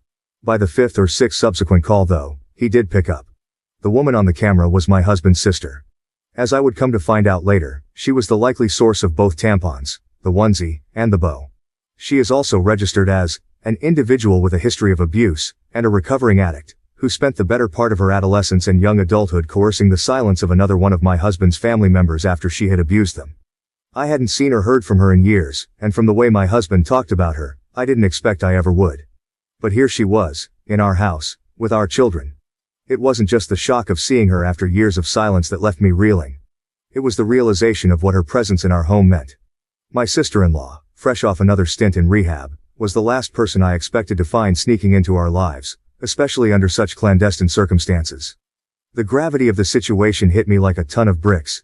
This wasn't about a random tampon or a harmless mistake. It was about deception and betrayal at the deepest level. Suffice to say I was livid. It wasn't an affair at all and still, somehow, infinitely more disgusting knowing who it was and why all of this had been happening. Apparently, my sister-in-law had wanted to reconnect and make amends with people she'd hurt. And my husband was high on that list. The irony of her attempts at reconciliation through deceit and intrusion was not lost on me. My husband didn't want me to know or, worse, try to keep her family, our children, away from her, so they'd been meeting in secret, often at our house when I was at work. They would enter through the garage, in my husband's car, so the Ring camera at the front door wouldn't tip me off. The level of planning and secrecy involved made my skin crawl. She spent the night on a weekend I had been on a business trip and slept in our bed. The very thought of her in our home, in our bed, made me feel violated. She babysat our girls on a night my husband told me he had dropped them off at his parents'. The casual way he had lied to me, the ease with which he had kept this secret, made me question everything I thought I knew about him. She bought the girls clothes and dressed my youngest in the onesie and bow that my husband had promised in his life I had dressed her in myself. The image of my daughter in that unfamiliar outfit, a tiny clip in her hair, now felt like a haunting reminder of the betrayal that had been unfolding right under my nose. And yet, when I turned to my husband for reassurance, for a glimmer of hope in the face of uncertainty, all I found was disbelief and denial. He brushed off my concerns with a casual shrug, insisting that it was all in my head, that I was overreacting to a series of harmless coincidences. My husband swore this was all in my head. The tampons, the onesie, the bow, and all the rest. He was perfectly content to watch me agonize for weeks over a woman he insisted didn't exist. Shrugging off each progressively more unsettling discovery like it was news to him and telling me I was being irrational. He insinuated that I was experiencing postpartum depression, 2 years after I'd given birth. 4 years later I told him that one of my biggest fears for motherhood was to suffer from PPD like my mother had with me, to not be fully present for our babies and be left with a world of guilt and regret as they grew older. But as the weeks stretched into months, and the truth remained stubbornly elusive, my patience wore thin, replaced by a simmering rage that threatened to consume me whole. How could he dismiss my fears so callously, to gaslight me into doubting my own sanity? How could he stand idly by as our family teetered on the brink of collapse? He told me I wasn't sleeping enough, that I missed the girls too much, that I needed to take a step back and reevaluate the state of my mental health. I gave him the benefit of the doubt because he was my husband, and because no other version of events made sense. Now, after a month of this mindfuck, I have nothing to show for my trust but this pathetic situation. And a lot of anger. My husband failed to explain himself. When confronted, he stammered and stumbled over his words, offering half-hearted excuses that made no sense. He muttered something about trying to protect me from unnecessary stress, about his sister just wanting to make amends, but his words were disjointed and unconvincing. Each excuse was more implausible than the last, a desperate attempt to cover up the truth. His evasiveness only confirmed my worst fears. The man I had trusted and built a life with was now a stranger to me, hiding behind a facade of lies and deceit. I watched as he avoided eye contact, his shoulders slumped in defeat. The weight of his betrayal hung heavily in the air, a palpable presence that neither of us could ignore. There was no reasonable explanation for his actions or for the deceit that had tainted our marriage.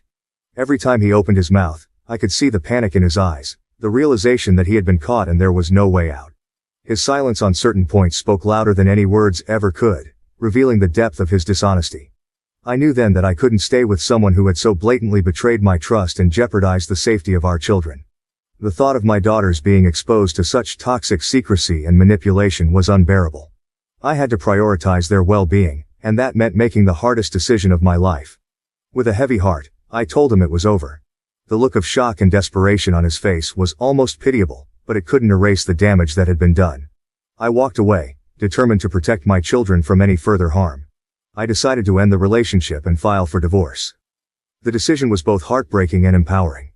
It was devastating to acknowledge that our 7-year journey together had come to such a bitter end, but it was also liberating to take control of my life and prioritize my well-being, and that of my children. The divorce process was long and grueling. Each step felt like a new battle in an endless war. There were countless court sessions, each more draining than the last, where I had to relive the pain and betrayal over and over again. My husband fought me every step of the way, refusing to accept responsibility for his actions and attempting to paint himself as the victim. His determination to contest every detail made the process even more exhausting and emotionally taxing. In court, I detailed the discovery of the tampons, the hidden meetings with my sister-in-law, and the lies my husband had told to cover his tracks.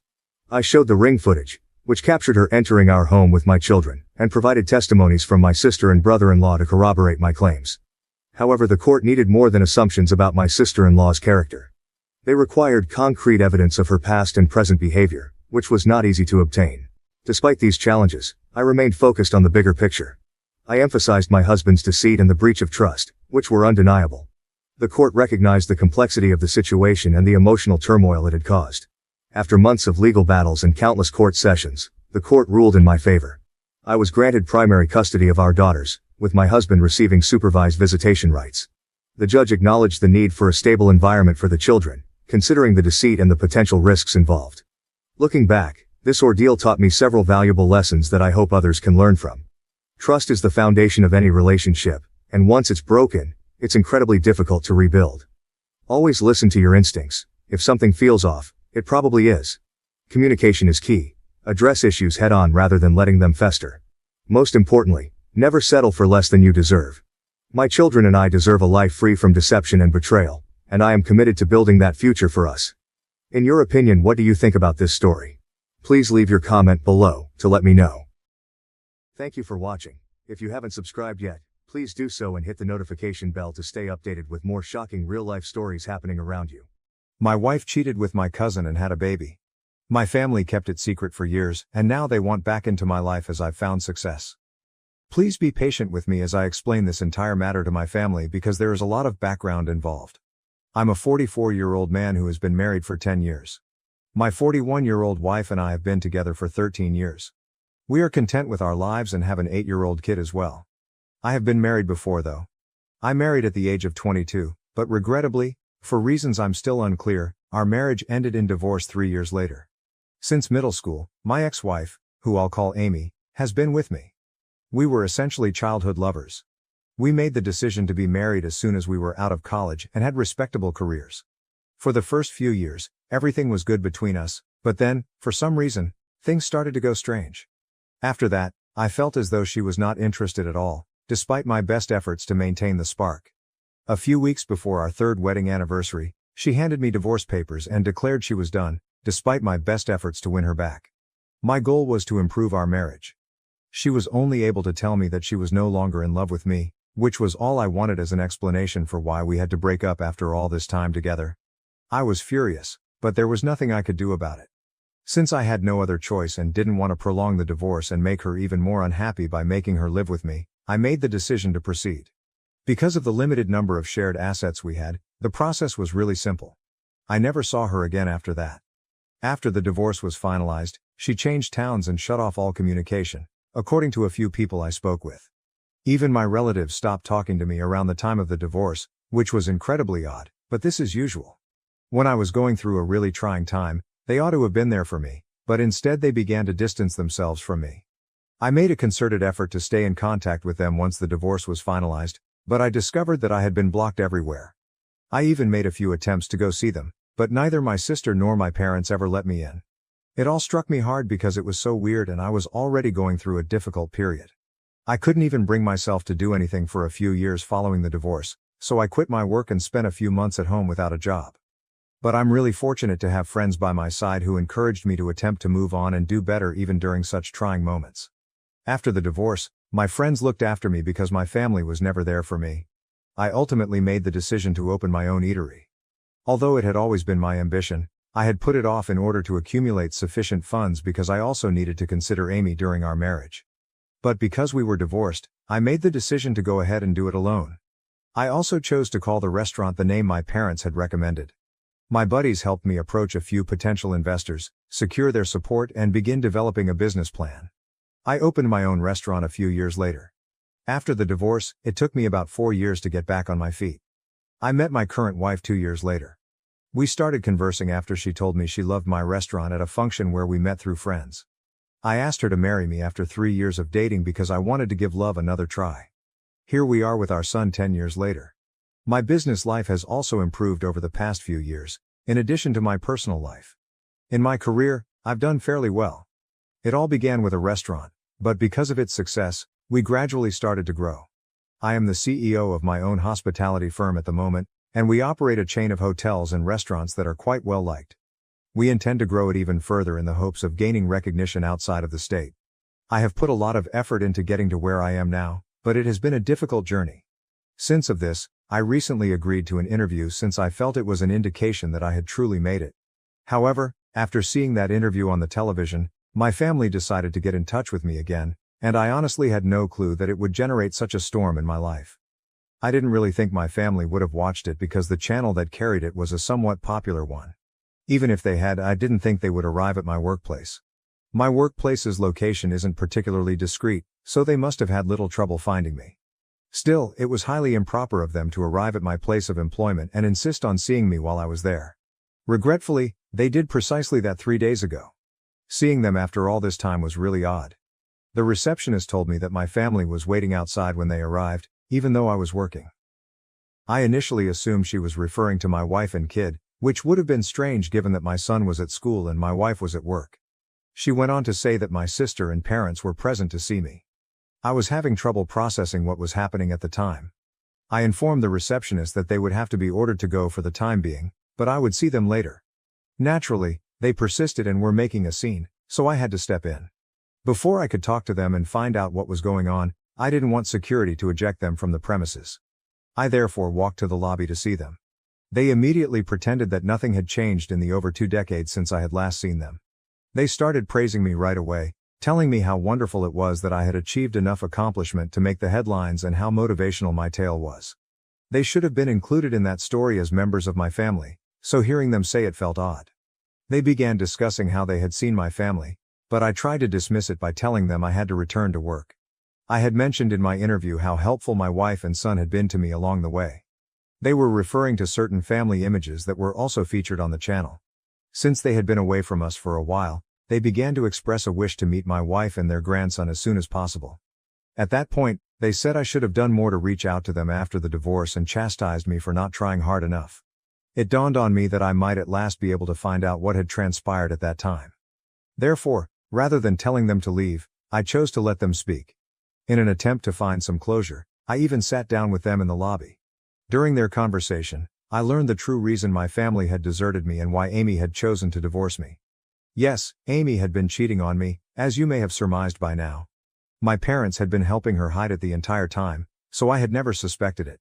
However, they stated that they had their reasons, or at least, those they believed to be legitimate, so don't pass judgment too hastily.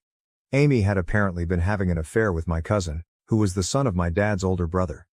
Everything made sense when they eventually told me. I now saw why they had supported her, why I hadn't received an invitation to any family gatherings for the previous 20 years, and why I had been rejected without any fault of my own.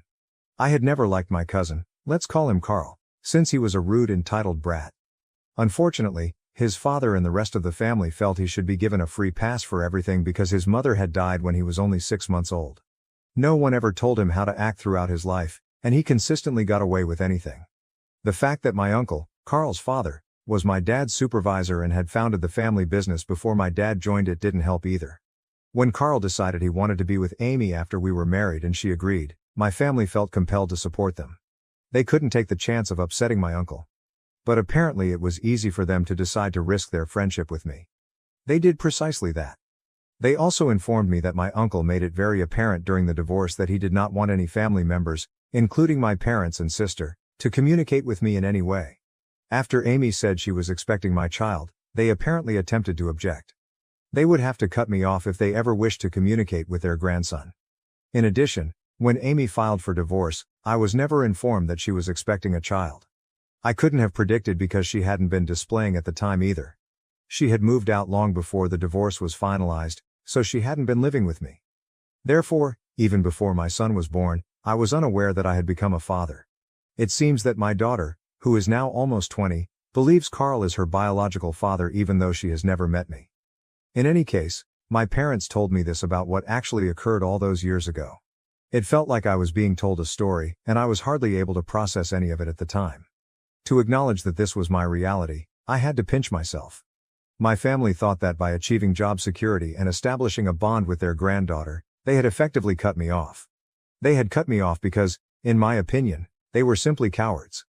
They could have simply told me the truth and let me deal with it, but instead they decided to be scared of my dad's brother, acting as though he could do more than just drive my father out of the family business. My dad could have taken legal action in retaliation even at that point. I honestly can't think of a reason why you didn't notify me about Amy's pregnancy or the fact that I have a daughter. They sat on this for 20 years without saying anything until they realized I was doing well in life. They suddenly felt a great deal of pity for everything and wanted to make amends with me. Sadly for them, I was able to see through their deception. I told them I needed them to go as soon as they were done telling me everything because I didn't have the capacity to forgive them right now after what they had just told me. Since we were seated in my workplace's lobby and I didn't want to start a fight, I made an effort to be polite. I couldn't, however, rely on others to act similarly. As soon as I told them to go, they began complaining that I should consider their point of view and how challenging the situation had been for them as well. I informed them that I was positive they were only contacting me now because they wanted a share of my success. They strongly rejected it. My sister even went so far as to argue that they were the reason I was successful in the first place, as they had come up with the name for my restaurant back when it was still just a dream. Given that they hadn't helped me over the years and that I had created everything on my own with the assistance of my friends rather than them, I thought it was rather brave of her to make such a claim. It wasn't enough for them to claim credit for my accomplishment just because they suggested a name. I laughed at her because the idea was so ridiculous. I threatened to have her and my parents ejected from the building if they didn't leave right away. They persisted in their argument, stating that they would not go until we had resolved our differences. But I was not interested in carrying on the discussion. I therefore carried out my promise and had security eject them from the building. As they were being led away, they were obviously very unhappy and tried attempting to convince me that they had no other option. However, I don't believe that. They had an option, but they chose poorly, and now they will have to live with the repercussions. They have survived the previous 20 years without seeing me or my family, so I have no doubt that they will be able to do the same in the future. In any case, they haven't stopped attempting to get in touch with me 3 days after this happened.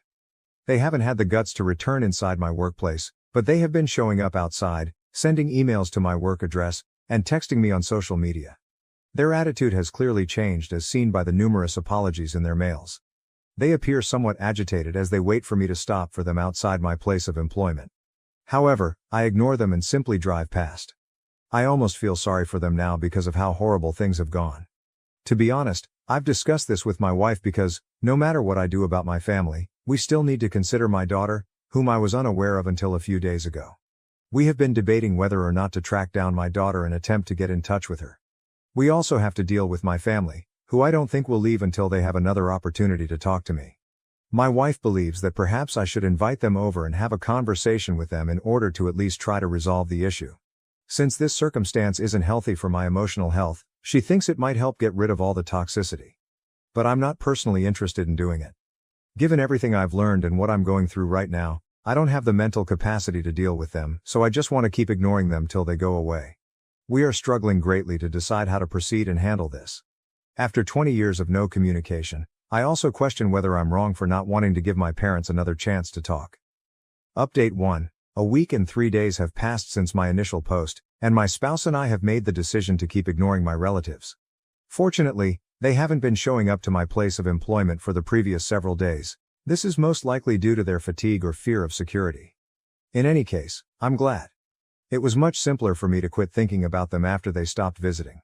It appears that I was feeling guilty about how I was handling the matter because of their presence. I no longer feel bad about not responding to their texts. No matter how many times they apologize, nothing will change. No amount of apologies will make up for the fact that they have failed me as a family. I'm not even bothering to block them anymore, even though they've kept sending messages from different accounts and email addresses. What's the point? I'll continue to ignore them even if they try to apologize by making new accounts. We'll see how long they can continue this. Let's go on to the other problem we are facing, my daughter. Neither my wife nor I knew how to handle the matter. My parents told me where she attends college throughout our talk, so we have her name. I haven't taken any action yet, but my assistant was able to locate her social media profiles. I am unsure of if it is appropriate for me to contact her, and I'm unsure of how to inform her that I am her biological father. I can't just walk up to Amy's house and demand custody or anything because she's not a kid. Furthermore, given what I've learned about Amy, I'd prefer not to have her involved in this at all. I no longer have any regard for that woman or my family as a whole because they are all cowards with no courage, and I don't want anything to do with them. I can't say the same for my kid though. She is still my biological daughter, regardless of who reared her. Please let me know if you have any suggestions about how to approach her or if I should even be doing this. I also want to thank everyone who left a remark on my first post. I hope you can help me again because your advice has been incredibly useful. Update 2. My wife and I made the decision to move ahead after reading the comments on my last update. Waiting for the ideal moment or chance to get in touch with my daughter was pointless. We had to remove the band-aid and finish the job. We thought it wouldn't be appropriate to fly out to her because she lives in a different state, so we chose to message her first and see how things work out. We messaged her on Instagram and gave her the most polite explanation possible. We are merely awaiting a response at this time. She will undoubtedly find it difficult to accept, just as it is for me. The fact that my wife has been so understanding of my efforts to reconnect with my long-lost kid from my previous marriage is beyond me. We're trying our best, but I'm sure it's bringing up a lot of complex feelings for all of us. I would love to establish a relationship with my daughter, therefore I sincerely hope she responds. My parents haven't visited my place of employment in a long time. They wrote me a lengthy email yesterday in which they expressed their sincere regret for everything and their want to mend our friendship. They only required one opportunity. Additionally, they indicated they would wait for me to get in touch with them before contacting me again. To be honest, I'm a little relieved that they finally understood that I don't want to talk to them at this time. The last thing I need is for them to add additional drama to my already full plate. All I can hope for now is that they follow through on their promise and don't get in touch with me again. I will talk to them myself if I feel ready or want to at any time. But at this point, it doesn't appear probable that this will occur anytime soon. The situation has only gotten worse now that I know the true reason they haven't spoken to me in 20 years. I don't think the feeling of betrayal and hurt will go away anytime soon. There was at least one positive outcome from this. I learned more about my daughter, and I'm hoping she will choose to give our relationship another shot. In case she doesn't want to speak with us, I haven't yet told my kid about her. I don't want to give him unrealistic expectations. But if everything works out, he might see her as a sister, and I might meet the daughter I never knew I had. Right now, I'm feeling a lot of different emotions, and I'm making a lot of effort to control them. Update 3. I made contact with my daughter on social media approximately 2 weeks ago. I messaged her, telling her everything about myself and our relationship. I finally got a response today after waiting for 2 weeks. She only mentioned that she had discussed me with her mother and that she had discovered that I am her biological father. She was shocked by this, of course. She had no notion that she wasn't Carl's daughter and had thought he was her biological father for the last 20 years. She also told me that she wanted to see me and my family after learning the real tale of how her mother and I got to be this way. Since she doesn't have the money to visit us at this time and isn't talking to her family, we are taking a plane to see her this weekend. She didn't go into too much detail, but Amy first attempted to deny the message when she challenged her about it. But in the end, she had to be honest with her. Since I don't want to talk to Amy, I sincerely hope she doesn't get in touch with me. I haven't heard from her yet.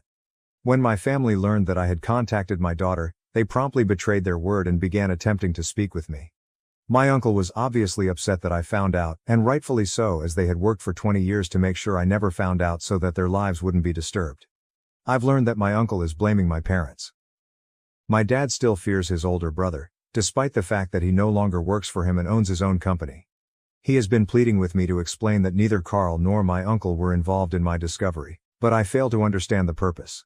They are the only ones who could have maintained such a secret, so even if I did, I doubt anyone would believe me. The majority of my family has never been close to me, and they haven't bothered to talk to me in 20 years. It's amusing how frantic they are right now to keep their friendship with my uncle intact. But to be honest, I don't give a damn. I lost out on 20 years of a relationship with my daughter because of them. This, I believe, is the least I can do. Update 4. I finally got to meet my kid today with my family. It was initially uncomfortable, then moved, but overall it was simply lovely. Despite having grown up with two of the worst people I've ever met, she seems to be a decent and caring person. She is a very mature and clever young woman, whether it is due to her natural disposition or to the fact that they raised her well. During our lengthy talk, we discussed Amy and Carl's situation. She told me that she didn't care that they didn't approve of her meeting us. She doesn't care what her folks think now that she knows the truth. She doesn't intend to eliminate Amy and Carl from her life entirely because they don't have any other children but her, but she will undoubtedly put them out of her life for a while as she tries to come to terms with everything. She informed me that she also needed time to begin developing a relationship with me. I completely understand that she's in a really strange mental state at the moment. She seemed to get along well with my wife and her half-brother, and we had a great day overall. During supper, we discovered that my parents, who are her grandparents, had maintained communication with her throughout the entire time. Given that they were her grandfather's brother's family rather than her biological grandparents, she always thought it was odd how sentimental they were about her. Now they understand why they were so devoted to her. But now that she has learned all of this, she and I both view them differently. Since I'm a lot older than her, I can probably relate to her feelings, but not totally. Having been deceived by those she thought were closest to her throughout her life, she is just 20 years old and is likely finding it much more difficult to cope. In any case, we will both need to work on this, and maybe things will improve in the future. We're going to make an effort to make it the greatest it can be, so I know it must be.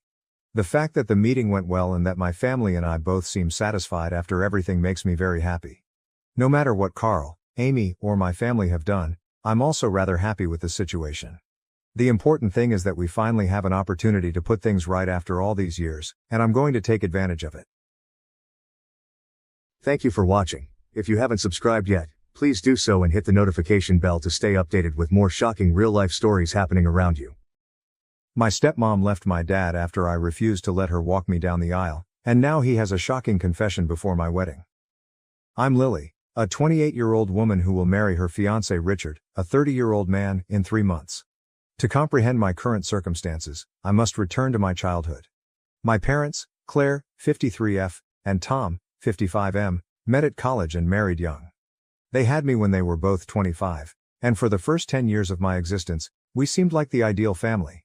I remember spending weekends at my grandparents' lake house, where Dad taught me how to fish while Mom made lunches. Every Friday, we had family game night, and my parents took turns reading me bedtime stories. It wasn't perfect. They argued like any couple, but I always felt loved and secure. Everything changed when I was 10. Dad began working late more frequently, and Mom appeared increasingly tense and sad. I overheard arguments about someone named Tanya, but I had no idea what was going on. Then, one day, I returned home from school to find Mom crying in the kitchen. She sat me down and told me that Dad had an affair with his coworker, Tanya, 48F, and they were getting divorced. The following few months were a jumble of tears, conflicts, and bewilderment. Dad moved out, and I remember being furious with him for hurting Mom and splitting up our family. The divorce was messy and traumatic. There were intense debates over custody and property partition. I recall sitting outside the courtroom during one of their sessions, feeling disoriented and terrified. In the end, Mom received primary custody, with Dad receiving visits every other weekend. At first, I was hesitant to spend time with Dad.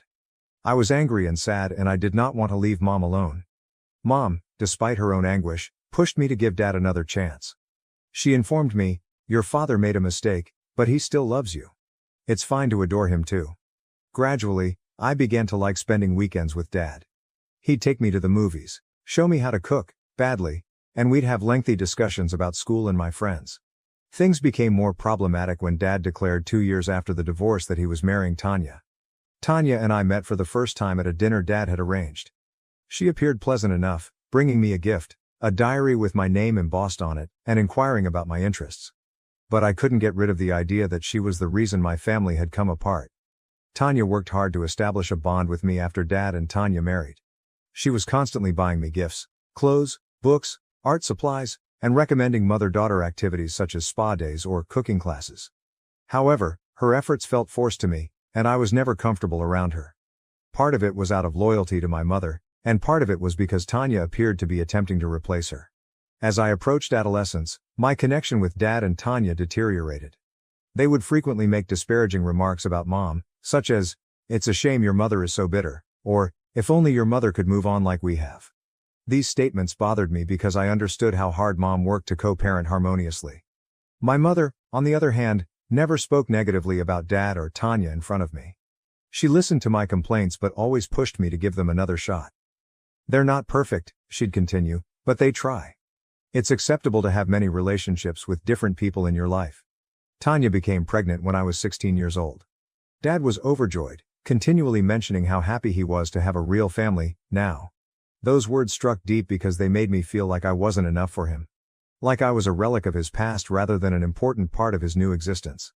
Tanya had a miscarriage at 20 weeks. It was a tough time for them, and I recall feeling a combination of anguish for their loss and guilty relief that I would not be replaced by a new baby. Dad informed me that Tanya would require additional love and support from me, which put a lot of strain on me at a time when I was already dealing with usual teenage concerns and the lingering consequences from the divorce. Tanya's attachment to me grew stronger following the miscarriage.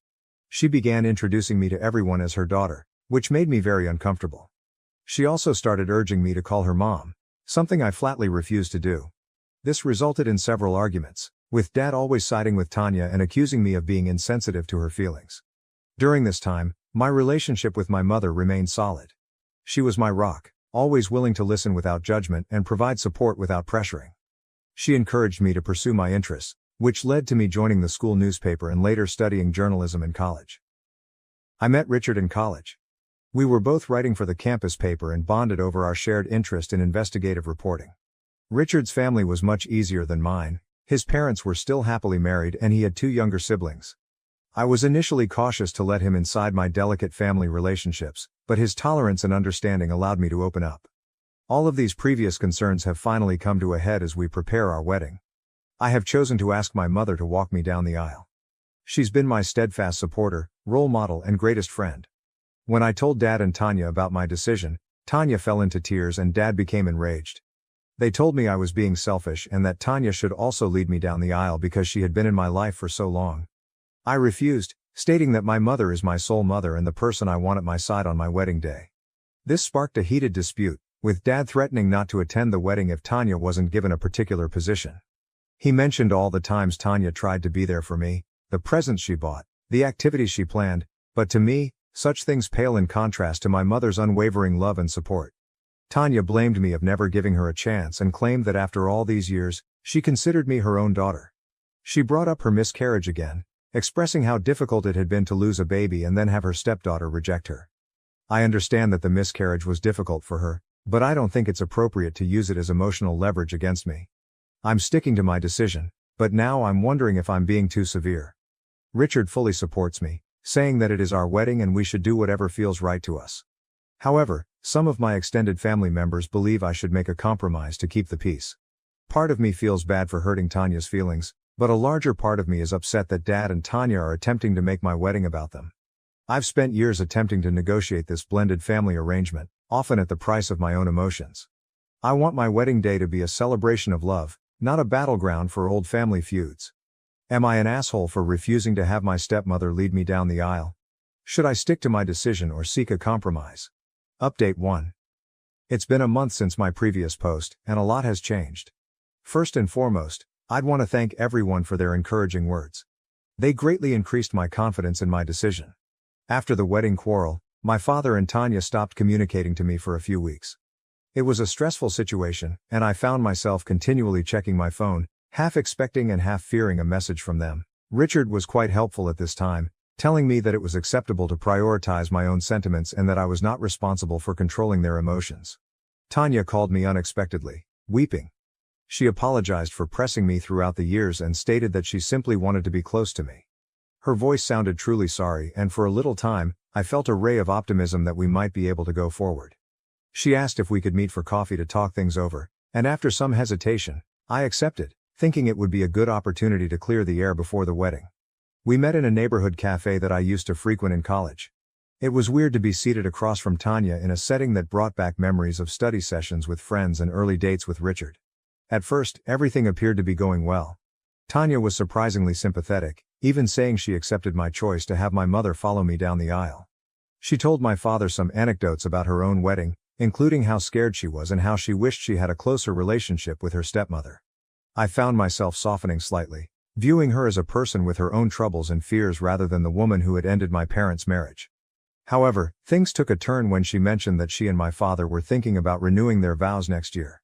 At first, I assumed she was just discussing their plans, but then she dropped a bombshell. She offered that I walk her down the aisle at their vow renewal ceremony to balance things out.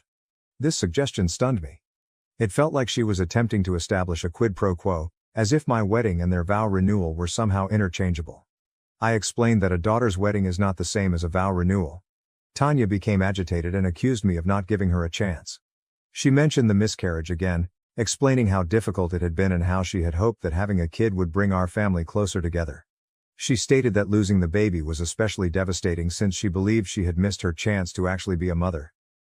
I attempted to be empathetic, recalling how awful that time had been for everyone, but I also stated that her death, while tragic, did not require me to regard her as my mother. I said that I had my own complicated thoughts at the time, feeling both sad for their loss and pleased that I would not be replaced. The conversation rapidly degenerated from there. Tanya accused me of being cold-hearted and ungrateful for everything she had attempted to do for me over time. She mentioned every gift she had ever given me and every outing she had planned, as if keeping track of her attempts at motherhood. I emphasized that genuine connection and respect for limits are what sustain relationships, not gifts and forced outings. In the heat of the moment, I uttered something I had been keeping quiet for years. I informed Tanya that, while I was sad for her loss, I was tired of her using the miscarriage as emotional leverage. I said it wasn't fair to put the responsibility of her unfulfilled maternal urges on me, especially when I was only a teenager trying to deal with my own familial tragedy. Tanya burst into tears and walked out of the cafe, leaving me sitting there, feeling guilty, angry, and relieved that I had finally spoken my actual sentiments. As I sat there trying to digest what had just transpired, I couldn't help but think about how this cafe, which had once held wonderful memories, would now be forever connected with this awful confrontation. My father called me later that evening, enraged. He claimed I had been harsh to Tanya and owed her an apology. He accused me of being selfish and ungrateful, claiming that Tanya had always wanted to love me. When I tried to explain my side of the story, he interrupted me, stating that if I couldn't accept Tanya as my mother, perhaps I shouldn't consider him my father anymore. Those remarks struck me hard. Despite our disagreements throughout the years, I never questioned that my father loved me. But in that moment it felt like he was choosing Tanya above me, just like he had done years before when he abandoned our family for her. I am hurt and outraged, but I am also more certain than ever in my decision. Richard has been wonderfully supportive throughout this process, hugging me when I cry and assuring me that I have every right to set boundaries. We're going forward with our wedding plans, aiming to create a day that celebrates our love and the family we're starting together. My mother has also been fantastic, When I told her what had happened, she listened without judgment and offered consolation without attempting to influence my decision. She reminded me that family connections are complex and that it is acceptable to prioritize my own emotional well-being. After a few days of thought, I've decided to send my father and Tanya a farewell message. In it, I intend to express my emotions and boundaries clearly. I want to make it clear that, while I am open to having a connection with them, it must be on terms that respect my sentiments and my relationship with my mother. I'll tell them that if they can't accept it, they won't be invited to the wedding. As I sit here writing this message, I can't help but feel a mixture of loss and relief. It isn't the relationship I hope I could have with my father and stepmother, but it's the healthiest I can provide right now. Am I doing the right thing, or am I being overly harsh and potentially excluding them from this key day in my life? Update 2. Another month has passed, and things have only gotten more confusing. After I wrote a message to my father and Tanya describing my feelings and boundaries, I didn't hear from them for a few weeks. The silence provided both relief and anxiety. I tried to concentrate on wedding planning, finalizing the menu, having clothing fittings with my mother and working on our vows with Richard, but the unresolved problem with my father and Tanya remained in the back of my mind. Then, last Saturday, my father arrived to my flat unannounced. I was in the process of addressing invitations with Richard when the doorbell rang. When I opened the door, I was surprised to see my father standing there, fatigued and upset. I invited him in, more by surprise than anything else. Richard, sensing the tension, excused himself to give us some peace, but not before gently caressing my hand. When we were alone, Dad broke down. He informed me that Tanya had left him. Tanya apparently had a breakdown following our disagreement at the coffee shop and my message. She informed my father she couldn't take the rejection longer and needed to find herself. She packed her luggage and left to reside with her sister in another state. As I listened to my father pour out his heart, I was overcome with emotion. Part of me felt justified. Hadn't I been warning Tanya for years that her relationship to me was unhealthy? But another part of me felt guilty. Had my inability to accept her as a mother figure truly caused so much pain? Dad was a mess, alternately apologizing to me and blaming me for Tanya's departure. He explained that he didn't know how to solve things and asked if I would try family therapy with him and Tanya. The concept made me uncomfortable. I told him I wasn't prepared for that, especially since Tanya had left him and I wasn't sure where we all stood. Then my father revealed another bombshell. He admitted that years ago, when Tanya miscarried, they had been trying for a baby because Tanya believed it would help me accept her as a mother figure. He admitted that they were wrong to try to replace me or push a mother-daughter bond. This information surprised me. It explained a lot about their behavior over the years, including the increased pressure to bond with Tanya, the continuous comparisons to a real family, and the guilt-tripping following the miscarriage. However, it also made me angry. I felt manipulated, like my feelings had been ignored in their effort to build their ideal family. I told my father I needed time to comprehend everything and begged him to go. I was overwhelmed as I closed the door behind him. I contacted my mom because I needed her calm presence and smart guidance. She listened attentively as I explained everything, then suggested that I take some time to seriously consider what I want my relationship with my father and Tanya to look like in the future. Now I'm feeling conflicted. On the one hand, I feel vindicated in my decision to maintain boundaries with Tanya. Her leaving my father appears to demonstrate that her attachment to me was motivated more by her selfish desires than real concern for me. On the other side, I feel horrible for my father, who appears truly sorry and bewildered. Richard believes I should keep my boundaries, but be open to repairing a connection with my father over time. He pointed out that, while my father's confession regarding the pregnancy attempt was hard to hear, it was also a step forward in honesty that we had not experienced previously. My mother, when I told her what had transpired, was surprisingly sympathetic to my father. She believes that when individuals are thirsty for affection and acceptance, they can make serious blunders. She reminded me of how young my father was when they had me, and how he may have been attempting to recreate the family life he believed he had lost. The wedding is now only a month away, and I'm not sure what to do about my father's invitation. Should I still invite him, giving him the opportunity to be a part of this special day? Should I contact Tanya now that I understand her motivations? Should I focus on my own happiness while they deal with their problems? As I sit here, staring at the stack of unsent invites, I understand that this decision is about more than the wedding. It's about the future relationship I desire with my father and whether Tanya has a role in my life. It's about striking a balance between compassion and self-protection, as well as determining what forgiveness looks like in a circumstance where the wounds are deep. Update 3. The wedding was last weekend, and I wanted to provide a last update on how everything worked out.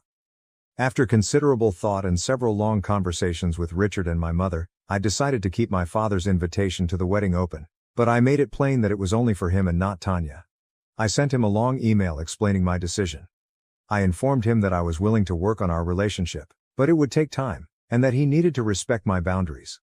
I also conveyed my wish that he would attend the wedding to celebrate this special day in my life, but I understood if he felt unable to attend without Tanya. To my amazement, my father accepted these terms. He responded to my email again, apologizing for everything and expressing his want to be present on my wedding day. He also stated that he and Tanya were still separated, and that he was beginning to see how much their relationship had influenced me over the years. Last-minute preparations dominated the week leading up to the wedding. My mother was an unwavering source of support, assisting with everything from floral arrangements to easing my pre-wedding nerves. Richard's family visited from out of town, and witnessing how well they got along with my mother made me happy for the loving, drama-free family I would marry into. On the wedding day, I was a ball of nervousness and excitement as my mother helped me into my dress. We both shed tears as she told me how proud she was of the lady I'd become and how glad she was that Richard and I had met. It was a memory I'll keep forever. The ceremony was amazing. Walking down the aisle with my mother by my side felt just beautiful.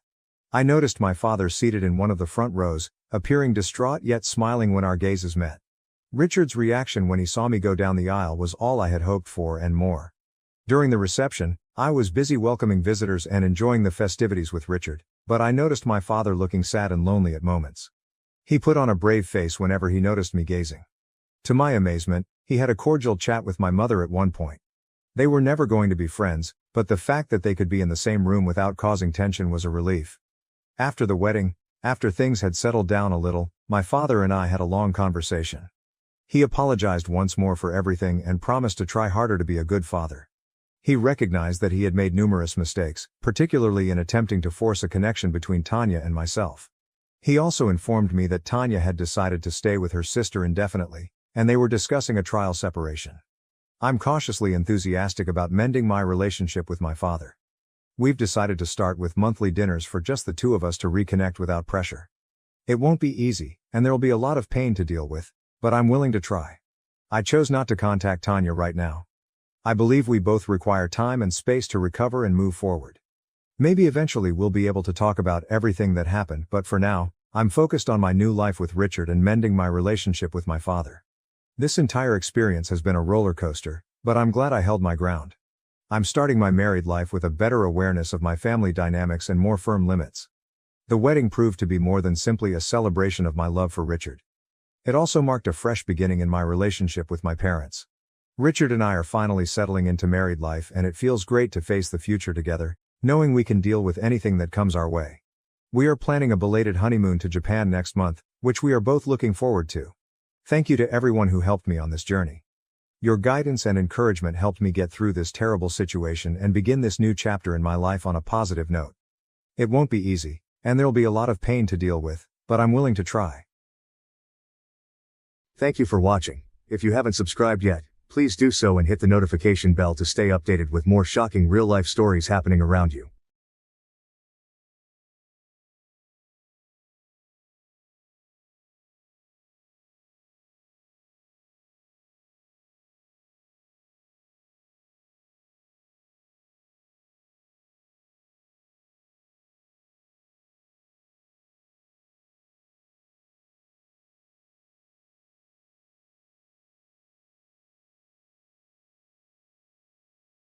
My neglectful dad and scheming stepmom tried to steal my home for my spoiled pregnant stepsister, but karma just hit them hard. Recently learning how much I, M34, make, my dad, M62, is miserably self-centered. Generally missing. Unbelievably, he chose to evict me from my own house, all in the name of family. My stepsister and tiny gem, Ash, F29, who can do nothing wrong, has miraculously become pregnant. She struggles to find herself a place to stay as her highly self-reliant aspirations are those of an escort and an OnlyFans model. Now Dad wants everything fixed, and I'm the fixer.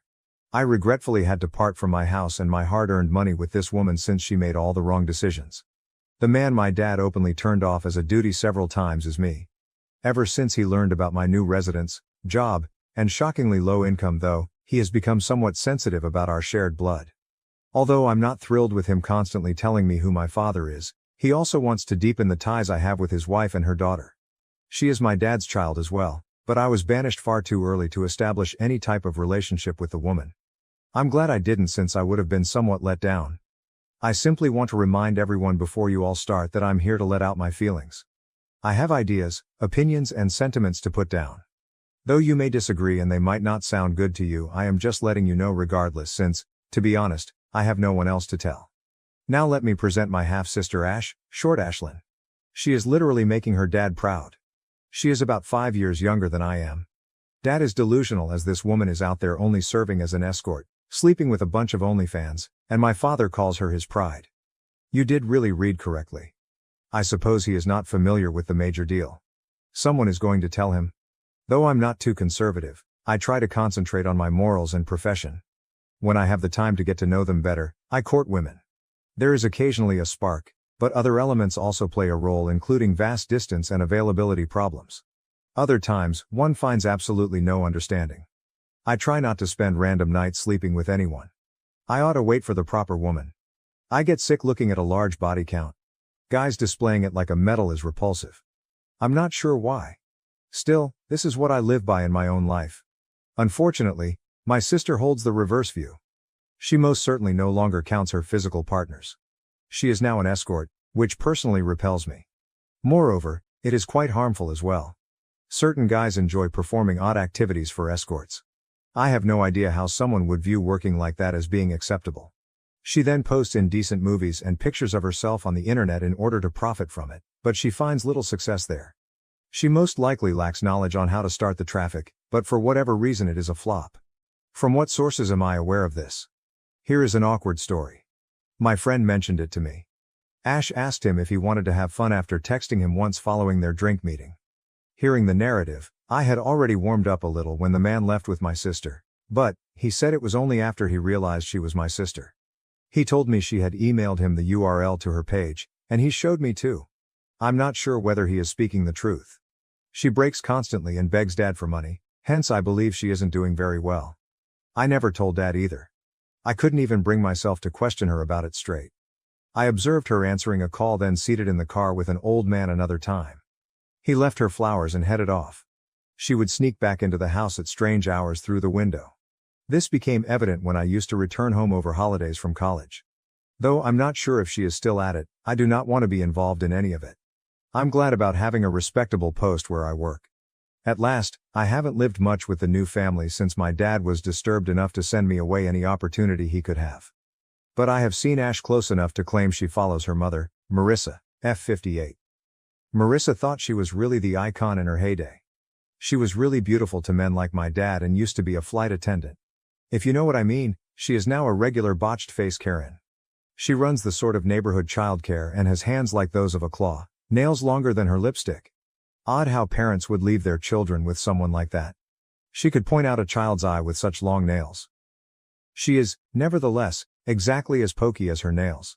She loves to create trouble in other people's life and opinions about anything. She has more plastic in her body than the sea and a quite terrible voice. She is as real as phony leather. She affects Dad for the worst. She didn't want to raise a child that wasn't her own, hence I think she was a big factor in my dad not thinking twice before sending me 8 years to boarding school. Let me then introduce you to my dad. Actually, he is more the main cause of all this. Having lived a complete life, he believes anything he does in life is justified even if it is far, far from it, since he understands better. He laments having me since I'm not like him. Thank you God, I am not. My mother was a formidable woman. She looked after my dad well and clearly knew her priorities, yet they clashed. I should never forget that she used to tell me Dad was just a different person, not a horrible one. He will always be my dad regardless of what happens. She was a good person though. She didn't want to contaminate my views against my father. He was definitely as intolerable to her as he is now. Few months later, they split and divorced. 4 years old at the time. 2 months after the divorce, my dad then wed Marissa. When I reached 5, they had Ash. Later, my mother passed away in a car accident. She was out to come pick me from school, so I can't forget that. She had always been on time, she just missed 10 minutes once. Though it seemed to me like an hour, it was only 10 minutes. A drunk hit her at a crossroads. He made it, she did not. A few years ago he got a DUI, and I was left alone permanently. I waited in the school. It took them 2 hours to arrive to pick me up. My dad had come, hence I was misled and puzzled. His irritation when he turned to dead-faced Marissa and asked what they should do about me will never fade. She answered, "Your kid, your problem. Specifically, Dad. You cannot now come and tell me I will have to look after your spoiled child. At last I have steady work and oversee some side enterprises. Since I turned 15, I have been earning and have worked quite hard. I started boarding school, then moved to college, only visiting over the holidays, so I started living alone 8 years ago. I recently bought a property after working very hard to reach where I am. This is a wonderful modest house, far better than the apartment I had with buddies. I felt I would never be able to reach this life aim. Actually, I just moved in last month. Although I might not like my family much, fundamental politeness was to involve them in a moment this significant, thus I asked them to the housewarming as well. Watching his response was quite depressing. As he inquired about the furniture, the architect and the interior designer, he seemed jealous, to be honest, a bit annoyed. When I provided him what I believed was sufficient information, he answered with taunts such as, "I wouldn't know, you never bothered telling me," trying to get attention and clearly show our weak connection in front of friends and business associates, including my boss. 1 week went by and he called me. I had an intricate job to oversee while at work. I accepted since he mentioned he needed to meet urgently. When I got home, Marissa and puffy, red-eyed Ash were glaring from the living room and I avoided her. Dad was in the kitchen pulling beers from the refrigerator. He gave me one, and I graciously turned him down fearing what he might say. When I asked him what he wanted from me, he furrowed his eyebrows and answered another question, asking whether I had lately started complaining about us. Not sure what he was getting at, I scowled in uncertainty. He invited me to hang in the living room with Ash and Marissa. I nodded and turned to settle on a couch across from the two. Ash folded her arms. Marissa rolled her eyes. Dad came in and sat with them facing me. Leaving his beer bottle on the sofa table, he leaned back. Then he wanted to know whether I was blind. There was a pause, probably bewilderment on my end and rage on theirs. He said before I could reply that I either choose not to notice things that ought to be seen or I am blind. He stated I had most likely become somewhat proud ever since I bought a property and avoided looking at the individuals who really mean something to me. I groaned and asked him what he meant by all of that, wanting that he would be more explicit.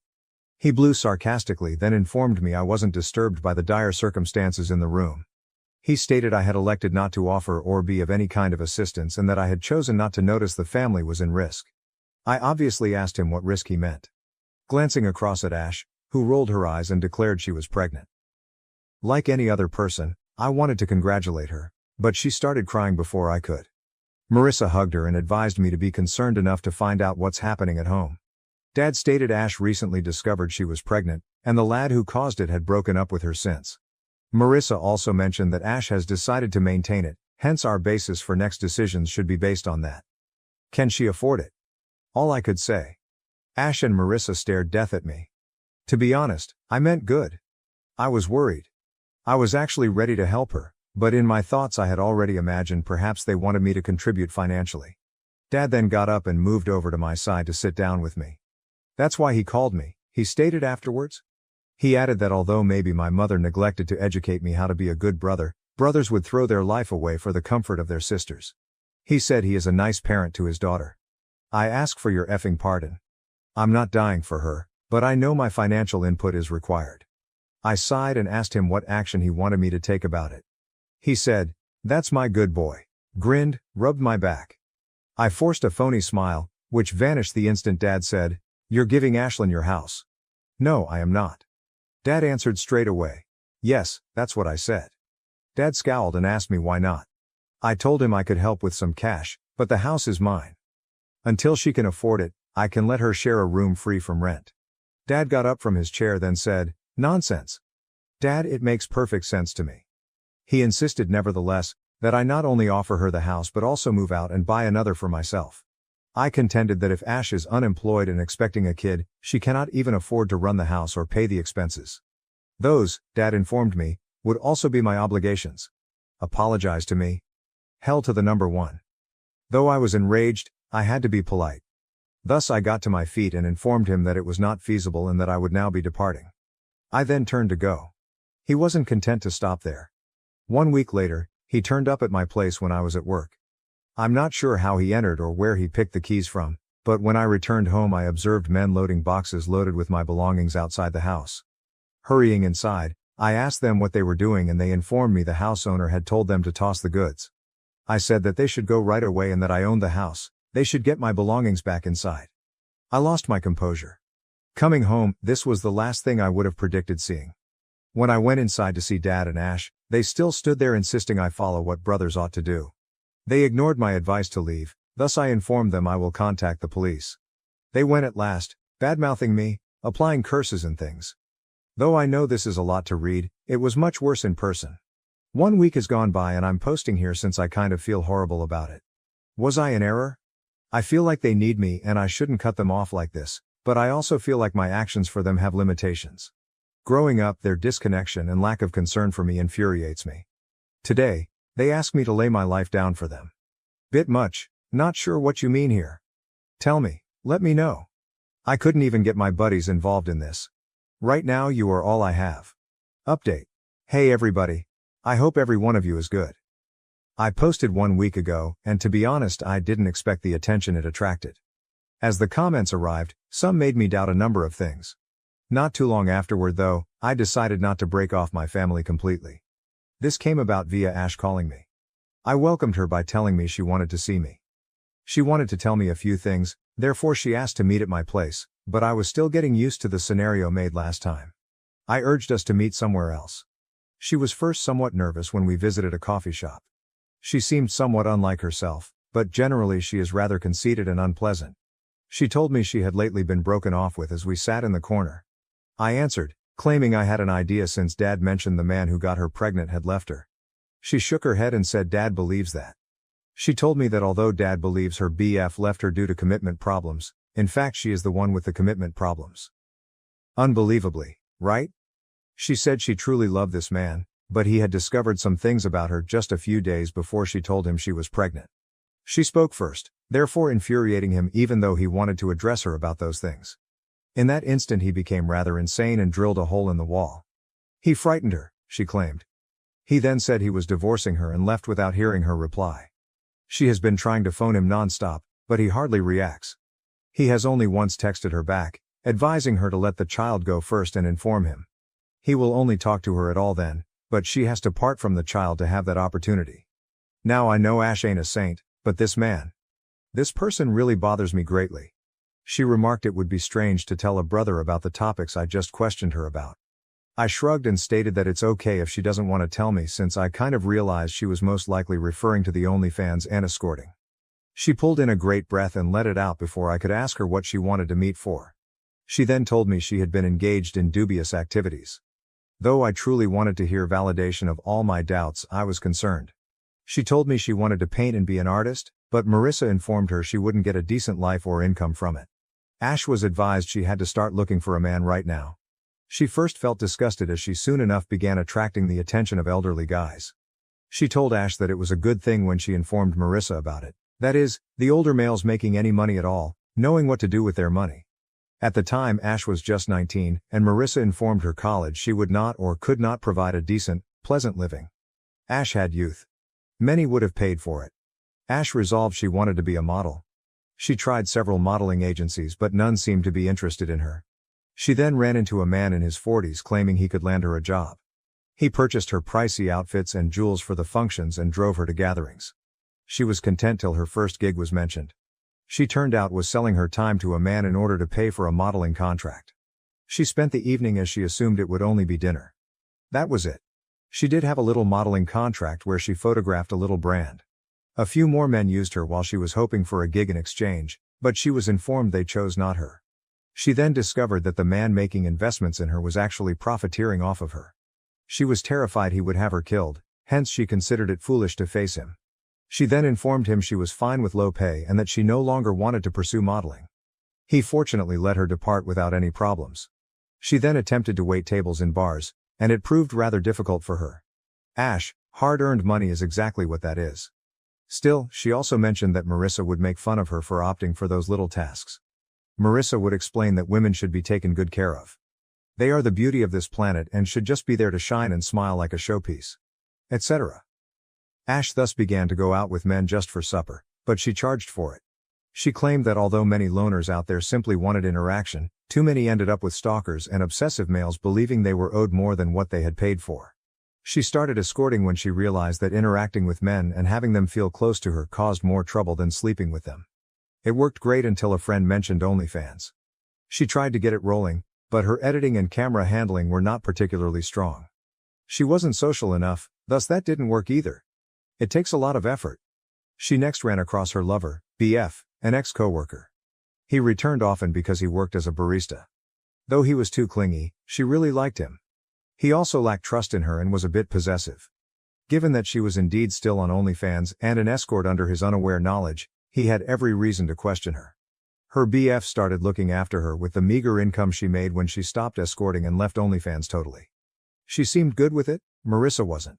She then fell pregnant, and her boyfriend discovered everything. She mentioned that a couple of the individuals on the list might be possible fathers. Every one of them donated money to help the child and her. One of them had even proposed to her, but she knows all of them are doing since they believe they are the only ones there, which is silly given she is an escort. She does not, however, tell them straight out that she pays her expenses and most likely helps with the kid. She said she decided to tell me all this since she couldn't tell Dad. Dad believes she has only been modeling here and there, makes little money, and that she had one man in her life who left her. Marissa mostly understands when he should have stayed. She advises Ash to wed the man who proposed and let him believe he is the father. Ash doesn't know, though, what to tell Dad. She also doesn't want to let anyone believe a lie and wants not to wed the guy since he is strange and ancient. She mentioned that some financial support would be great and that she wanted me to make up with Dad. I asked her what she wanted me to help with. She advised me to consent to what Dad asked and then spend some time away. I could then return when things are less contentious. How then is that a solution? I politely turned down her offer and informed her I could only provide some money. Nevertheless, I wasn't comfortable leaving my own residence. She then informed me I lacked the least bit of decency to assist her out, that she exposed her entire existence to me and that I was selfish thinking like way. She stated, even then, Dad was correct about me and I deserved to be sent to an orphanage instead of taken in when I needed somewhere to live. She stood up and stamped off. Though I believe my response was not too severe, is it selfish? Actually, what do you believe her side of the tale tells? Does it support her expectations? Should I trust her? She seemed to be speaking the truth, but does it follow that I should follow her advice? Tell me, everyone. Update. Right now, this is what is picking at my brain. A few things have transpired after another week. I assumed I would hit the keys and notify you all about it. I appreciate your help on my earlier update, gentlemen. Having folks back up my ideas for once is rather relieving. Still, Dad called me once I met Ash. He wanted to meet with me at the pub to sort out a few things. Interested, I agreed and went to see him. He mentioned he knew how much I was making as we sat at the counter. When I questioned him about why it mattered, he stated he knew I could afford to buy another property in a few years. I shrugged and said I already had a house, thus this conversation ought to be quite over. He maintained that since I didn't yet have a family and that single women find it more difficult to raise a child. That child needed a safe place he could call home. I reminded Dad then, that Ash had been living with them long enough and that nothing seemed to be an issue. A small child won't harm. I also asked him what she would do, pregnant, living alone in a big house. She needs to be surrounded by others so that she could be looked after, I remarked. Dad surprised me once again at that point. He said Marissa and he would move in with Ash into my house. My hearing let me realize something. The bartender laughed sarcastically before I could react to that. Dad objected and inquired about what he found so humorous. He said, Ash. She uses everyone, he remarked, then tosses them away. He nodded, declaring he was her lover when my dad questioned him about who he was referring to. My eyes opened, so this was the man. Dad balled his fists and asked the man why he felt it was acceptable to establish a family he couldn't sustain. He spoke angrily. Holding his hands up, the man informed Dad he had no bearing on the family in issue. He also showed no desire in rearing a child not of his own. Dad pushed him to say why he felt that. He grinned and explained that although Ash still got pregnant, he had a vasectomy last year since he didn't want any children. He also discovered her driving off with several males following her lies on her whereabouts. Then he learned she had an OnlyFans page. He found none of it believable. That was the last straw for him when Ash at last told him they were expecting. He couldn't have a child, hence it verified everything. Knowing this, he told Ash she had been cheating on him all through. She let the truth fly free. While my ears were focused on Dad's voice, all I could see was his face moving from wrath to disbelief to disappointment. He shrugged and informed us she owed Ash money, time, honesty, at least love. He owed nothing else. He stated he was unsure whether Dad knew any of it, but he knew no dad would be ashamed of a child like that. Dad stiffened his lip, got off the stool silently, and turned away. He texted me later that evening, saying he had to go get Marissa from her yoga session. I'm not sure what happened after that, but I'm sure it was something, as Ash was at my door sobbing the very following day. I wrecked everything, she informed me. To stifle a scene, I drew her inside and calmed her down. I told her I told Dad nothing.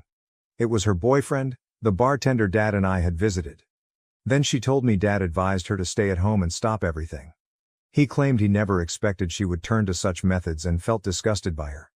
He advised her to pick a decent man and straighten her behavior. He also noted that these days her chances of meeting decent men were somewhat limited. I hugged her and listened to her. Dad had just returned from seeing me when he confronted her, so she stated she was sorry, believing it was me. I forgave her, then she returned home.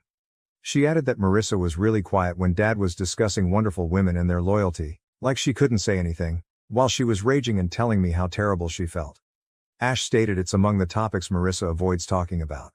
She answered that Marissa couldn't have an opinion since she is yoga, so I asked her what she meant by that. I could only grimace in perplexity before Ash carried on crying as she related what else had transpired. Yoga, said stayed with me. Actually, what do you suppose happened?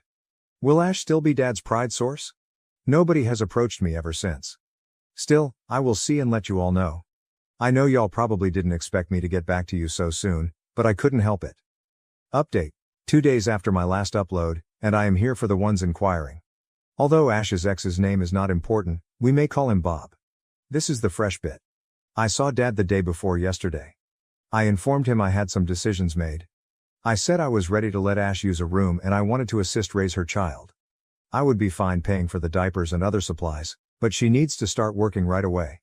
Dad informed me then that nobody would be with the kid, hence I advised her to attempt working from home or freelancing. This time, Dad wasn't his usual nasty self. He stopped and then let out a sigh. Telling me he felt I despised him, he settled on the couch. He was correct, but I probed him about his reasoning. Mom despised him too, thus he said, which was why. She never said that. I told him fast. Instead, she constantly stated Dad loved me and worried about me. I told him the only reason I felt let down at all was how inaccurate my view of Dad was. Mom told me all that. Then from Dad I sensed only absolute neglect and lack of caring.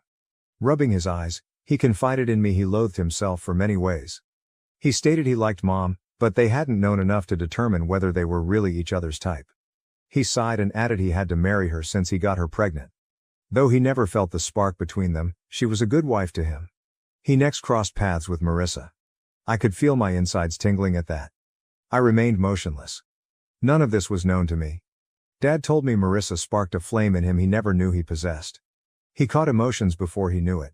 He was quite delighted with her. Marissa became pregnant too before he could negotiate his way through rights and obligations. She was pregnant, therefore it was too late even if he informed her it was bad. He urged her to wait. He wanted to tell Mom first, but Marissa came to our house feeling nervous. She reported everything to Mom. She explained everything to Mom. Dad took it when Mom challenged him. Mom was really hurt in this quite unpleasant episode, yet even then she remained courteous and requested Dad for a divorce. My parents separated. Y'all, Dad had an affair with my stepmom and got her pregnant. I'm not sure just how much worse this dude could be. Dad stopped and glanced across at me. He stated he had to return me home after spending a good year with Marissa when Mom passed away. Marissa despised every aspect of it. Again, driven by guilt or something, she was worried that Dad could put me before their kid somehow. 3 years later, he sent me off to boarding school, and subsequently I never had to remain home long enough to cause Marissa any trouble. Love makes you do stupid things, he remarked, and I wanted to punch this man in the face but I restrained myself. Turning back, I found Marissa standing in the gateway carrying a water bottle. She claimed to be just heading to the yoga class. Setting her bottle on the table, she headed into the kitchen. I blinked, then she was back and was through the door before I could think clearly. Numb, hence I followed her out. I grabbed her water bottle to give back to her. She had already got in her car and was leaving when I came out. To help me to relax, I silently sat in my car and gently drove after her. She pulled out from parking outside a yoga club. She turned to glance around her and then began down an alley. She once more turned around and climbed into another car. She kissed and hugged the driver and they headed off. I was hardly able to blink. I locked my jaw, parked, got out, and entered the yoga club. When I asked them about Marissa checking in, they denied providing personal information. I insisted I was at least told if she were there, saying I was frightened about her. They informed me they had no customers under that name. I returned to my car and waited. I have no idea what came over me, but I started filming when the second car rolled in. Then slapped her butt as she happily headed to the parking lot when a man got out and opened her door for her, hugged her and kissed her. For yoga, Marissa, so much is different. I left before she arrived at the parking lot. My dad cheated on my mother, thus he is currently being cheated on as well. Karma is. Dad has phoned me several times, but I didn't answer. All I want right now is go and question Marissa about it, so I'm going to see what happens. Should I change? Hello y'all, I believe this to be most likely the last update. And I know it's a week late, y'all anticipated it to be sooner, but so much occurred this week. I first managed to man up and approach Marissa. I went when Ash was asleep and Dad was not home. Was she scheduled for yoga that day? She claimed to have it every day, on Sundays included. Cooking spaghetti in the kitchen, who was her yoga teacher? I asked her. She chose a name at random. Was that a guy? I asked her. Saying no, she chuckled and asked, why would I take a boy? She had a female instructor at the club she visited, so I told her it was odd since none of the other clubs had female instructors. She corrected me, but her voice startled me and her hands were no longer swirling the pasta sauce. They told me I had joined the club yesterday. I told her that. How could I know where her club was? She asked. I informed her I visited last time following her. She let go of a spoon. I grabbed it, and she spun around. What are you getting at? She asked. I then informed her what I observed. She disputed it as was natural. I mentioned I saw it with my own eyes. She shrugged and said Dad would never accept me. At least he would believe his own eyes, I told her after pulling out my phone and running through the footage. She stood stunned and spent a minute not speaking. Her face then relaxed, and she carried on cooking noodles. She stated it was useless now. She was already preparing for a divorce anyhow. My eyes grew wide. This woman was horrible. My dad deserved all of it, granted, but oh, she's a serpent. She informed me that her sweetheart of 3 years ago is the man she visits at the club. When it was safe to do so, they resurrected their passion. She stated they had fallen in love long ago, but at the time he was wed to another woman whose father had employed him for his business. Though there was a lot at risk, Marissa and her boyfriend decided he should keep his marriage intact and handle his money. He would then split from his wife and live with Marissa. But Marissa became pregnant and, as women should, she was trying to pin a man down for support. She made that decision to hang around Dad. They were seeing one another on and off, but Marissa chose Dad and told him he had to act when she met her boyfriend and got pregnant. She had to handle things herself since he developed cold feet, and that's when she spoke with Mom. She's good right now. Her partner is a widower and has a business. She said women should do what they can, kid, and turned around smiling. Her smile stopped though, as she peered over my shoulder. The next instant her smile vanished. I turned back to see Dad in the gateway with flaming eyes and clenched hands. He was shaking. Dad awakened Ash then and carried her to the kitchen. Who was her father? He asked. She shook her head and glanced across at Marissa. She assured him she always recognized him to be her dad, thus she didn't give blood any thought. Pacing the floor, he ran his fingers through his hair. Marissa and Ash were instructed to leave his house 2 days later. The divorce is underway. At a shelter are Ash and Marissa. Dad has requested me to locate him as a therapist, and he has been rather quiet since. I pardon him every single time. Regarding Marissa, her boyfriend didn't bring her in. He disputes having ever spoken with her. Marissa has begged me for the proof, I have it. She even begged me to consider Ash through her pregnancy. And what can I say, Marissa? Your child, your challenge? From what standpoint should I act? Either destroy the footage or hand it up. I'll let others know in the comments soon later. I appreciate you joining me and for your ideas and encouragement. It means a great deal. Thank you for watching. If you haven't subscribed yet, please do so and hit the notification bell to stay updated with more shocking real-life stories happening around you.